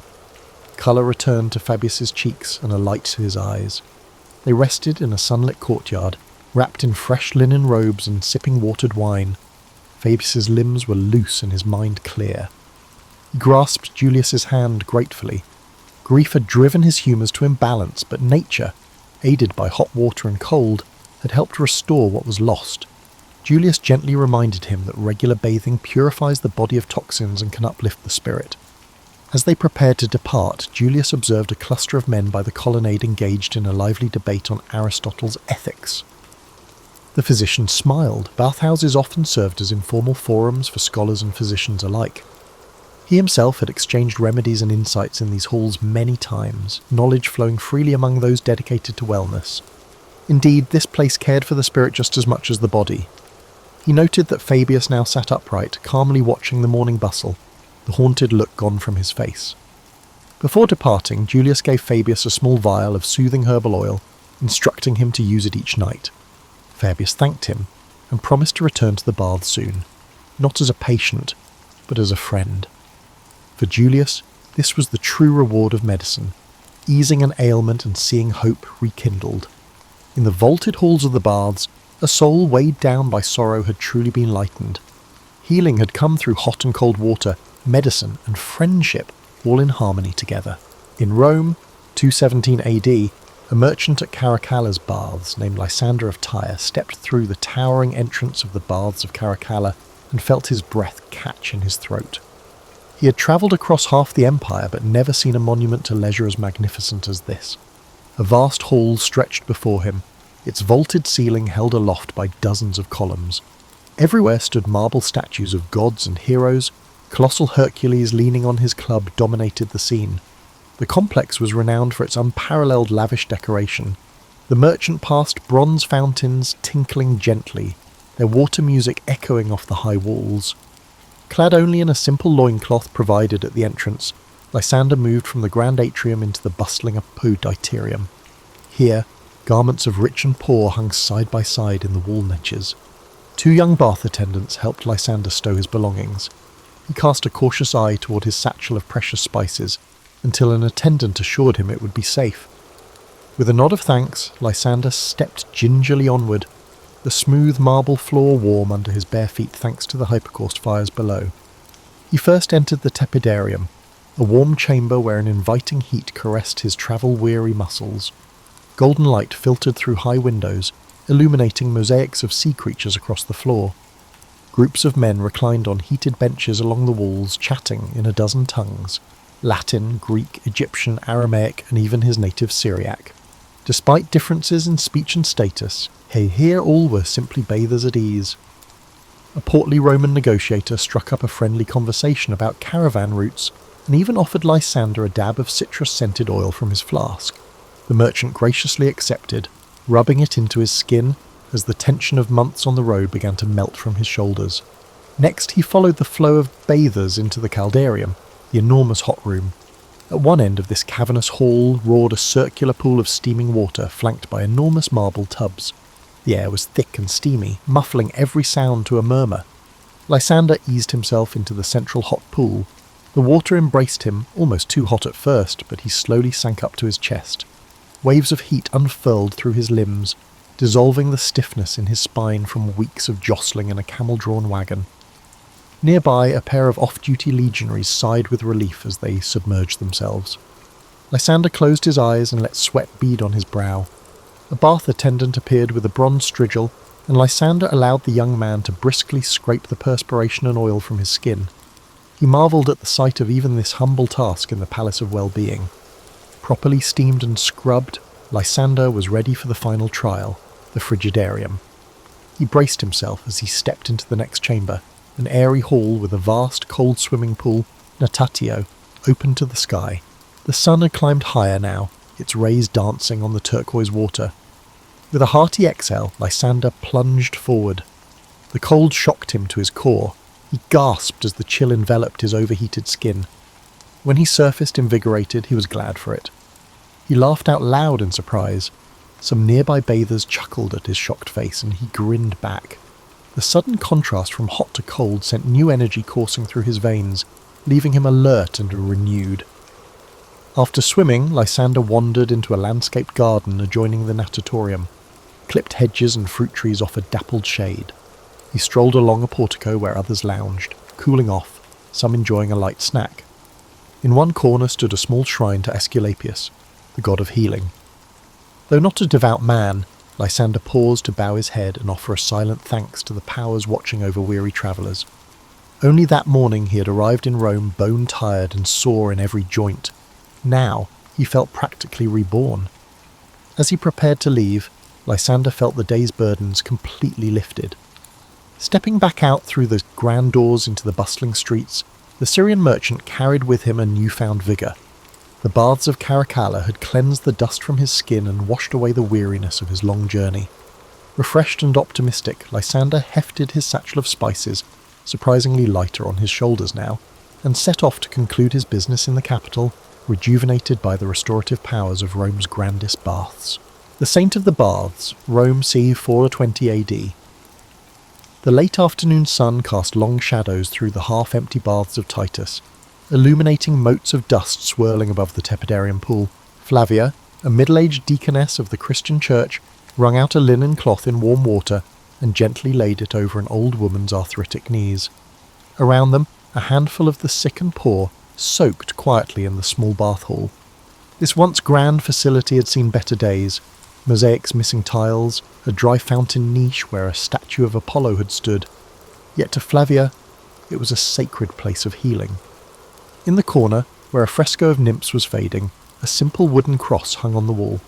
She offered a silent prayer as she worked, not to pagan nymphs or gods, but asking Christ to bless these waters as he once did the pool of Bethesda. The city's elite now shunned public baths, preferring private tubs or avoiding them on moral grounds. Church leaders condemned bathhouses as dens of sin, outlawing mixed bathing and segregating men and women by hours. Many once great bath complexes were closing due to neglect, but Flavia saw opportunity in the decline. With few pleasure seekers left, one wing of the Baths of Titus now served as an unofficial infirmary. Its warm rooms and water comforted those too poor or ill to bathe at home. Her patients this day included Septimius, a feverish stonemason, Nereus, a retired legionary with a festering leg wound, and old Livia, whose knees throbbed with arthritis. One by one, Flavia guided them through a gentle bathing regimen. In the tepidarium's mild warmth, stiff joints loosened and fevers began to break. She crushed a bit of rosemary and eucalyptus into hot water, filling the air with sharp, cleansing vapours that drew a weak smile from feverish Septimius. Next, with help from a few volunteers, former bath attendants now serving as Christian helpers, Flavia brought them into the small caldarium. In the hazy steam she softly sang a hymn. Nereus, the old soldier, closed his eyes and joined in between deep breaths of hot air. "This beats the army camps," he murmured with a faint grin. "Even if we sing to a different god now," Flavia chuckled. Even as times changed, the enduring practice of soothing weary bodies with heat remained. After the steam bath, Flavia led the group to the frigidarium. Only a trickle of cold water still flowed, but it was enough. Livia gasped as Flavia poured a bowl of the cool water over her swollen knees. "Easy," Flavia soothed. The brief cold shock brought relief. Livia sighed as the inflammation in her joints eased. Flavia thought of how ancient physicians praised the contrast of hot and cold to stimulate healing, and how even a Christian bishop had urged the use of God-given remedies like baths. Their circuit complete, Flavia helped the weakened bathers dry off and rest along the courtyard colonnade for fresh air. Twilight approached, a breeze carrying in the scent of olive trees outside. She ladled out cups of warm broth from a pot simmering where perfumed oils were once heated. In the fading light, the group murmured prayers of thanks. Septimius's fever had broken, sweat beaded on his brow, but his eyes were clear. Nereus flexed his leg and found the wound clean. The pain abated. Livia squeezed Flavia's hand in gratitude, and for the first time in weeks, Livia felt her pain ease. As Flavia packed away her supplies, a young acolyte lit a few oil lamps along the walls. Their gentle glow fell on faded paintings of Roman gods and the simple crosses scratched by the faithful. The old and new converged here. These baths once echoed with pagan odes and idle gossip. Now they heard prayers and hymns. The water that Romans once dedicated to Aesculapius was now blessed in Christ's name. Different prayers led to the same healing waters. Before closing for the night, Flavia knelt by the pool and dipped her hand into the warm water, whispering a final prayer of thanks. This derelict bathhouse turned infirmary felt as holy to her as any chapel, a place where suffering was eased and dignity restored. With that thought warming her heart, Flavia shuttered the doors. The Baths of Titus fell into quiet darkness, save for the gleam of the wooden cross on the wall, a reminder that even as empires fade, the call to care for the sick endures. Under a leaden winter sky, Marcus pushed open the heavy doors of the Baths of Diocletian in our final story of the twilight of the Thermae, Rome, 537 AD. A sharp wind followed him in, swirling fallen leaves across the floor. Only a dozen patrons huddled in the vast complex. The bath's emptiness was palpable. Marcus had served as curator aquarum, a water engineer for over 30 years, tending Rome's aqueducts and bathhouses. He remembered when these halls echoed with laughter each afternoon. Now many pools sat dry or lukewarm. Still he made his rounds, determined to offer what comfort he could to those few Romans who clung to the old ways. In the tepidarium, only 2 loyal patrons lingered in the lukewarm pool. Marcus checked the water with his hand, cooler than it should be. The furnaces had barely any fuel left, wood being scarce during the siege. He fed the last bits of charcoal into the boiler, coaxing a meagre flame. Moving on, he passed through the empty palestra, now strewn with dust. In a corner, weeds sprouted between cracked marble tiles where athletes once wrestled. He sighed and entered the caldarium. Only one pool here was still in use, fed by a trickle of warm water. A gaunt mother bathed her young son in the shallows of the one remaining warm pool. The same need for warmth and water, which had sustained so many before them, drew them here. The mother looked up at Marcus and gave a polite, hopeful smile. Marcus mustered a nod in return, even as his heart clenched with the knowledge he bore. At dawn, Marcus had scouted the aqueduct outside the city and discovered the grim truth. Gothic soldiers had cut the Aqua Marcia, toppling its arches to choke off Rome's water. The lifeblood of the baths was severed. What little water remained in the pools was all there would ever be. By tomorrow, the baths of Diocletian would fall shut. He made his way to the Frigidarium, a cavernous hall that once housed a cold swimming pool larger than a forum. Now it was dry, the mosaic of Neptune on its floor exposed and dull. Marcus ran a hand along a cracked column. How many generations had cooled their brows here after the steam? He could almost hear ghostly splashes and youthful shouts from centuries past. Returning to the tepidarium, Marcus gently informed the few remaining bathers that the baths would likely close after today. The old men bowed their heads in resigned understanding, and the young mother's eyes brimmed with tears as she held her son closer. A patron placed a rolled parchment into Marcus's hand as a token of appreciation for his years of service, causing Marcus to swallow a lump in his throat. He promised the mother he would direct her to a nearby church offering heated rooms for refugees, a small solace. As twilight fell and the last bathers departed, Marcus remained alone in the cooling caldarium, the hiss of water gone. He sat by an empty basin. An old saying echoed, "While the baths remain, Rome remains." But Rome had changed, its people scattered, its aqueducts broken. Communal bathing, once the pride of Roman life, was now slipping into memory. Yet in the gathering darkness, Marcus felt a measure of peace. The legacy of the Thermae would not vanish. In the Eastern Empire, massive baths still thrived, and in country villages, people still sought natural hot springs for relief, just as they always had. Rome had introduced the world to the benefits of bathing, and subsequent generations would continue this legacy. Perhaps future generations in better times would build new bathhouses, or find new ways to use water's healing touch. Marcus rose and made his final rounds, snuffing out lamps and securing doors. He took one last look at the silent halls. This chapter was closing, but he did not feel despair. Water's soothing power was eternal, and he believed that someday its fountains would flow again for those in need. With that hope, Marcus Valens left the baths of Diocletian and shut its doors behind him. In the fading light, the great complex stood dark and still, a sleeping giant awaiting a new dawn in some distant future.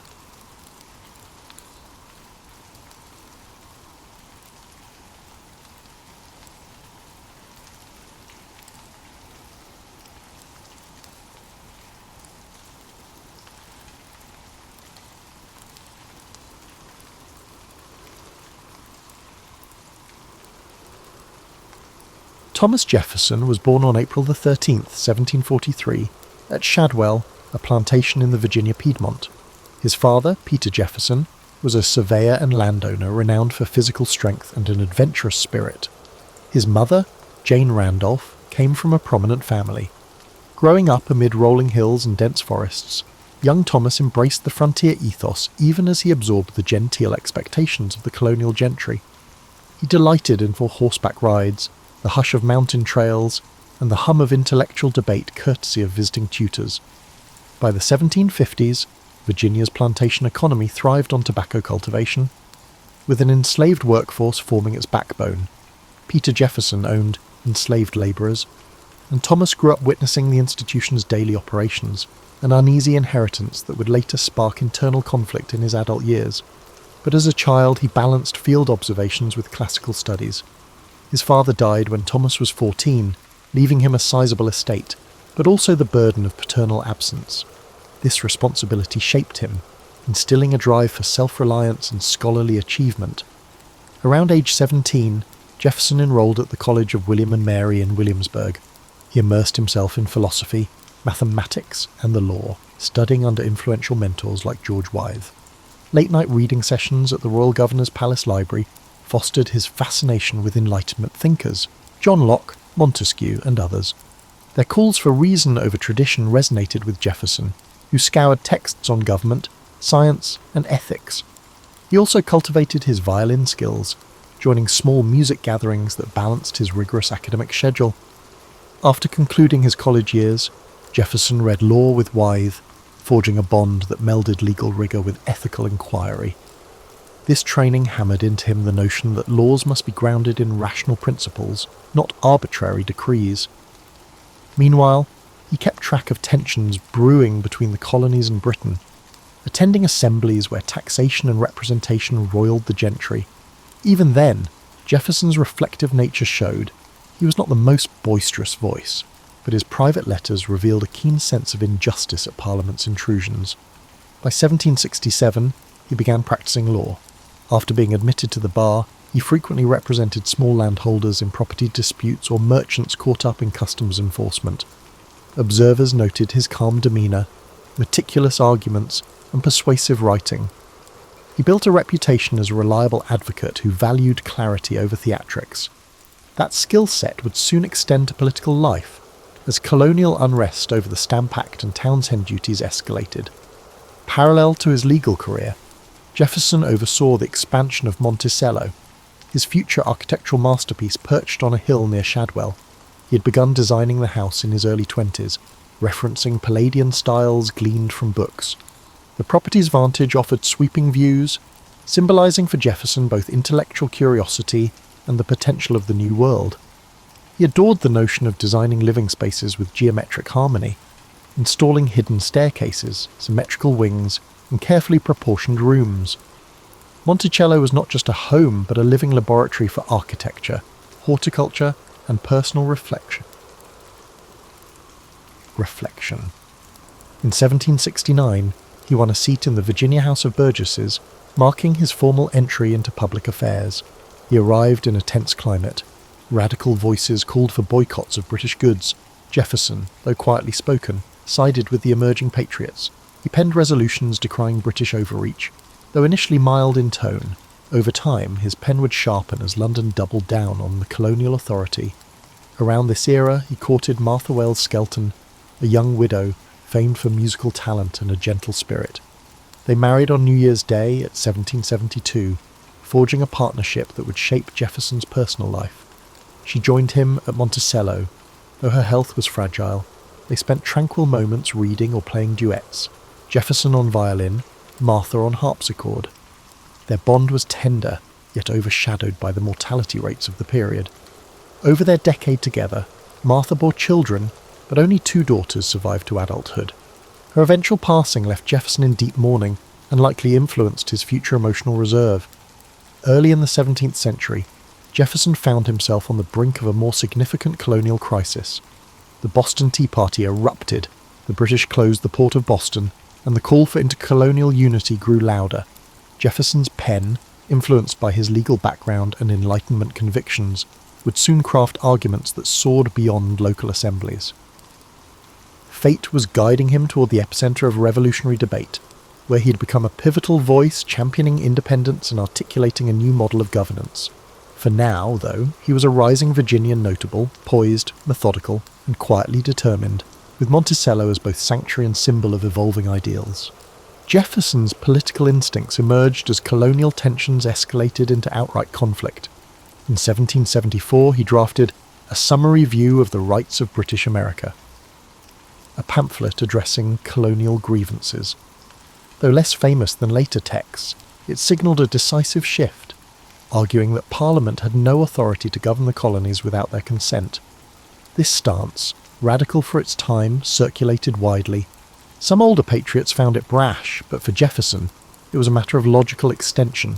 If reason and natural rights were universal, British claims to dominion flouted moral law. Virginia recognised Jefferson's talents, sending him in 1774 to the Second Continental Congress in Philadelphia. The environment crackled with possibility. Delegates from 13 colonies debated whether to petition the crown or brace for independence. Jefferson's stoic presence, overshadowed by the fiery rhetoric of John Adams or the gravitas of Benjamin Franklin, masked his deep convictions. He served on committees, drafting formal statements, As skirmishes around Lexington and Concord flared into the Revolutionary War, the push for full independence intensified. In June 1776, the Congress appointed a 5-man committee to draft a declaration asserting the colony's break from Britain. Despite his relative youth, Jefferson was chosen, with Adams and Franklin among the others. They recognized his gift for articulate prose, honed by years of reading Enlightenment treatises. Holed up in a second-floor apartment, Jefferson wrote feverishly for 2 weeks. He produced a text that merged Lockean philosophy with a distinctly American context, championing life, liberty, and the pursuit of happiness. The phrase soared beyond local grievances to a universal principle of individual rights. Adams and Franklin made slight edits, and the Congress, after heated debate, adopted a final version on July 4, 1776. Thus Jefferson's words became the bedrock statement of a nascent nation, although the final text moderated some of his vehement attacks on slavery. Speaking of slavery, Jefferson's contradictory stance glimmered even then. He condemned the slave trade in an early draft of the Declaration, but that passage was cut under pressure from Southern delegates. He personally owned enslaved individuals at Monticello. Over time, he penned theoretical critiques of slavery as morally corrosive, yet he never comprehensively freed his own. This paradox, rarely resolved, would haunt his legacy. Despite disclaiming the system as an abominable crime, his economic reliance on it ran deep. Following the Declaration's adoption, Jefferson returned to Virginia to help craft the state's new constitution and overhaul its legal codes. He championed disestablishment of the Anglican Church, arguing religious freedom was a cornerstone of liberty. He also sought to reform inheritance laws that concentrated wealth in certain families. Such measures, including the statute for religious freedom, would become pillars of Jefferson's vision of a Republican society, a place where personal conscience reigned and inherited privilege dwindled. Yet implementing them stirred resistance from tradition-bound legislators. During the war, Jefferson served as Virginia's governor from 1779 to 1781, a tenure overshadowed by British invasions. The conflict tested him in ways that writing never had. He faced logistical chaos, troop shortages, meagre supplies, and loyalist uprisings. British forces under Benedict Arnold raided Richmond, nearly capturing Jefferson at Monticello. Critiques of his governorship circulated, branding him ineffective or hesitant under pressure. This damaged his reputation, but the war's chaos left no easy solutions for any leader. In 1781, after stepping down, Jefferson retreated to Monticello, battered in spirit. The personal realm also dealt him blows. Heartbreak at the death of his wife Martha in 1782, she had endured multiple difficult pregnancies, and her final days saw Jefferson nearly inconsolable.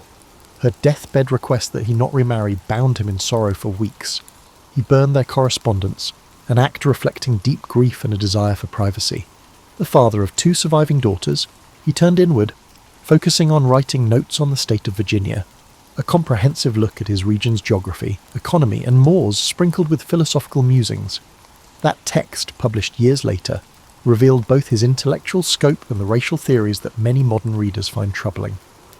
By war's end in 1783, Jefferson felt the weight of personal loss and the uncertainties of the new Confederation. He took a seat in the Continental Congress, forging ahead with legislative tasks. The faint outlines of a more stable federal government were forming, and so we see Jefferson, father of the Declaration, parted from his wife, uncertain about the new nation's trajectory, but steadfast in pursuit of reason-based governance. His next chapter beckoned, a diplomatic role in Europe, giving him a vantage on global politics that would shape his future as Secretary of State and, eventually, President. For now, though, he was a man in flux, bridging heartbreak, revolutionary ideals, and the complexities of forging a stable republic from scratch. In 1784, Congress appointed Thomas Jefferson as a minister to France, succeeding Benjamin Franklin in representing the fledgling United States abroad. Arriving in Paris, Jefferson found the city teeming with Enlightenment fervour, intellectual salons, and noble flamboyance. Despite missing Monticello's quiet hills, he savoured the chance to cultivate ties with European thinkers and push for commercial treaties beneficial to the US. He immersed himself in French culture, attending theatre, frequenting scientific demonstrations, and forging friendships with luminaries like the Marquis de Lafayette. This diplomatic post sharpened Jefferson's global perspective. He observed how Europe's monarchical structures stifled personal freedoms, reinforcing his belief that the American experiment in republican governance was unique and precious. At the same time, he recognized that Europe's manufacturing base dwarfed that of the US. He lobbied European states to accept American exports, especially tobacco and timber, hoping to reduce reliance on British markets. Negotiations proved slow, but Jefferson's calm intellect helped cultivate goodwill. While in Paris, Jefferson also served as a cultural conduit. He introduced French elites to American plants and produce, shipping seeds for vineyards or pecan trees. In return, he noted advanced French architecture and engineering, particularly the building of canals and mechanized flour mills. Letters home brimmed with ideas for implementing such innovations in the new United States, reflecting his unwavering desire to see his homeland flourish. He also studied the nascent politics swirling in France, though few predicted how rapidly the monarchy would topple in the coming years. On a personal note, Jefferson's time in France was laced with paternal obligations. He brought his daughter Patsy, later joined by younger daughter Polly, to ensure they had a European education. He also maintained a retinue that included enslaved individuals from Monticello, including Sally Hemings, whose presence stirred controversies that would ripple through subsequent centuries. Historians debate the specifics of their relationship, but many conclude that she bore children fathered by Jefferson. While details remain partly opaque, the power imbalance underscores the moral complexities overshadowing his public championing of liberty. In 1789, as the French Revolution erupted, Jefferson initially celebrated the wave of reform. He saw parallels with America's recent independence struggle, welcoming calls to curb aristocratic privilege. Yet the revolution's escalation, when moderate hopes gave way to the reign of terror, alarmed him. Before that radical shift, he had already departed France. Recalled to serve as the first Secretary of State under President George Washington in 1790. His Paris sojourn ended with a mixture of admiration for French Enlightenment and unease at the extremes their revolution might unleash. Returning to the US, Jefferson joined Washington's cabinet tasked with shaping foreign policy. This role put him at odds with Treasury Secretary Alexander Hamilton, who championed a strong federal government and close ties with Britain. Jefferson, conversely, favoured robust state autonomy and warmer relations with France. Their clashes anchored the birth of America's first party system. The Federalists, led by Hamilton, advocated centralization, while the Democratic Republicans, led by Jefferson, pushed for agrarian-based democracy and suspicion of concentrated federal power. During this cabinet period, Jefferson navigated multiple crises, tensions with Britain over frontier forts, uncertain alliances with post-revolutionary France, and domestic strife like the Whiskey Rebellion. He championed free trade and a minimal navy, resisting Hamilton's push for a standing army. Deep philosophical differences turned personal, prompting Jefferson to leave the cabinet in 1793. Soon he built a political network, harnessing sympathetic newspapers to shape public opinion. This dynamic signalled the future of American politics, where partisan alignments would drive policy discourse. By 1796, the schism was public. Jefferson found himself running for president against John Adams, though somewhat reluctantly. He lost narrowly and became Adams's vice president, a job lacking much real power.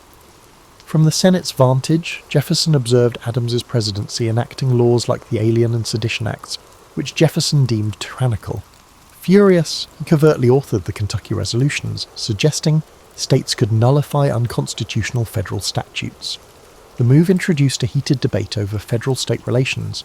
Critics labelled it subversive, but Jefferson saw it as safeguarding the spirit of '76. Thus, by the cusp of the 1800 election, Jefferson embodied a Republican champion for agrarian liberties, suspicious of Federalist centralization. Yet he also carried personal baggage from his enslaver background and the complexities of his private life. The stage was set for a pivotal showdown in US politics, with the country's future direction at stake. In a swirl of partisan editorials and backroom deals, the election would test whether the fledgling republic could survive a peaceful transition of power or devolve into rancor. Jefferson's calm but determined approach once again pressed him into a central role, bridging Enlightenment ideals and the gritty realities of partisan brawls. The election of 1800 brought turmoil. John Adams sought re-election, Hamilton's Federalists loomed, and Jefferson's Democratic Republicans consolidated around him. The campaign was vitriolic, filled with accusations. Federalists called Jefferson an atheist radical. Republicans branded Adams a monarchist. In an era before direct popular ballots, electors cast votes for president and vice president in a complicated procedure. A tie emerged between Jefferson and his running mate, Aaron Burr, each receiving the same number of electoral votes. The House of Representatives, controlled by Federalists, had to break the tie. Days of tense balloting ensued. Ultimately, with Hamilton's reluctant nod, Jefferson triumphed. The ordeal spurred the 12th Amendment, ensuring future presidential and vice presidential candidates had distinct ballots. The pursuit. Thus, Jefferson assumed the presidency in 1801. His inaugural address famously extolled unity. "We are all Republicans, we are all Federalists," signifying a desire to heal partisan wounds. He scaled back certain Federalist measures, cutting the army budget, abolishing some taxes, and releasing those imprisoned under the Sedition Act.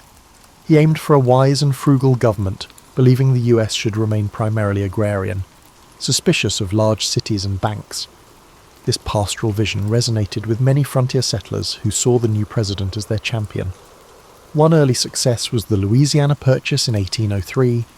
Napoleon, embroiled in European wars, unexpectedly offered to sell France's vast North American holdings. Jefferson hesitated, aware the Constitution provided no explicit power for land deals of this magnitude. Yet the chance to double the nation's territory overshadowed strict constitutional scruples. For $15 million, the US acquired a domain stretching from the Mississippi River to the Rocky Mountains. This bold stroke ensured control of the Mississippi's crucial port of New Orleans and opened a frontier for expansion. Westerners rejoiced, but Federalists balked, claiming it diluted the eastern states' political power. Still, Jefferson proceeded, blending principle with pragmatic advantage. To explore these new lands, Jefferson commissioned the Lewis and Clark expedition. Meriwether Lewis, his former secretary, and William Clark led a team from the Missouri River to the Pacific coast. Their 1804 to 1806 journey mapped routes, documented flora and fauna, and engaged with indigenous nations. Jefferson eagerly awaited their findings, seeing it as a scientific quest paralleling his Enlightenment ideals. The expedition's success fueled national pride and curiosity about the continent's vast potential. Yet it also signified new tensions with tribal communities as more settlers pressed westward. Domestically, Jefferson faced controversies. He disliked the existence of the Bank of the United States but tolerated it when expedient. He slashed federal budgets, forcing some in the Navy to protest that the nation's sea defences weakened. Furthermore, the issue of slavery persisted.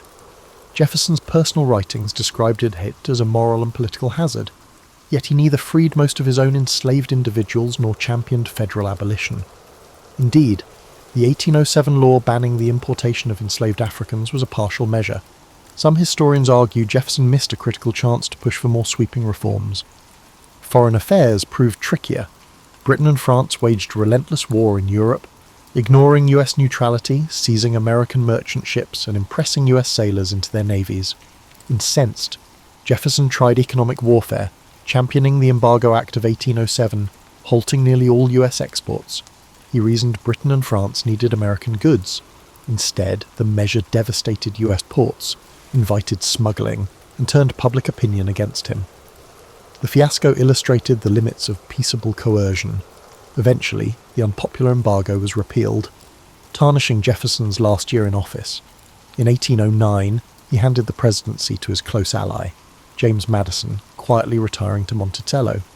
His 2 terms shaped the US, expanded territory, a stable political identity, but also heightened regional tensions.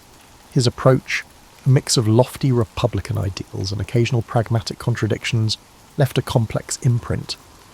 People revered him as a philosophical statesman, but criticized his moral inconsistencies. He parted from Washington, D.C., worn from the tribulations of governance, yet proud he had preserved a measure of individual liberty, and doubled the nation's size without large-scale war. Back at Monticello, the next chapter in Jefferson's life would revolve around the pursuit of knowledge, founding a university, and hosting endless visitors intrigued by the sage of the Revolution. Yet deeper fissures over slavery and states' rights would soon overshadow the era, complicating his cherished vision of a harmonious agrarian democracy. For now, though, he retreated to the place he loved, surrounded by inventions, fields of crops, and the quiet pursuit of reason, staying active in public discourse through letters that carried enormous influence in the young republic's intellectual circles. Retirement for Thomas Jefferson did not equate to seclusion. Back at Monticello after 1809, he embraced the role of Sage of Monticello, receiving statesmen, foreign visitors, and curious travellers. He corresponded widely, shaping discourse on American identity and preserving his Revolution-era repute.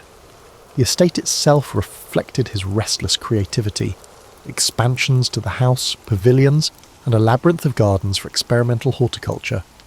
Visitors often found him in his library or tinkering with mechanical gadgets like a polygraph machine that duplicated his handwriting.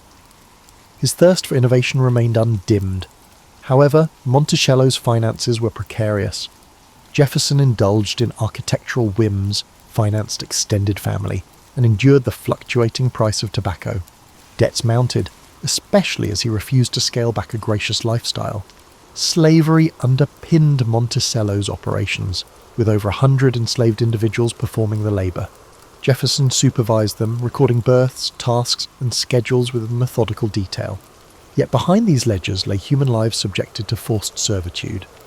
He recognised the moral quagmire but rationalised it with incrementalist arguments or deferrals to future generations. This tension complicated his public image as a champion of liberty. One of his crowning retirement achievements was founding the University of Virginia. Jefferson felt older institutions clung to religious influences or archaic curricula. He envisioned a secular campus emphasising modern languages, science, and a broad-based liberal education. Persuading the Virginia legislature to back it required political finesse. He personally designed the campus layout, with a central rotunda reminiscent of the Roman Pantheon, flanked by academical village pavilions. Construction began in Charlottesville, near Monticello, around 1817. Even in his 70s, Jefferson frequently visited the site, checking architectural details, conferring with builders, and selecting faculty. He aimed to cultivate enlightened citizen leaders for a republic that demanded knowledge-based self-governance. Meanwhile, national issues still beckoned.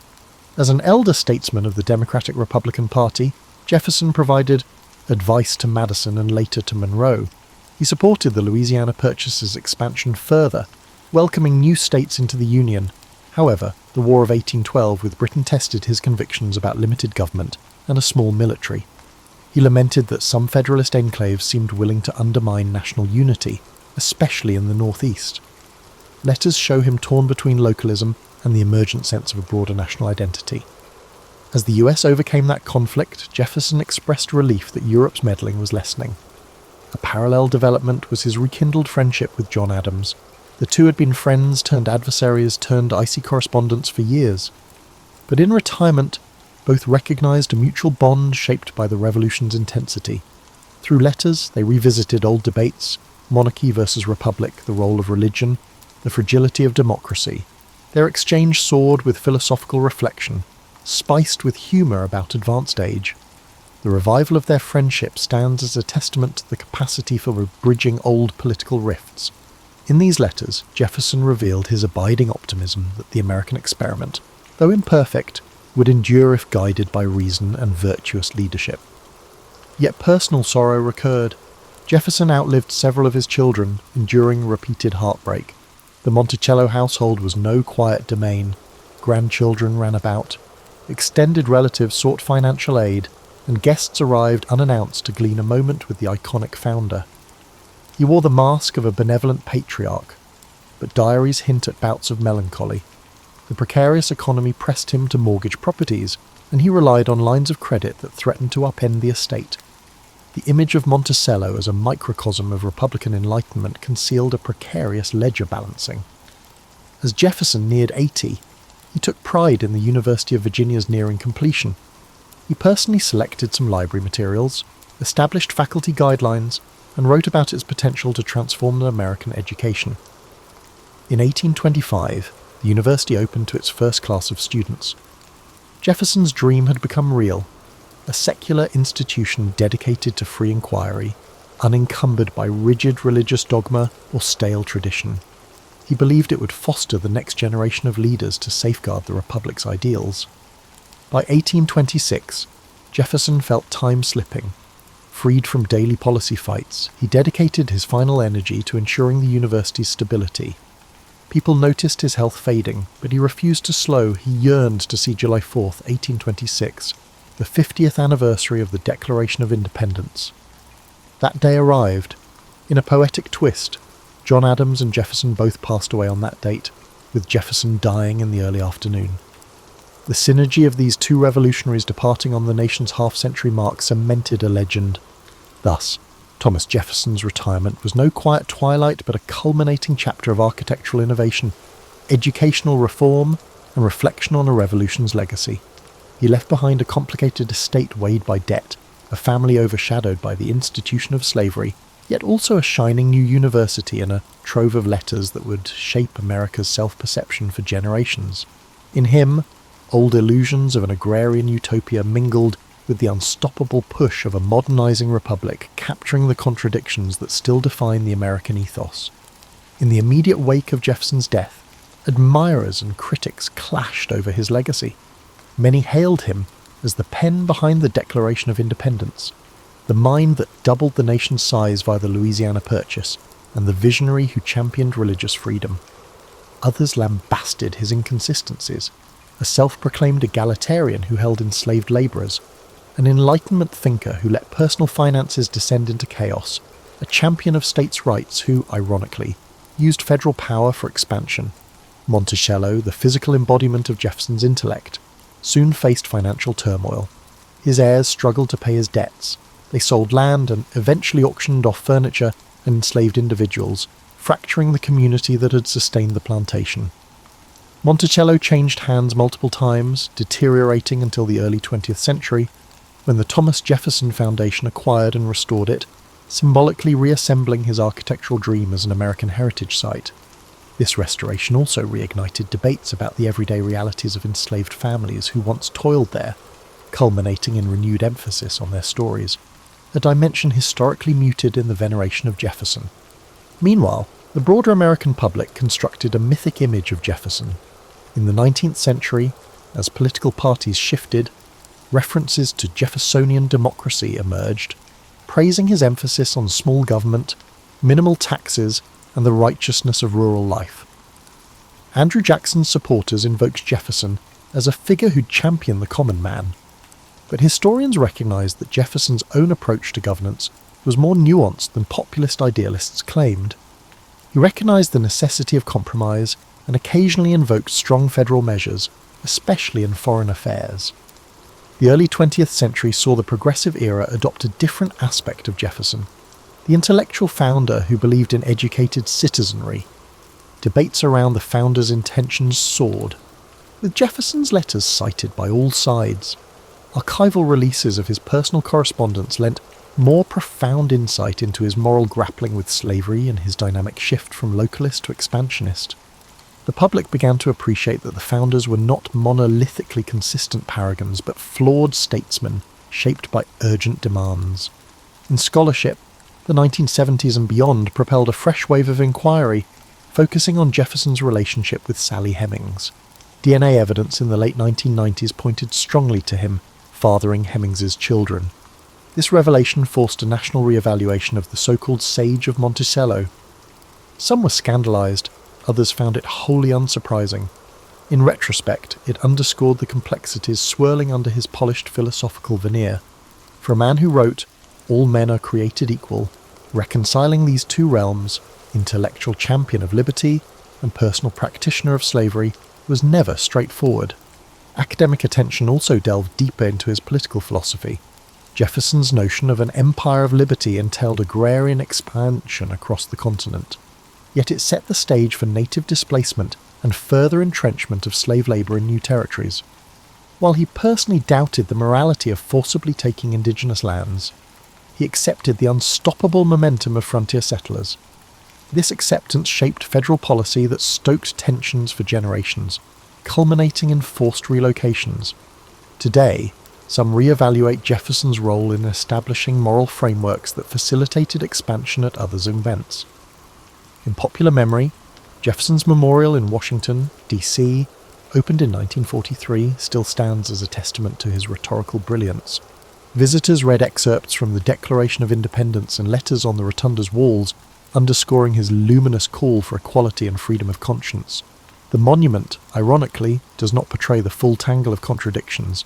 Yet, more incisive interpretive programs now incorporate nuance, describing his progressive achievements and moral failings side by side.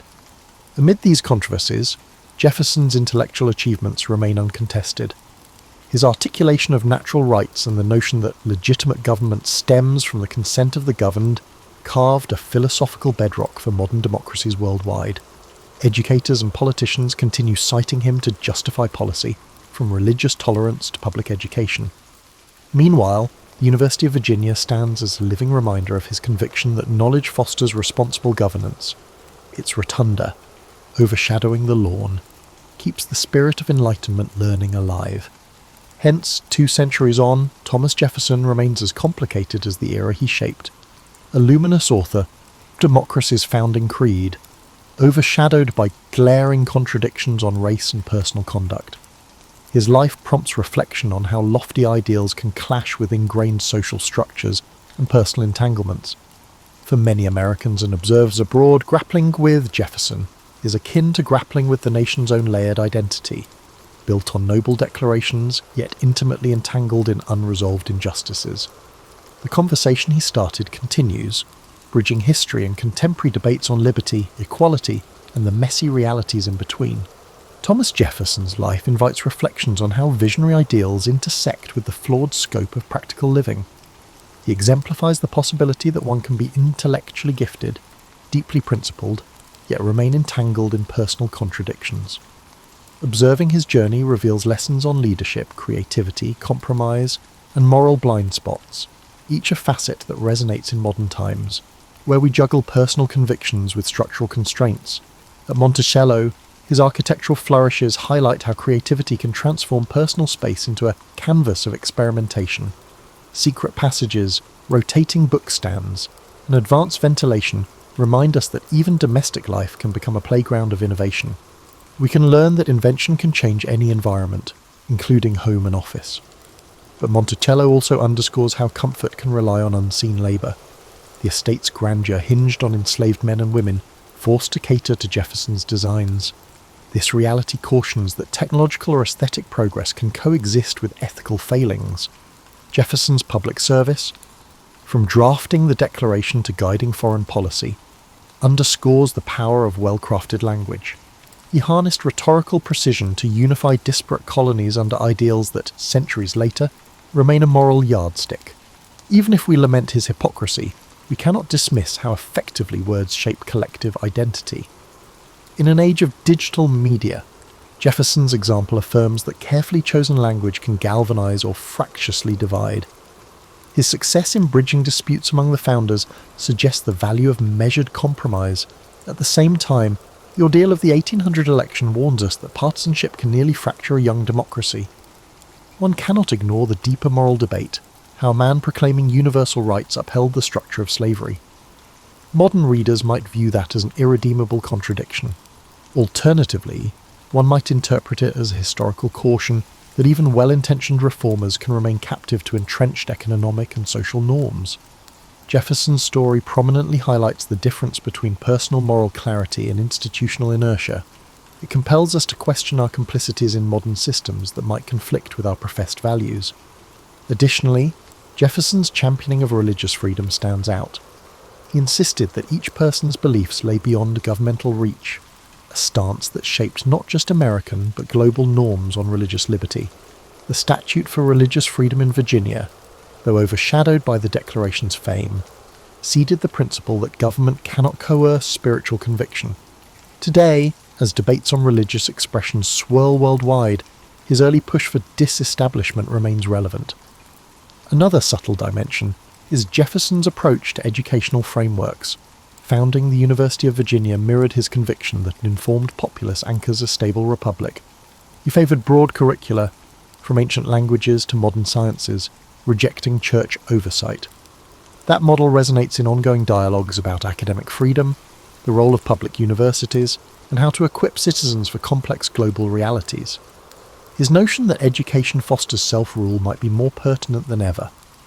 In his final years, weighed down by debts, Jefferson exemplified how personal miscalculations can overshadow public triumphs.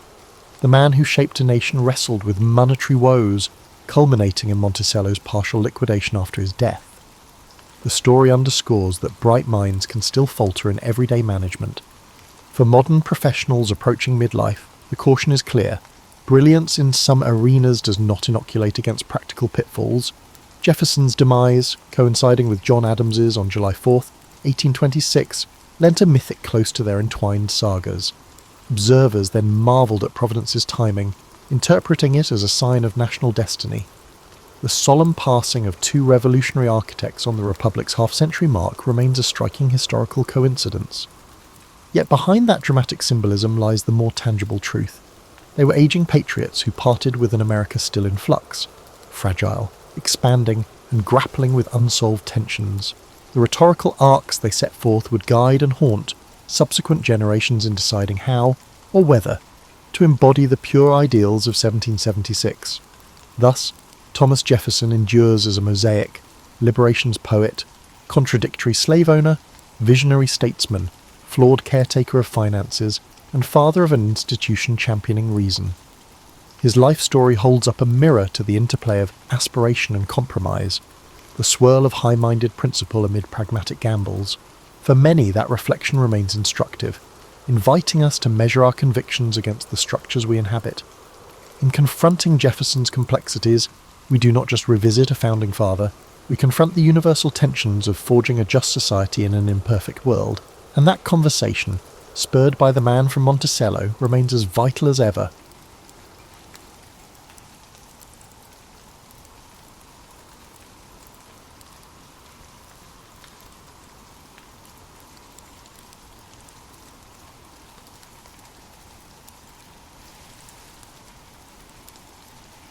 Picture yourself settling into a comfortable chair on a quiet evening, perhaps with a warm drink in hand as we travel back to a time when the world was smaller and simpler, yet somehow more complicated all at once.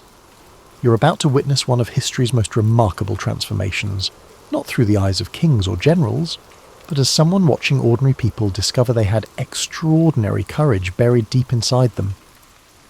It's the early 8th century, and you find yourself in what we now call Spain, though back then it was known as Hispania to those who bothered with such formalities. The Visigothic kingdom stretches before you like a patchwork quilt that's seen better days, some patches holding strong, others fraying at the edges, and a few that probably should have been replaced years ago. You'd think ruling a kingdom would be straightforward, wouldn't you? After all, you sit on a throne, people bow, and everyone does what you say. But the Visigoths had managed to turn monarchy into something resembling a particularly chaotic game of musical chairs. Kings came and went with the regularity of seasons, though with considerably less predictability.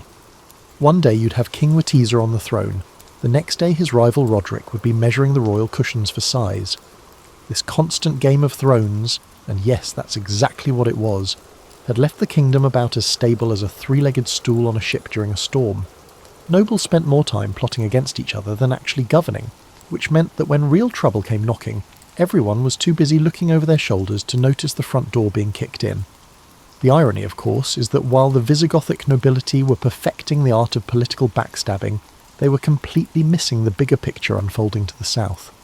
Across the narrow strait that separated Europe from Africa, forces were gathering that would change everything. But you know how it is with people who are too caught up in their own drama.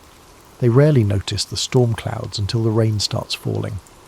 The Muslim conquest of North Africa had been proceeding with the kind of methodical efficiency that would make a Swiss clockmaker weep with joy.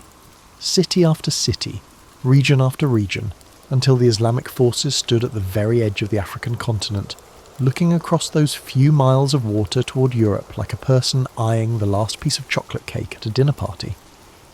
Now, you might wonder why anyone would want to cross a body of water to conquer a land full of quarrelling nobles and political chaos. The answer, as it often is in history, comes down to opportunity meeting ambition. The The Muslim forces weren't just looking for new lands to conquer, they were looking for lands worth conquering, and despite all its internal squabbling, Hispania was still rich in resources, fertile in agriculture, and strategically positioned at the crossroads of Europe and Africa.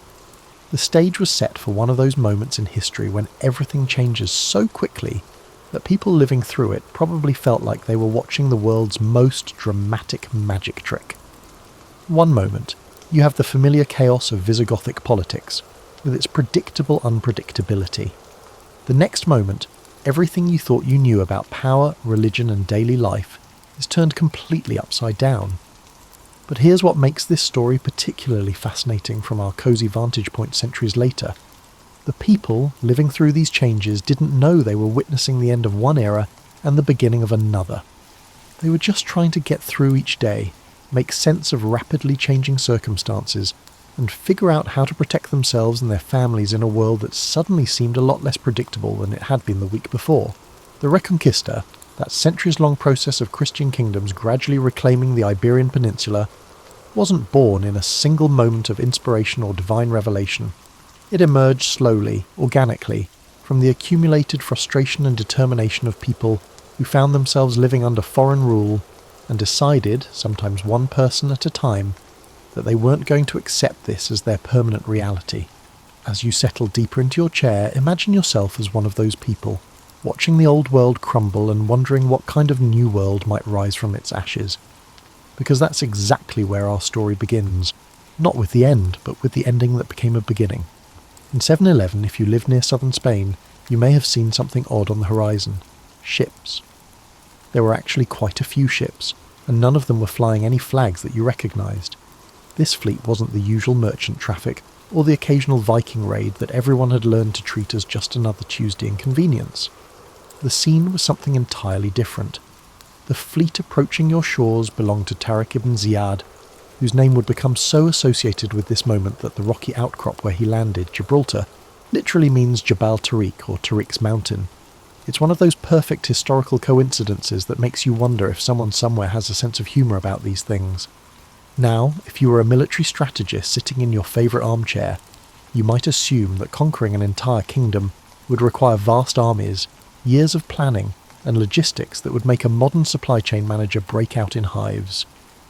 But Tariq had something perhaps more valuable than massive numbers. He had timing, determination, and an opponent that was essentially doing half the work for him. The Visigothic kingdom at this moment was like a house with a beautiful facade but termites in the foundation. King Roderick was dealing with rebellions in the north, noble families were still playing their endless game of political chess, and the army was scattered across the peninsula dealing with various internal squabbles. It was rather like trying to defend your home from burglars while your family is having a loud argument in the living room. Tariq's initial force was relatively modest, somewhere between 7,000 and 12,000 men, depending on which historical account you trust. These weren't just random soldiers looking for adventure, though. They were experienced fighters who had already proven themselves in the conquest of North Africa, and they brought with them something the Visigothic forces lacked: unity of purpose and a command structure that actually functioned. The landing itself must have been one of those surreal moments in history. Picture yourself as a local fisherman, going about your normal morning routine, when suddenly the bay fills with foreign ships disgorging thousands of armed men who clearly aren't there for the local tourism opportunities. You'd probably spend a few moments wondering if you were still dreaming, then realise the moment was definitely one of those days when staying home might have been the better choice. What happened next demonstrates one of history's recurring themes. Sometimes the outcome of momentous events depends less on grand strategy and more on basic human psychology. When news of the landing reached King Roderick, he did what any reasonable monarch would do. He gathered his forces and marched south to deal with this invasion. The problem was that gathering his forces in a politically fractured kingdom meant trying to assemble an army from nobles who weren't entirely sure they wanted him to succeed. The Battle of Guadalete, fought sometime in July 711, became one of those encounters that historians describe with words like decisive and pivotal, which are academic ways of saying everything changed rapidly. Roderick's army was larger on paper, but paper armies and real armies are two very different things. When your troops include people who might actually prefer to see you lose, military mathematics becomes considerably more complicated. The battle itself was less a clash of titans and more like watching a carefully stacked house of cards encounter a sudden breeze. Roderick's forces didn't just lose, they collapsed with the kind of spectacular completeness that makes military historians shake their heads in amazement. The king himself disappeared during the fighting, and while various stories emerged about his fate, the practical result was the same. The Visigothic kingdom had just lost its head, literally or figuratively. But here's where the story becomes particularly captivating from your comfortable evening perspective. The speed of what followed defied all reasonable expectations. Within a few years, Muslim forces had swept across most of the Iberian Peninsula with a swiftness that seems almost impossible until you remember that they weren't just conquering territory. They were often being invited in by local populations who saw them as preferable to the chaos of Visigothic rule. The result wasn't the Hollywood version of conquest, with dramatic sieges and heroic last stands. This was conquest through administrative competence, religious tolerance, and the simple appeal of stable government after decades of political turmoil. Sometimes the most revolutionary changes happen not through dramatic confrontation, but through offering people something they didn't even realize they wanted: predictability. Imagine waking up one morning to discover that everything familiar about your world has been quietly rearranged while you slept. The same mountains still frame the horizon, and the same rivers still flow toward the sea, but suddenly there are new rules, new rulers, and new ways of doing things that everyone is expected to learn rather quickly. This is essentially what happened to the people of Hispania as Muslim rule settled over the peninsula like a new season. But unlike the harsh winter of conquest that many might have expected, what actually emerged was something surprisingly manageable. The new rulers, it turned out, were excellent at the mundane business of actually running things. You see, the Umayyad Caliphate had learned something that many conquerors throughout history seem to miss. Destroying everything you've just conquered is rather like burning down the house you've just bought. Instead, they brought with them a sophisticated administrative system that had been refined through governing diverse populations across a vast territory stretching from Spain to Central Asia. The Christian and Jewish populations found themselves classified as dhimmi, protected peoples who could continue practicing their religions in exchange for paying additional taxes and accepting certain legal restrictions. Now, before you start thinking, this arrangement sounds wonderfully tolerant by modern standards. Remember that religious tolerance in the 8th century was rather like air conditioning in the desert, rare enough that you appreciated it when you found it, even if it wasn't quite what you'd get at home. For many people, daily life under the new system was actually an improvement over the chaos of late Visigothic rule. Trade flourished, cities grew, and the famous convivencia, the coexistence of Christian, Muslim and Jewish communities, began to develop in ways that would make medieval Iberia one of the most culturally rich regions in Europe. But here's where human nature asserts itself in ways that are both predictable and touching. People adapt, but they also remember. In countless small ways, the conquered population maintained connections to their previous identity while learning to navigate their new reality. They spoke Arabic in the marketplace but might still pray in Latin at home. They adopted new architectural styles while preserving old family traditions. They learned new skills while teaching their children old stories. This cultural blending created something unprecedented in medieval Europe. A society where a Christian merchant might do business with a Muslim banker while discussing philosophy with a Jewish scholar, and nobody thought this was particularly remarkable. It was rather like living in one of those modern neighbourhoods where everyone's from somewhere else, except with more swords and considerably less plumbing. The new rulers established their capital at Cordoba, which under their guidance would become one of the largest and most sophisticated cities in Europe. They built schools, libraries and workshops. They improved agricultural techniques and expanded trade networks. They even maintained and expanded the Roman infrastructure they inherited, which showed a refreshing appreciation for good engineering regardless of its origins. Yet beneath this surface of accommodation and progress, something else was quietly taking root. In the mountainous regions of the north, where the conquest had been less complete and central authority was weaker, small communities of Christians began to develop what we might call selective amnesia about their new reality. They remembered the old kingdom, the old faith, and the old ways of doing things, and they began to nurture the idea that their current situation might not be permanent. These weren't grand gestures of defiance or dramatic declarations of independence. They were the quiet, persistent activities of people who had decided that while they might have to accept foreign rule, they didn't have to like it or consider it legitimate. They maintained their own religious practices, preserved their own legal traditions, and most importantly told their children stories about how things used to be and how they might be again. The irony, of course, is that the very tolerance and administrative competence that made Muslim rule bearable also provided the space for this quiet resistance to develop.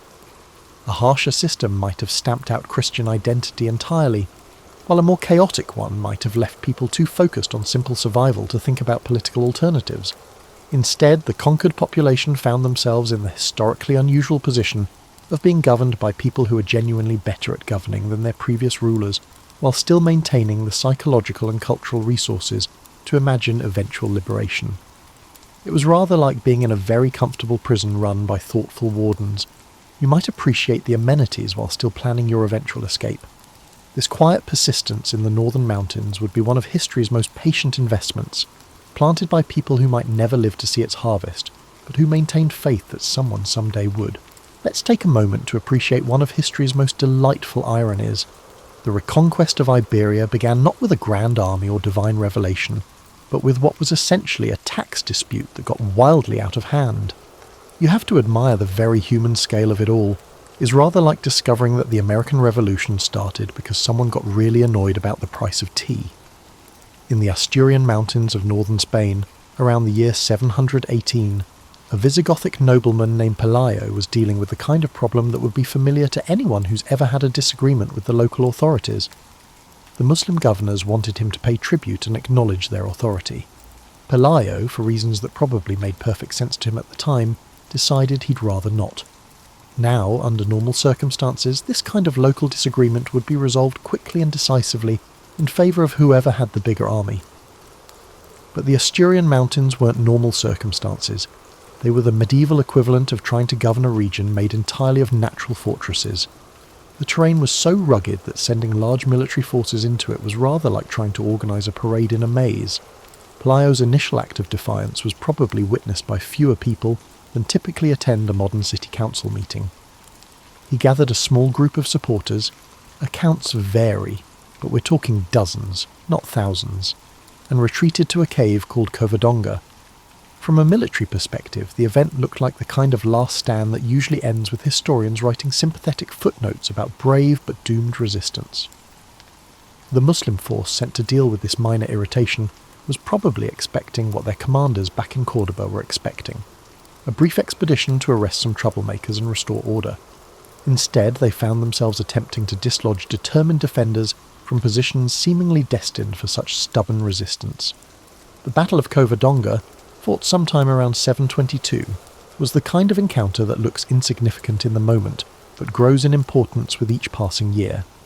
The Muslim force was defeated, not destroyed, but defeated enough that they withdrew, rather than continue what was turning into an expensive and embarrassing exercise in mountain warfare.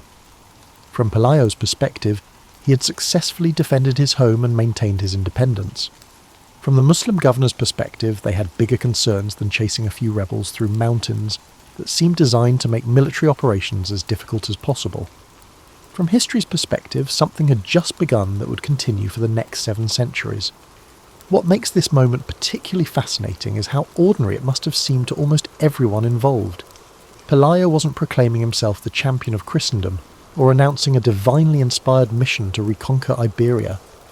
He was simply a man who decided he preferred his traditional way of life to the new management, and who happened to live in terrain that made his preference militarily viable. The victory at Covadonga became something more than a military success. It became proof that Muslim rule wasn't inevitable or permanent. Word spread through the Christian communities that remained scattered across the peninsula, carried by merchants, pilgrims, and that most effective of medieval communication networks, gossip. But here's what makes Pelayo's story particularly relevant to your evening contemplation. He didn't succeed because he had a master plan or divine assistance or superior military technology. He succeeded because he was stubborn, he picked his ground carefully, and he was willing to accept a very modest definition of success. Occasionally, the most important historical changes begin with someone simply saying no and meaning it. The kingdom of Asturias that emerged from this mountain rebellion was tiny, poor and surrounded by much more powerful neighbours. By any reasonable measure, it should have been a historical footnote, one of those brief moments of independence that gets absorbed back into the larger political reality. Instead, it became the seed from which the entire Reconquista would eventually grow. This episode suggests something both encouraging and slightly absurd about human nature. Sometimes the most significant changes in history begin with people who have no idea they're making history. They're just dealing with their immediate circumstances, making the best decisions they can with the information they have, and refusing to accept situations they find unacceptable. Pelayo probably went to sleep each night thinking about practical problems, food supplies, defensive positions, and keeping his small band of followers motivated and organised. He almost certainly didn't imagine that he was launching a centuries-long process that would reshape the entire Iberian Peninsula. He was just a man trying to preserve his way of life in a world that had changed around him. Imagine a garden where aggressive weeds have completely overtaken the original flowers. But then, if you look carefully in the corners and along the edges, you start to notice small shoots pushing up through the soil. The old plants haven't died. They've just been growing quietly in places where the weeds couldn't reach them. This is essentially what was happening in the northern regions of Iberia during the early centuries of Muslim rule. The kingdom of Asturias, emerging from Pelayo's successful mountain rebellion, was rather like a medieval startup. Small, scrappy, and operating with the kind of lean efficiency that comes from having absolutely no choice in the matter. The early Asturian kings ruled over a territory that was mostly rocks, trees, and people who had gotten very good at making do with limited resources. But what makes their story particularly endearing is that they transformed their poverty into a strength rather than a weakness. Since they couldn't compete with the wealth and sophistication of Muslim Iberia, they positioned themselves as the authentic keepers of the old traditions. They were the original article, the vintage Christian kingdom, aged to perfection in mountain caves and seasoned with genuine suffering. King Alfonso I, ruling in the early 8th century, perfected what we might call the liberation through depopulation strategy. He would launch raids into the territories between his kingdom and the main Muslim settlements, not to conquer and hold ground, but to convince the Christian populations in those areas to pack up and move north to his kingdom. It was rather like being a medieval real estate agent whose sales pitch was, "Come live in our beautiful mountains, where the scenery is spectacular and nobody will try to convert you to Islam." This policy had the delightful side effect of creating a no-man's land between Christian and Muslim territories, a buffer zone that was difficult for either side to control, but which served as an excellent training ground for the kind of small-scale warfare that mountain kingdoms do best. The Asturians became experts at what we'd now call guerrilla tactics, though they probably just thought of it as how you fight when you can't afford to lose. Meanwhile, Leon emerged as the kingdom's new capital when the kings decided that ruling from mountain caves, while romantically authentic, was becoming impractical as their territory expanded. Leon offered the radical luxury of being a place where you could hold court without worrying about the ceiling dripping on your crown. The really clever part of the Asturian strategy was cultural as well as military. They positioned themselves as the continuation of the Visigothic kingdom, not its successors, but literally the same kingdom that had temporarily lost most of its territory. Their approach wasn't just propaganda, it was a comprehensive rebranding effort that would make modern marketing executives weep with admiration. They maintained Visigothic legal codes, preserved Latin literacy, and most importantly, developed what we might call the "we never really left" narrative. According to this version of events, the Kingdom of Asturias wasn't a new political entity, but rather the Visigothic kingdom in temporary exile, waiting for the right moment to reclaim its inheritance. This narrative was particularly powerful because it transformed what could have been considered a series of border raids and minor territorial expansions into something much more significant: the systematic recovery of stolen property. When Asturian forces captured a town or valley, they weren't conquering new territory. They were liberating occupied land and restoring it to its rightful rulers. The psychological impact of this approach was considerable. Christian populations throughout Iberia now had a focal point for their identity and aspirations. The Kingdom of Asturias proved that Christian rule was still possible, still viable, and most importantly still expanding. Every Asturian victory, regardless of its magnitude, demonstrated that the Muslim conquest was not the final chapter. But perhaps the most remarkable aspect of this early period was how the Asturian approach to reconquest was fundamentally different from what we might expect. Their strategy wasn't driven by religious fanaticism or ethnic hatred. It was driven by the much more practical desire to live according to familiar laws and customs. The Asturians didn't spend a lot of time denouncing Islam. They spent their time demonstrating that Christian rule could be effective, protective, and worth supporting. They were also remarkably pragmatic about their goals. Rather than declaring their intention to reconquer the entire peninsula, which would have sounded rather absurd coming from rulers of a mountain kingdom, they focused on the achievable objective of expanding their territory bit by bit, valley by valley, mountain by mountain. This patience and pragmatism would prove to be one of their greatest strengths. While other medieval kingdoms rose and fell through overambitious expansion or internal conflict, the Asturians built something sustainable, a Christian kingdom that grew stronger rather than weaker over time, and that would eventually become the foundation for much larger reconquest efforts. By the 9th and 10th centuries, Pelayo's persistent refusal to pay taxes had transformed into a situation that was beginning to cause the Muslim rulers of Iberia genuine discomfort. It's rather like watching a small crack in a wall gradually expand until you realise the whole structure might need attention. The kingdom of Asturias had been quietly but persistently expanding, and by now it was no longer accurate to describe it as a minor mountain rebellion. Under kings like Alfonso II and Alfonso III, the kingdom had developed from a desperate refugee camp into a functioning medieval state with its own economy, military organisation, and most importantly, a clear sense of mission. Alfonso III, who ruled in the late 9th century, was particularly good at what we might call expansion with style. He didn't just conquer territory, he established cities, built churches, and created the kind of infrastructure that made people want to stay, rather than flee at the first opportunity. Cities like Zamora and Toro weren't just military outposts. They were statements of permanence, announcements that Christian rule was back and intended to stay.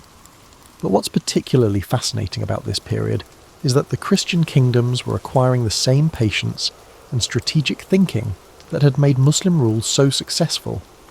They weren't just fighting battles. They were building institutions, establishing trade networks, and most importantly, creating the administrative machinery that could govern an expanding territory. The really clever innovation was the development of what historians call the reconquest ideology, a systematic intellectual framework that transformed military expansion into a sacred mission. The mission wasn't just about recovering lost territory anymore. It was about fulfilling a divine mandate to restore Christian rule to the entire peninsula. It was brilliant marketing that gave every border skirmish cosmic significance. This ideological framework had the additional advantage of attracting support from beyond the peninsula. Christian kingdoms across Europe began to see the Iberian reconquest as part of their own spiritual mission, which meant that French, Italian, and other European knights started arriving to help with what they saw as a holy war against Islam. These foreign volunteers brought more than just military assistance. They brought new military techniques, financial resources, and most importantly, they brought the sense that the Reconquista was part of a larger European Christian identity. What had begun as a local dispute over governance was gradually becoming part of the great cultural and religious confrontation between Christianity and Islam. Meanwhile, Muslim Iberia was discovering that success can create its own problems. The efficiency and prosperity that had made Al-Andalus the envy of Europe had also made it somewhat complacent. For so long, the Christian kingdoms in the north were viewed as minor irritations, and when they began to pose a genuine threat, the response was often delayed. The Umayyad Caliphate was also dealing with internal pressures that diverted attention and resources from the northern frontier. Political succession disputes, regional rebellions, and the constant challenge of governing a diverse population meant that the military focus needed to contain Christian expansion wasn't always available when and where it was needed. By the 10th century, the balance of power was shifting in ways that would have seemed impossible 2 centuries earlier. The Christian kingdoms weren't just surviving, they were beginning to thrive. They had developed their own military innovations, established secure economic bases, and most importantly, they had created a political and cultural identity that was attracting support from across Christian Europe. The psychological transformation was perhaps even more significant than the military one. Christian populations throughout Iberia now had concrete evidence that Muslim rule wasn't permanent or inevitable. Every Christian victory, every recovered city, every successful campaign was proof that change was possible and that supporting the reconquest might be a winning strategy rather than a hopeless gesture. This shift in perception created a feedback loop that accelerated the process. As Christian kingdoms became more successful, they attracted more support, which made them more successful, which attracted more support. The momentum that had been building slowly for generations was beginning to reach critical mass. The Reconquista was transforming from a local mountain rebellion into a peninsula-wide movement with international support and religious legitimacy. What had once seemed like an impossible dream, the complete recovery of Christian rule over Iberia, was beginning to look like an achievable, if long-term, objective. But perhaps most importantly, the Christian kingdoms had learned something crucial about the nature of historical change. Sometimes the most effective way to transform the world is to start small, stay focused, and maintain consistent pressure over very long periods of time. They had mastered the art of strategic patience. As you sit here in the gentle quiet of evening, imagine yourself looking back across those 7 centuries that stretched between Pelayo's first defiant stand in the mountains and the final surrender of Granada in 1492. It's rather like watching time-lapse photography of a garden, where flowers that were planted in spring don't bloom until the following winter, except the seasons lasted for generations. The Reconquista that began with a tax dispute had become something unprecedented in medieval history. A sustained, multi-generational project that transformed not just the political map of Iberia, but the very identity of European Christianity. What started as a simple refusal to accept foreign rule had evolved into a defining characteristic of Spanish and Portuguese culture that would influence their approach to everything from exploration to empire building. By the 11th century, the momentum that had been building for centuries was beginning to produce dramatic results. The capture of Toledo in 1085 by Alfonso VI of Castile was one of those moments when everyone involved probably sensed they were participating in something historically significant. Toledo wasn't just another city. It was the ancient capital of Visigothic Spain, the symbolic heart of the kingdom that the Christian rulers claimed to be restoring. The fall of Toledo demonstrated something that military theorists still study today: how psychological victories can be more important than purely military ones.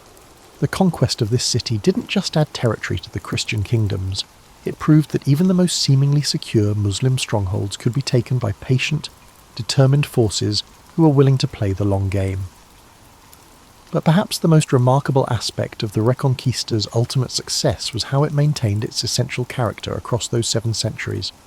The same qualities that had made Pelayo's rebellion successful, stubbornness, strategic patience, and the ability to turn disadvantages into advantages, remained central to the Christian approach throughout the entire process. The Christian kingdoms learned to cooperate when necessary while maintaining their independence, to adopt new military technologies while preserving their cultural identity, and, most importantly, to think in terms of generations rather than immediate results. They created institutions that could survive individual defeats, economic setbacks, and political changes because they were built around the idea that temporary setbacks were just that, temporary. The final centuries of the Reconquista were marked by the consolidation of Christian power under the unified crowns of Castile and Aragon. The marriage of Isabella and Ferdinand in 1469 created the political unity that could finally complete what Pelayo had begun in the mountains of Asturias. It's one of history's neat symmetries that a movement that began with one stubborn individual would be completed by the strategic alliance of 2 determined monarchs. The surrender of Granada in 1492 marked not just the end of Muslim rule in Iberia, but the completion of one of the longest and most successful military campaigns in European history. What makes it particularly remarkable is that it succeeded not through overwhelming force or brilliant strategy, but through the simple expedient of refusing to give up and consistently working toward a clearly defined goal across multiple centuries. The legacy of the Reconquista extends far beyond the borders of Spain and Portugal. The experience of successfully recovering lost territory through sustained effort created a cultural confidence that would fuel the age of exploration. The same kingdoms that had spent centuries learning to expand their territory step by step would soon be applying those lessons to global empire building. More fundamentally, The Reconquista demonstrated something encouraging about human persistence and the possibility of long-term change. It showed that even the most seemingly permanent political arrangements can be transformed by people who are willing to start small, stay focused, and maintain their efforts across multiple generations. As you consider this story from your comfortable modern perspective, perhaps the most relevant lesson is how ordinary people, faced with circumstances they found unacceptable, created extraordinary change through the simple expedient of refusing to accept that those circumstances were permanent. They didn't need special advantages or dramatic gestures. They just needed patience, persistence, and the willingness to think beyond their lifetimes. The birth of the Reconquista reminds us that some of history's most significant transformations begin not with grand declarations or revolutionary moments, but with individuals who simply decide that their current situation doesn't have to be their permanent reality. Sometimes the most powerful force in human history is just the quiet determination to make tomorrow different from today, sustained over enough tomorrows to make a difference that lasts. And with that thought, perhaps it's time to let this story settle into your evening quiet, carrying with it the gentle reminder that even the longest journeys begin with someone taking the first step.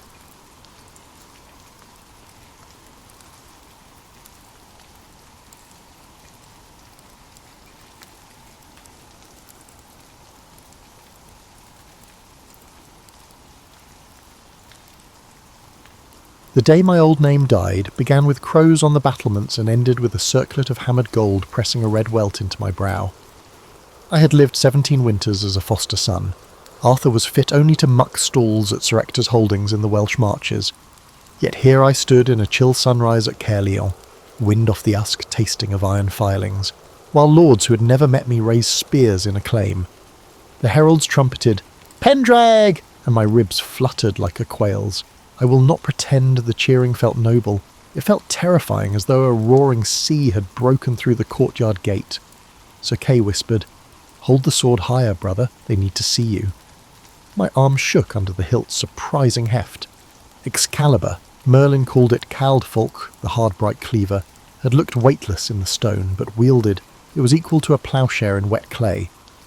As sunlight ran down the fuller, the onlookers strained forward. Hedge knights in patched mail, sleek barons whose rings smelled of civet, and barefoot children craning between guard shields. One could map the fractures in Britain by their faces, angles tight-lipped beside downtrodden Romano-British magistrates, Cymru hill kings glaring at Northumbrian envoys. All of them watched the orphan who had slipped a sword from an anvil when worthier men could not. That first week passed in parchment dust and the clack of tally sticks. My new counsellors educated me mercilessly. Grain levies were overdue in the Wye Valley. Mercian raiders had burned the monastery of Iltud, and the Royal Mint in Winchester lacked silver for coin dies. I listened, numb, and when I spoke it was mostly to ask why. Why did a salt tax vary between counties? Why did we tithe fish to Rome when Rome was ashes? Each reason produced new corridors of ignorance for me to explore in secret. Night brought no truce. Merlin, maddeningly serene, met me in the candlelit library of the old Roman basilica. He smelled of peat smoke and elderflower wine. "The crown is a mask, Arthur," he told me while aligning dusty scrolls about irrigation. "Wear it too loosely and it slips, wear it too tightly and it blinds." I wanted instruction, not metaphor, but his lessons remained riddles. He had not taught me to retrieve Excalibur for his amusement. He meant me to retrieve a future no one else dared picture. Sleep refused me. I lay in the solar on wolfskin blankets, listening to the wind whistle through arrow slits, revisiting the moment the blade slid free. The scrape of metal echoed in my memory, akin to a key reluctantly unlocking a locked childhood. My pulse quickened until dawn, and with dawn came fresh petitions. A widow from Gwent begged remission of scutage. A Gaulish mason offered to rebuild the Roman bridge at Venta if I would guarantee free toll for pilgrims. I granted both, half from pity, half because they cost only my signature. On the 7th day I mounted a nervous mare and rode the perimeter of Caerleon's outer palisade alone. Frost clung to dead bracken, mist curled between apple stumps where orchards had been raised for siege timbers. I thought, this is my acreage of sorrow to tend. Yet I also saw promise, fields where spring barley could root if given peace, kilns that might fire roof tiles instead of sling stones. By the time I reined in, The sun had melted the frost into silver rivulets. Hope, I realised, was a crop that required cultivation as deliberate as wheat. Before evensong, I convened a rookie council of blacksmiths, scribes, and 2 abbots who smelled of vellum glue. I invited them to Birkund and speak first, keen to hear sentences unclouded by flattery. They were shocked into plainness. Smiths wanted charcoal quotas, scribes wanted tariffs on imported papyrus lowered, and abbots wanted safe conduct for pilgrims. I promised nothing, recorded everything. When the assembly disbanded, Sir Kay slapped my shoulder. "You looked like a king," he lied. I felt more like a bucket catching leaks in a storm-patched roof. Still, that night as rain drummed the shutters, I wrote a single line into my ledger. A throne is not a chair, but a question asked daily. In that admission, I finally understood what Merlin had meant. The mask must never harden. The wearer must keep adjusting the fit or risk seeing nothing at all. By the time the crows returned to the battlements, I was ready to ask another question. War councils smelled of damp wool, horse sweat and candle grease. Ours convened on a ridge above the Vale of Dortmoor, where Saxon banners glittered like rows of wet scales in the distance. Gawain sketched deployment arcs with a charcoal nub on his buckler's inside. Archers here, heavy spears there, while Lady Gwen Hwyfar read out casualty projections from a carved tablet. In that moment I saw the Round Table not as furniture but as an algebra, variables shifting until valour equalled victory with minimum unknowns. We fought at first light, hoarfrost crunching under greaves. Trumpets blew a sour, brassy note that made my teeth hurt. I led Calidor's cavalry wing, 200 destriers snorting steam. Gawain, brilliant and reckless, angled the infantry phalanx 15 degrees off the expected axis. The Saxons misread the feint, plunging into our kill pocket where marshy ground devoured their footing. The real slaughter, though, occurred at the ford of Barn. Kay blocked it with a shield wall 3 men thick, forcing enemy cohorts east where our slingers perched among leaf-bare alders. Stones whistled, helmets dented. By noon the river was pinkish, yet triumph tasted metallic. I walked among the fallen wearing a surgeon's grimace, instructing squires to bind the wounded regardless of allegiance. A captured Saxon boy no older than 12 tried to spit at me but produced only blood. Holding his gaze, I ordered bandages. Mercy is harder than steel. It resists tempering and bends toward fatigue. My captain muttered I was naive. I reminded them that a terrorized enemy often regroups in the dark, while a respected one hesitates before recrossing the border. Afterward, we quartered in a half-ruined Roman amphitheatre nearby. The curved seating became crude barracks. Rain filtered through collapsed vaults, pooling in the arena where gladiators once bled under imperial applause. I addressed the fighters from the old emperor's box. What we win in fear we lose in seasons to come. Rule by respect, and we plant hedges no sword can shear. Some nodded, some scoffed, but the words lodged like seeds. The campaign dragged into winter. We learned to move on frozen ground, sledging supplies on ox-drawn travois. My gauntlets cracked from the cold. The smell of pine pitch replaced blossom in my memory.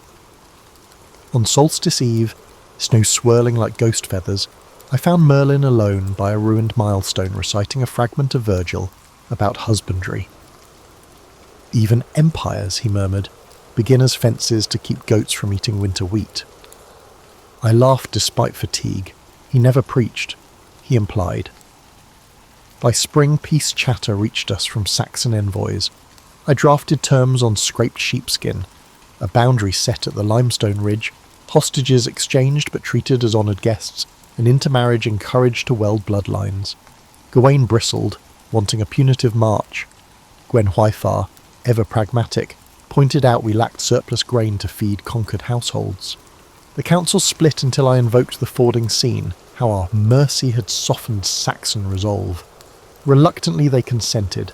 Signing the treaty took place in a smoky timber hall north of the new border. Both sides brought bards to witness. I clasped forearms with Eldred, a war-cautious alderman whose beard reeked of mead. He muttered, "Your sword could have drunk deeper." I replied, "But your grandchildren will sip cider in orchards we did not burn." His belly laugh rattled roof beams. Alliances sometimes germinate in unexpected soil. In the months after, the Vale of Dortmoor greened under truce. I requisitioned stonemasons to repair weirs, reopened Roman causeways and established a bilingual toll house where erstwhile enemies haggled over salt weight using standardised counterstones. Commerce often clinches what diplomacy initiates. Seeing Saxon traders bow to Cymry clerks over tariff receipts thrilled me as much as any martial cheer. Privately, I wrestled nightmares, blood-slick reeds, dying boys with accents I barely understood, and my crown dipped in gore. Gwen Wyfar found me pacing ramparts and urged prayer. I preferred ledgers. I tallied war costs, lost ploughshares, orphan stipends, and forced the numbers to speak. They said moderation was cheaper than triumph. They never lied. One damp morning, while Oliver the quartermaster complained about dwindling pitch reserves, a courier arrived bearing a wreath of river reeds from Ildred, to the king who waters peace. I pinned it in the council chamber above our campaign map. Some mocked the rustic token, others touched it like a relic. For me, it represented both a reminder that swords end battles and a recognition that agreements end wars. Thus, my second year of kingship closed not with a coronation feast, but with an accounting ledger and a wreath made by a former foe. I slept soundly that night for the first time since lifting the blade. Camelot was never marble.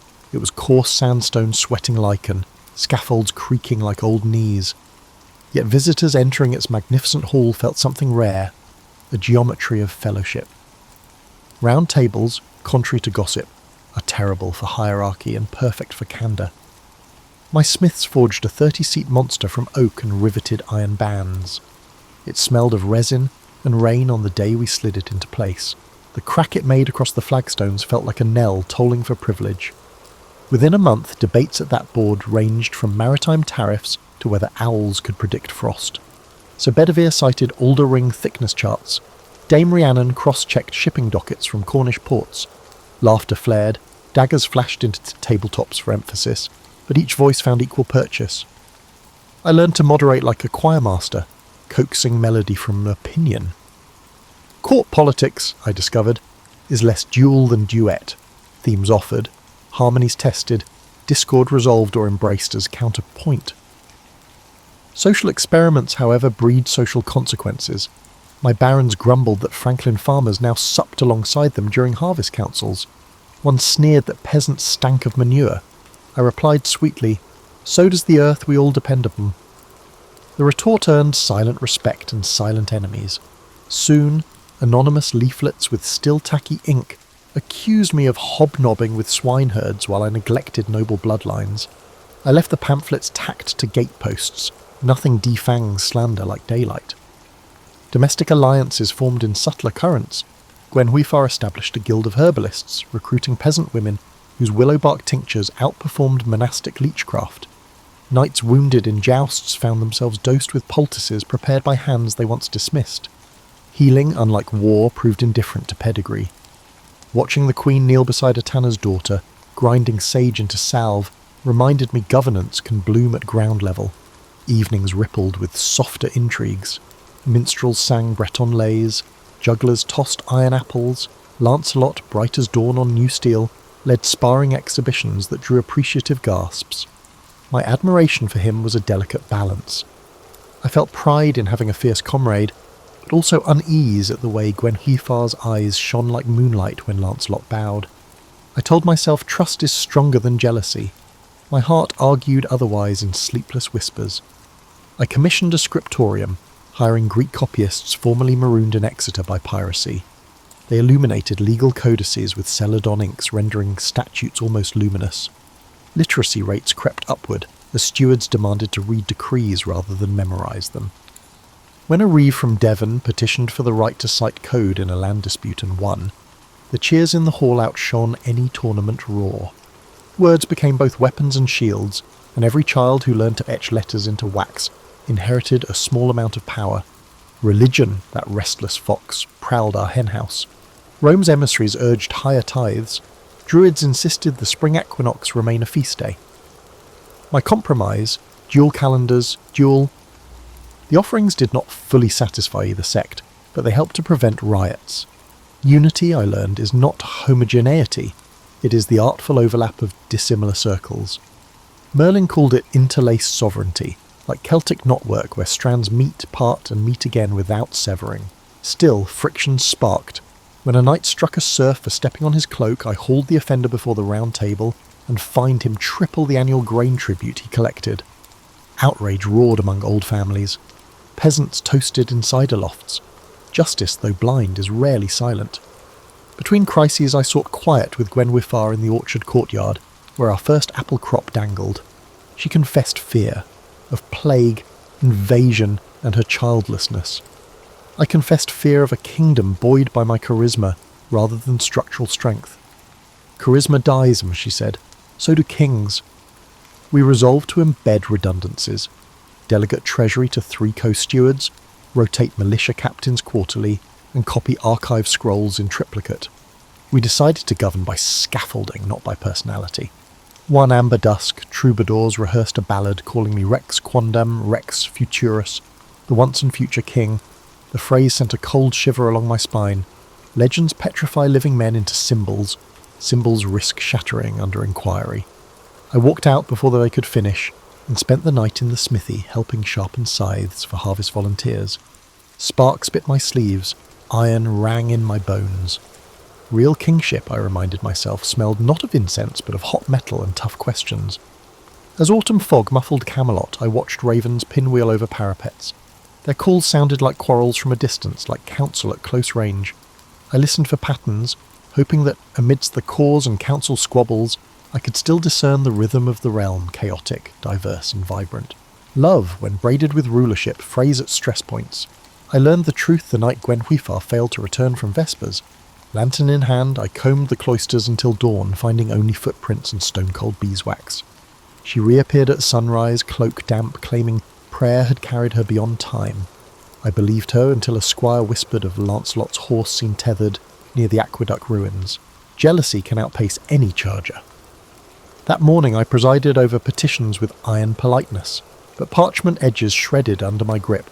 Rumours possess a multifaceted nature. A spilled cup in the refectory became proof of an adulterous pact. A misfiled stable roster mutated into clandestine rendezvous. I addressed none directly, hoping discretion might starve speculation. Instead, it fattened. Lancelot avoided my gaze during lance drills. Gwenhwyfar busied herself in the herb garden, eyes rimmed red. Merlin, sensing fracture, suggested a pilgrimage to St. Albans for conjugal renewal. I nearly laughed. Miracles of the sacred spring would not mend brittle trust. War interrupted scandal.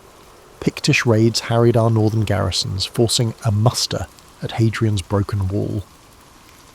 In frigid drizzle I marched alongside Lancelot, sharing campfire silence as men sharpened sea-axe blades. On the eve of engagement, he finally spoke. "My loyalty is yours," he whispered, his voice as raw as peat smoke. I wished he had said affection or even desire, words that might name the shadow between us. Instead, loyalty, that slippery coin, rolled into darkness. Battle against the Picts proved brutal but brief. Their skirmishers scattered after our heavy horse flanked them through misty birch copses. The victory did not alleviate my emotions. On return I found Gwenhwyfar pale and fevered. She had miscarried, a secret child I'd never known she carried. Grief welded us strangely. We wept together beneath quilts while rain scratched the shutters like quills scripting tragedy. Suspicion for a while drowned beneath shared loss. Court, however, has no patience for the private mourning. Accusers soon hissed that the lost babe bore not Pendragon blood but Lancelot's. In fury I convened a closed tribunal, Gawain, Morgan, and Dame Rhiannon as adjudicators. Evidence proved vaporous, testimony coloured by envy. The panel dismissed charges, yet acquittal cannot erase insinuation. Lancelot requested leave for solitary penance. Gwenhwyfar prayed daily in the chapel's darkest niche. A hairline crack in the kingdom's foundation spread like frost under paint. Politics sensed weakness. Mordred, my nephew fostered at court, began cultivating malcontents, dispossessed barons and debt-burdened merchants. His rhetoric skewered my egalitarian reforms. Arthur feeds peasants but starves chivalry. Listening from behind a tapestry, I recognised hunger in his tone, not for justice but for my throne. Betrayal by blood weighed heavier than adultery's rumour. Yet I hesitated. Public reprimand might martyr him. I sought Merlin's counsel at midnight under a sky brazed by aurora. He traced constellations in the frost on the parapet. "A king must prune to save the orchard," he said, "but not all blossoms you sever are weeds." His riddles, once charming, now exhausted me. I snapped, speak plainly." He touched my shoulder, weightless, pitying. "Find the true root," he answered, "or rot will claim trunk and fruit alike." The next day I ordered a tournament to channel courtly aggression. Jousts clanged, banners snapped, and the populace roared approval. Lancelot, newly returned, unseated every challenger until only Mordred remained. Their final pass ended in a splintering collision. Mordred toppled, Lancelot's lance buried in turf. Cheers erupted, but Mordred rose grinning, blood on his lip. "Behold your champion," he called to the stands, "friend to queen and king alike." Applause faltered. Suspicion rekindled. The acclaim seemed to exile Lancelot as he bowed stiffly and left the field. That evening I stared into a silver basin, watching torchlight ripple across water like molten doubt. Choices presented themselves like duelists: expose the affair and risk civil fracture, swallow pride and risk moral decay, or punish rumour and risk tyranny. None felt royal, all felt human. In the end I chose delay, believing time could cauterize wounds. History would call that indecision. Yet in that moment I was still the boy of 17, a crown too big, calculating that love, even bruised, was lighter to bear than bloodshed. I clasped the circlet, straightened my spine, and prepared for whatever scabbard destiny would draw next. Not every saga of rule is wrought in steel. Many unfold in barley. 3 summers after the Pictish affair, drought crisped the Midlands. Streams shrank to pebble staircases, and sheep nibbled dust. My granary ledgers bled red ink. Famine is a slower blade than war, but kills as surely. I summoned economists, though we lacked that word, for emergency counsel. Gawain, pragmatic as ever, advised seizing surplus from hoarding barons. Gwen Wyfar proposed seed grants and communal mills. Lancelot, recently returned from self-imposed exile, offered to escort relief convoys. Amid logistical squabbling, a monk named Galen arrived bearing tales of a relic, a chalice reputed to refill inexhaustibly, a grail. He claimed it lay hidden in the ruined valley of Anar, guarded by faith rather than fortification. Hungry people, overhearing, seized upon myth, the way parched lips cling to dream water. Soon pilgrims clogged crossroads, abandoning ploughs and plumb lines to search holy gullies. Grain yields plummeted further. I recognized danger. Scarcity breeds credulity. Credulity begets chaos. Yet I also recognized narrative power. Merlin once said stories are scaffolds humans climb to reach outcomes reason alone cannot fetch. So I sanctioned an exploratory quest, not to chase miracles but to restore focus. Lancelot would lead, Galen would guide, I would underwrite supplies. Behind closed doors I told them, return with truth, not talisman. Truth sells dearer in famine. They departed in midsummer while I remained to wrestle spreadsheets of oats versus population. I dispatched riders to confiscate hoards at cost plus 10%, a fair premium. Barons balked, K enforced, wagons rolled. At night I walked incognito through village alehouses, listening to whispers. Some cursed me as a grain thief.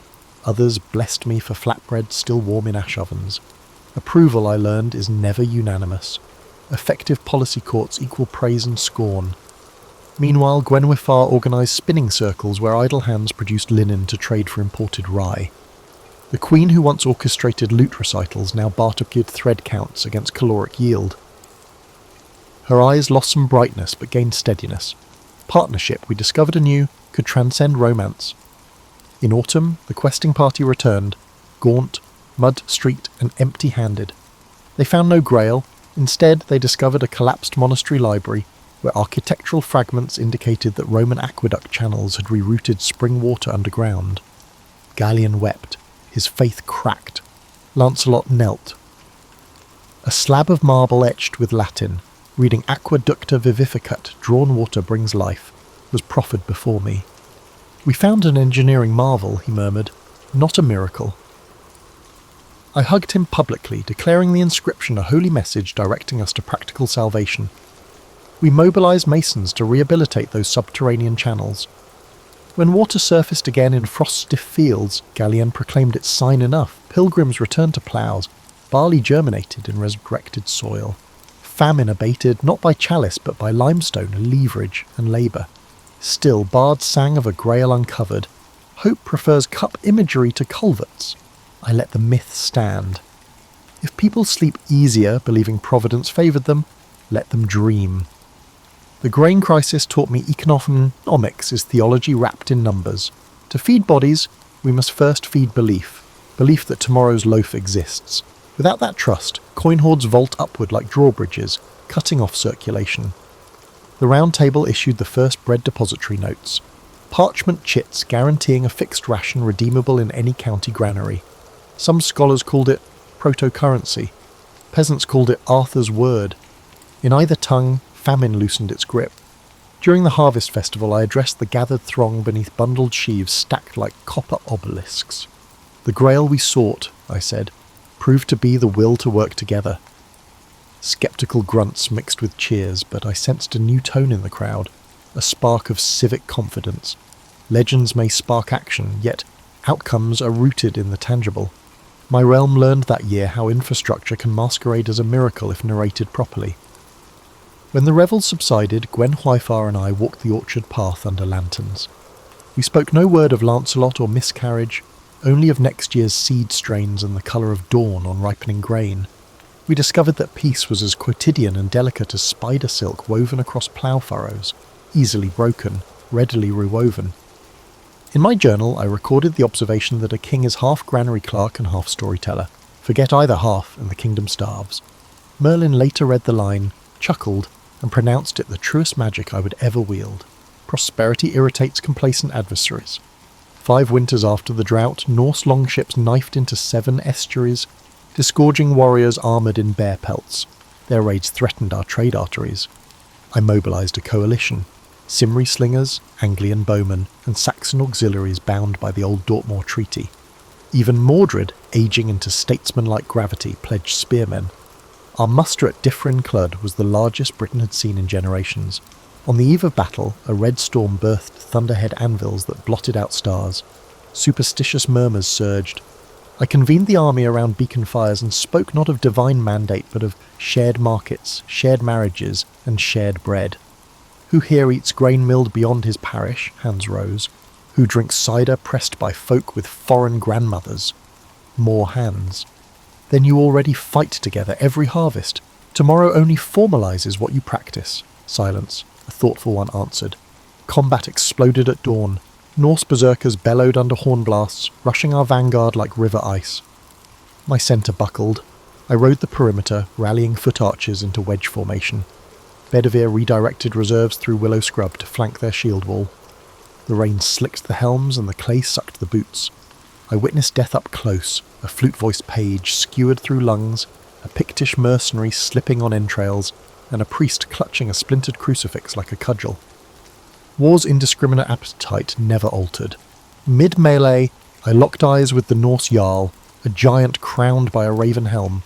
He charged, axe screeching against my shield, driving me backwards until Excalibur caught the haft and sheared it. Sparks showered, his helm skewed, exposing startled blue irises. Before I could finish, a Saxon ally intercepted with a spear thrust. The Jarl fell. Victory pivoted in that flicker, a coalition's blade saving a king who once viewed Saxons only as foemen. Irony tastes metallic indeed. By dusk, the surviving enemies fled toward the surf, leaving behind a silence filled with death. Our dead lay interlaced, no regard for ethnicity, just stillness. I ordered a shared burial mound, no segregation by tribe, and inscribed a lintel. They sowed defence, we reap tomorrow. Some scoffed at the sentimentality, yet I needed living minds to remember costs. That night, huddled under rain-patched canvas, I felt an old wound near my ribs throb like a metronome. Gwen Hwyfar sat beside me, her hand steadying the poultice. We said little, understanding conversation would garnish exhaustion with regret. Out beyond tent walls, bards tuned lyres to weave victory into oral tapestry before grief cooled. Legend works fastest on fresh blood. Mordred approached at dawn, helmet under arm, expression unreadable. He congratulated me, yet something in his posture, too straight, too silent, troubled me. Rumour later whispered he coveted the admiration my battlefield survival commanded. I made a mental note. Watch the nephew whose smile revealed more teeth than warmth. We returned to Camelot trailing wagons of wounded. Cheers greeted us, but eyes quickly flicked to casualty carts. Triumphs age rapidly when widows count absences. I declared a fortnight of mourning before any celebration, and the court accepted this decision. However, merchants were concerned about the potential loss of revenue. In council, we moved to fortify estuary beacons, create river patrols, and negotiate neutrality pacts with Danish settlements. Strategy matured. Not conquer, but discourage. The kingdom's fabric, now densely woven, discouraged single-thread repairs. Weeks later, Merlin, gaunt, cough-ridden, visited my solar. He traced campaign maps with a shaking finger, pronouncing the realm near its zenith. I asked, "What follows zenith?" He answered, "Shadow, unless vigilance burns like a second dawn." He then placed a raven feather on my desk. "Ravens remember kindness but feast on complacency," he said, departing before I framed a response. I stared long at that feather. Had complacency already nested in my council? Mordred's stiff congratulations replayed. Gwen Hwyfar's lingering sadness remained unresolved. Lancelot's loyalty persisted, yet felt fragile. Victory, paradoxically, highlighted the fractures that success had only partially sealed. Victory, similar to forged steel, is hard yet susceptible to hidden cracks caused by the quenching process. Still, I slept that night, content that the realm endured. On the window ledge, the raven feather quivered in the breeze. I dreamt I planted it in soil, and it sprouted into a black-leaved tree, casting complicated shade. When I woke, dawn pulled gold on the horizon, indifferent yet generous. The kingdom breathed for now. Peace unravelled 3 years later, not by foreign sail, but by domestic ambition. Mordred, bolstered by disaffected nobles and whispers of my failing vigour, declared the realm should move from sentimental roundness to firm straight lines. His manifestos, crisp vellum, gold ink, decried my tolerance as weakness and my mixed counsels as corruption of lineage. Older knights shrugged, younger captains listened. Momentum tilts kingdoms. I confronted Mordred in the council hall. The air smelled of damp rushes and old tallow. He argued succession law, claiming Pendragon blood entitled him to regency, while I convalesced from battle fatigue. My anger sharpened my voice, leading me to label him as an oathbreaker. Yet I hesitated to order an arrest. Family and precedent tangled my judgment. That hesitation granted him nightfall to abscond north with 300 lancers, the treasury's reserve gold, and a captive, Gwen Hwyfar. The pursuit culminated at Camlan's mist-shrouded plain.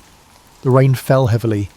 Our armies formed up under a slate sky, transforming the round table ideal into a geometric horror. Before the charge, I attempted parley. I offered exile and a stipend in Armorica. Mordred laughed, calling me a relic. We clashed. Battle consumed vision and hearing until only pulse remained. I found Mordred amid briar thickets, red plumes soaked. Words failed. Swords spoke. His style mirrored mine, tempered by resentment. We traded blows until Excalibur cleaved his shield. He lunged at me, wielding iron in both fists, and stabbed my thigh. Pain detonated behind my eyes, but I pivoted Excalibur upward into his cuirass. The sword lodged in bone, his breath exited like extinguished bellows. He whispered, "Round ends here," then collapsed, pulling my balance with him. I tore the blade free, but I staggered as my thigh wound gushed warmth into the mud. Chaos ebbed by dusk. Both armies, leaderless, withdrew in wounded whimpers. I lay under thorny hawthorn, rain stinging the wound. Gwen Hwyfar found me hours later, face streaked with ash. She pressed linen, tears mixing with blood. Lights blurred, her voice sounded like surf on a distant shore. I felt softness, perhaps Lancelot's cloak cover me. Someone wept the old Breton lament reserved for harvest deaths. They ferried me to Avalon's marshy isle, accompanied by Merlin and 3 cloaked priestesses. Night herons shrieked overhead. In a reed-roofed hospice I hovered between sleep and echo. Merlin murmured, "Kings do not die, they redistribute into stories."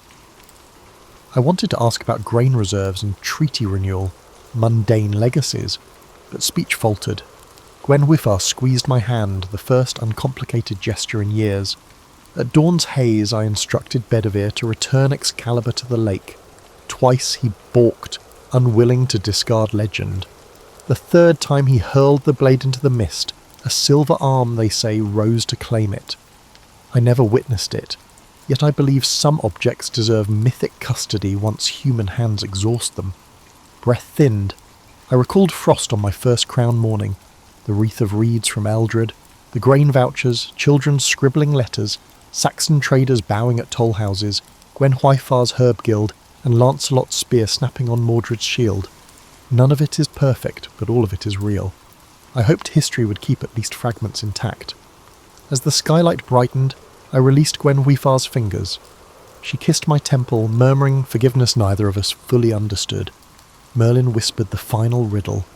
The once and future king, not a promise of bodily return, but a warning that any generation may need to wear responsibility anew.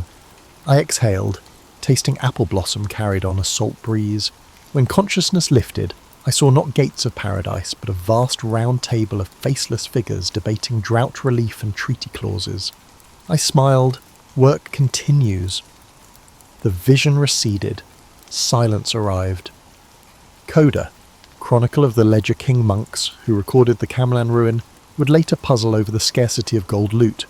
Gwen Hwyfar had secretly donated treasury bars to rebuild the hamlets that had been displaced. Lancelot vanished into hermitage, copying agricultural treatises for posterity. The Round Table burned in a later siege, yet charcoal shards discovered centuries later bore scratches of early property law. Legends took shape in other places, transforming my identity into a romantic ideal. That is acceptable. Let songbirds have the shiny fragments while archivists hold the ledgers. If you, ambitious reader, seek guidance from my experiences, consider this. Kingship, parenting, project management, marriage, and citizenship all require a similar approach. Knees unlocked, centre of gravity forward, one question always ahead. What does the next dawn require? Ask it each morning, crown or no crown. Then lift whatever sword, ledger or ladle the work demands, and remember grain sometimes matters more than grails. The American Civil War didn't happen overnight. It was the result of tensions that had been building for decades. Tensions rooted in profound differences between the North and South. At the heart of it all was the issue of slavery. In the South, slavery wasn't just an institution, it was their economy. Cotton fields stretched as far as the eye could see, and the labour of enslaved people made the South incredibly wealthy. But it came at an unbearable cost. The humanity of millions denied, their voices silenced. In the North, things were changing. The Industrial Revolution was taking hold, and with it came growing calls to abolish slavery. People were starting to speak out more, questioning how a nation built on the idea of liberty could allow such a system to exist. This wasn't just a difference of opinion, it was a clash of values, one that only grew louder as time went on. Then there was the question of states' rights. Southern leaders believed they had the right to govern themselves without interference, especially when it came to slavery. They feared that the federal government, growing stronger by the year, would strip them of their autonomy. On the other side, many in the North believed that a united country required a strong central government, one that could uphold the principles of freedom and equality. The country tried to hold itself together through compromise. The Missouri Compromise, the Compromise of 1850, these were like bandages on a wound that just wouldn't heal. Each new agreement seemed to deepen the mistrust between the North and South. By the 1850s, things were nearing a breaking point. Laws like the Fugitive Slave Act demanded that even people in free states help capture runaway slaves, and that outraged abolitionists. Books like Harriet Beecher Stowe's Uncle Tom's Cabin brought the horrors of slavery to light, stirring emotions on both sides. Then came politics. The Republican Party was formed, with a platform that directly opposed the expansion of slavery. When Abraham Lincoln was elected president in 1860, it was the final straw for the South. His victory wasn't just a political loss, it felt like a direct threat to their way of life. Southern states began to secede from the Union, forming the Confederate States of America, and just like that, the country reached its breaking point. The differences that had been simmering for so long finally boiled over, leading to a conflict that would redefine what it meant to be an American. As you think about these divisions, take a deep breath.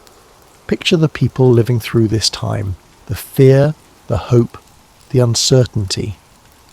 Let the weight of their struggles soften as you relax, knowing that history is full of lessons about resilience, progress, and the power of moving forward.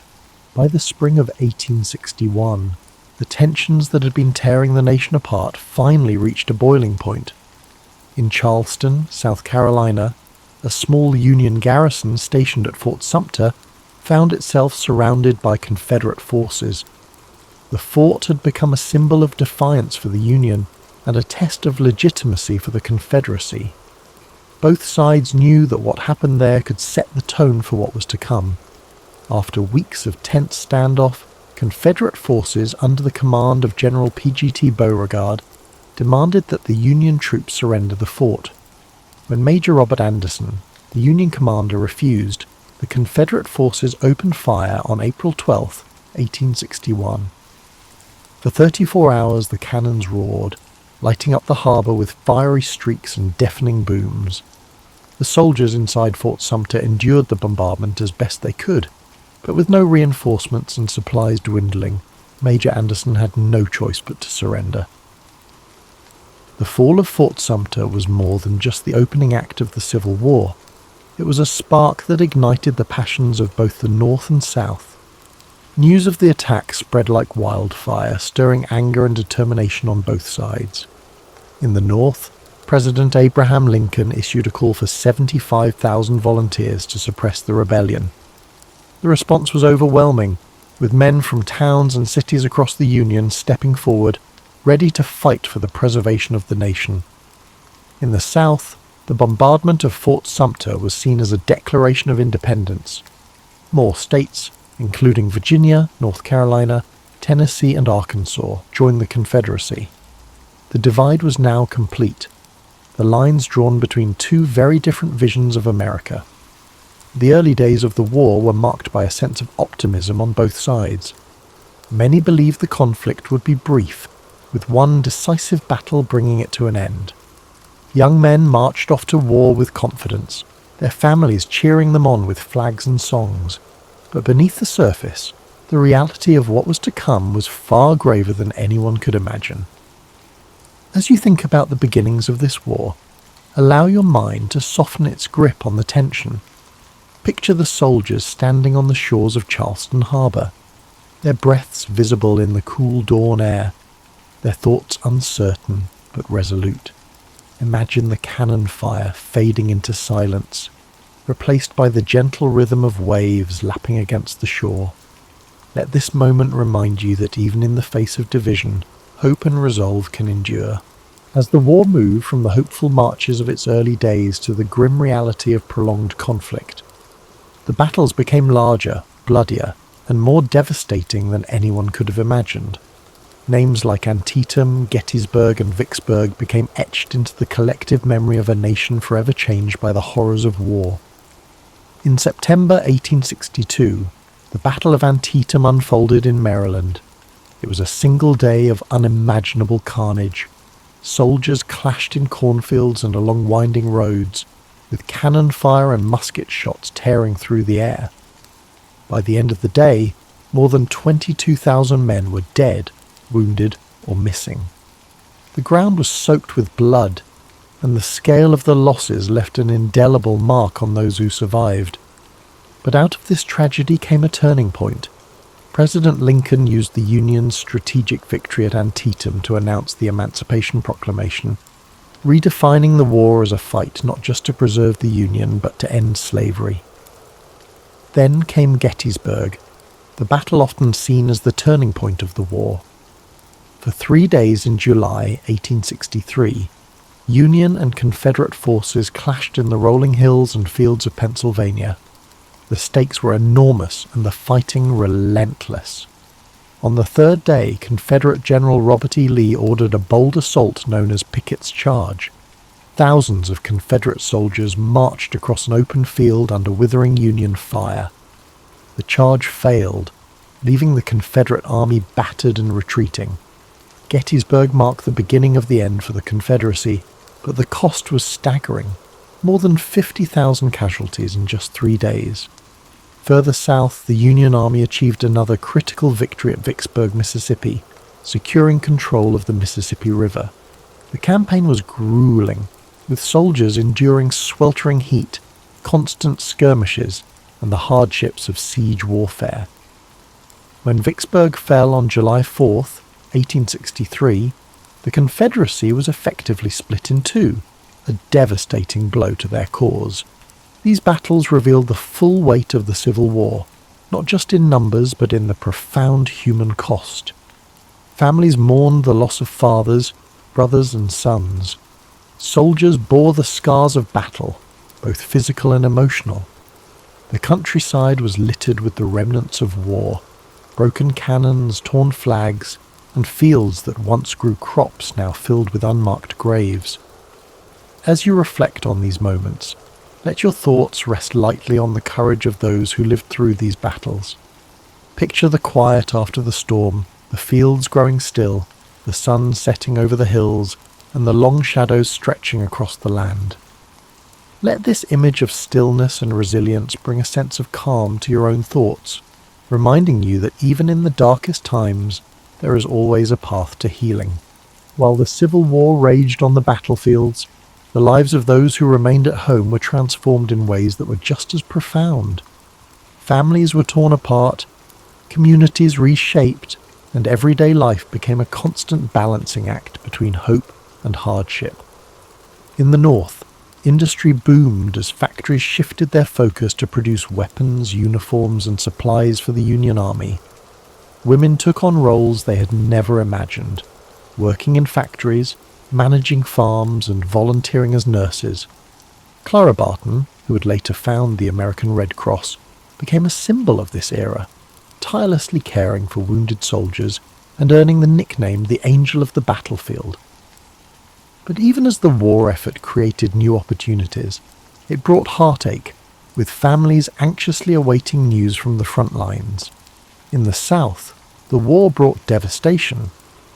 Cities like Atlanta and Richmond were transformed into hubs of Confederate military activity, but as Union forces advanced, they left a trail of destruction in their wake. Fields that once grew cotton and tobacco now stood fallow or burned. With so many men away fighting, women and children were left to manage farms, often without the resources they needed. Food shortages became common, and Confederate currency quickly lost its value, plunging families into poverty. Both sides experienced the emotional toll of war. Letters became lifelines, offering glimpses of love, worry, and resilience. Soldiers wrote about the hardships they faced, while their families wrote back with words of encouragement and longing. These letters carried the weight of entire relationships, connecting lives separated by hundreds of miles. In addition to the physical and emotional struggles, the war also brought questions of identity and purpose. Enslaved people in the South began to seize opportunities for freedom as Union forces advanced. Some escaped to the North, while others joined the Union Army, fighting for their own liberation and the promise of a new life. The Emancipation Proclamation, announced in 1862, gave their efforts a powerful voice, transforming the war into a fight not just for unity but for justice. Amid all this upheaval, communities found moments of solace. Churches became places of gathering and prayer, offering comfort to those who had lost so much. Music, too, became a source of strength. Patriotic anthems, sorrowful ballads, and spirituals filled the air, reflecting the hopes and fears of a nation at war. As you reflect on the home front, allow yourself to feel the weight of these quiet acts of resilience. Picture a mother sewing by candlelight, her stitches steady even as her heart aches with worry, or a soldier reading a letter from home, finding strength in the words of love and hope. Let these moments of humanity remind you of the enduring power of connection, even in the face of immense challenge. By 1864, the Civil War had entered its 4th year. The hope for a quick resolution had long faded, replaced by the grim reality of a war that seemed to have no end. But momentum was beginning to shift. The Union, under new and determined leadership, launched a series of campaigns that would bring the war to a close, though not without immense sacrifice. General Ulysses S. Grant had risen to command the Union forces, bringing with him a relentless strategy of total war. Unlike his predecessors, Grant was willing to engage the Confederate armies directly, knowing that the Union's superior numbers and resources could eventually wear them down. His overland campaign in Virginia was brutal, with battles like the Wilderness and Cold Harbor leaving tens of thousands dead. Yet Grant pressed on, earning the nickname Unconditional Surrender for his unwavering resolve. In the Deep South, General William Tecumseh Sherman carried out his infamous March to the Sea, cutting a path of destruction from Atlanta to Savannah. Sherman's goal was to break the South's will to fight by targeting not just its armies, but its infrastructure and resources. Railroads were torn up, factories dismantled, and crops burned. The devastation was immense, but it succeeded in crippling the Confederacy's ability to sustain the war. As Union forces closed in, Confederate morale began to crumble. Desertions increased, supplies dwindled, and the reality of defeat loomed. In April 1865, General Robert E. Lee's Army of Northern Virginia, the backbone of the Confederate forces, found itself surrounded near the village of Appomattox Courthouse. With no hope of escape, Lee met with Grant to negotiate surrender.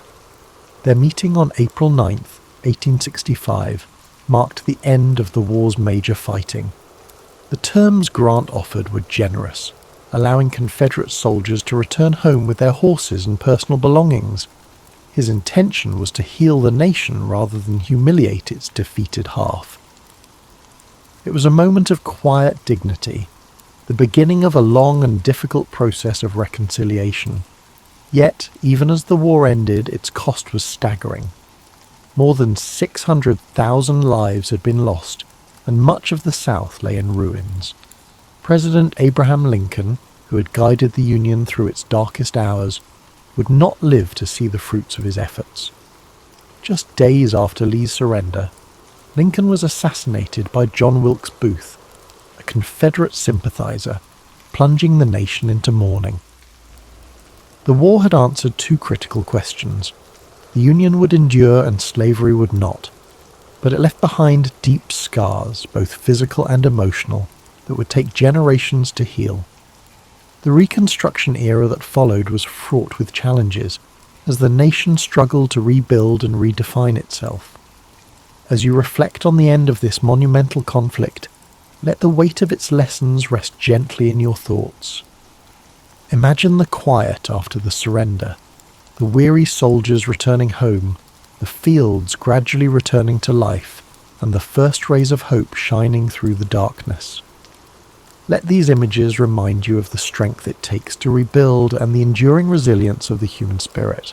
When the guns fell silent and the soldiers returned home, the United States was a changed nation. The Civil War had been a crucible, testing the very foundation of the country and reshaping its identity forever. Though the fighting was over, the legacy of this monumental conflict continued to echo through the generations, shaping the path forward for a fractured but hopeful nation. One of the most profound outcomes of the war was the abolition of slavery. The Emancipation Proclamation had begun this process, but it was the 13th Amendment, ratified in December 1865, that formally ended the institution that had defined so much of the nation's conflict. Millions of formerly enslaved people began new lives, but the road ahead was steep. The promises of freedom were met with resistance, and the Reconstruction era revealed just how deep the division still ran. The war also redefined the relationship between the states and the federal government. No longer would the question of secession hang over the Union. The victory of the North solidified the idea that the United States was not just a collection of states, but a single, indivisible nation. It was a hard-fought truth, one that cost countless lives but ultimately preserved the Union. Yet the scars of war were everywhere. the South faced immense physical and economic devastation. Cities had been reduced to rubble, and entire communities were struggling to rebuild. The loss of so many men left families broken and towns forever changed. Even in the North, where victory was celebrated, the weight of the sacrifices made was impossible to ignore. For the soldiers who fought, the war left an indelible mark. Some returned home to rebuild their lives, carrying memories of camaraderie and courage. Others bore wounds, both seen and unseen, that would shape the rest of their days. Memorials began to rise in towns across the country, honouring the fallen and reminding future generations of the cost of conflict. The Civil War also left a legacy of storytelling.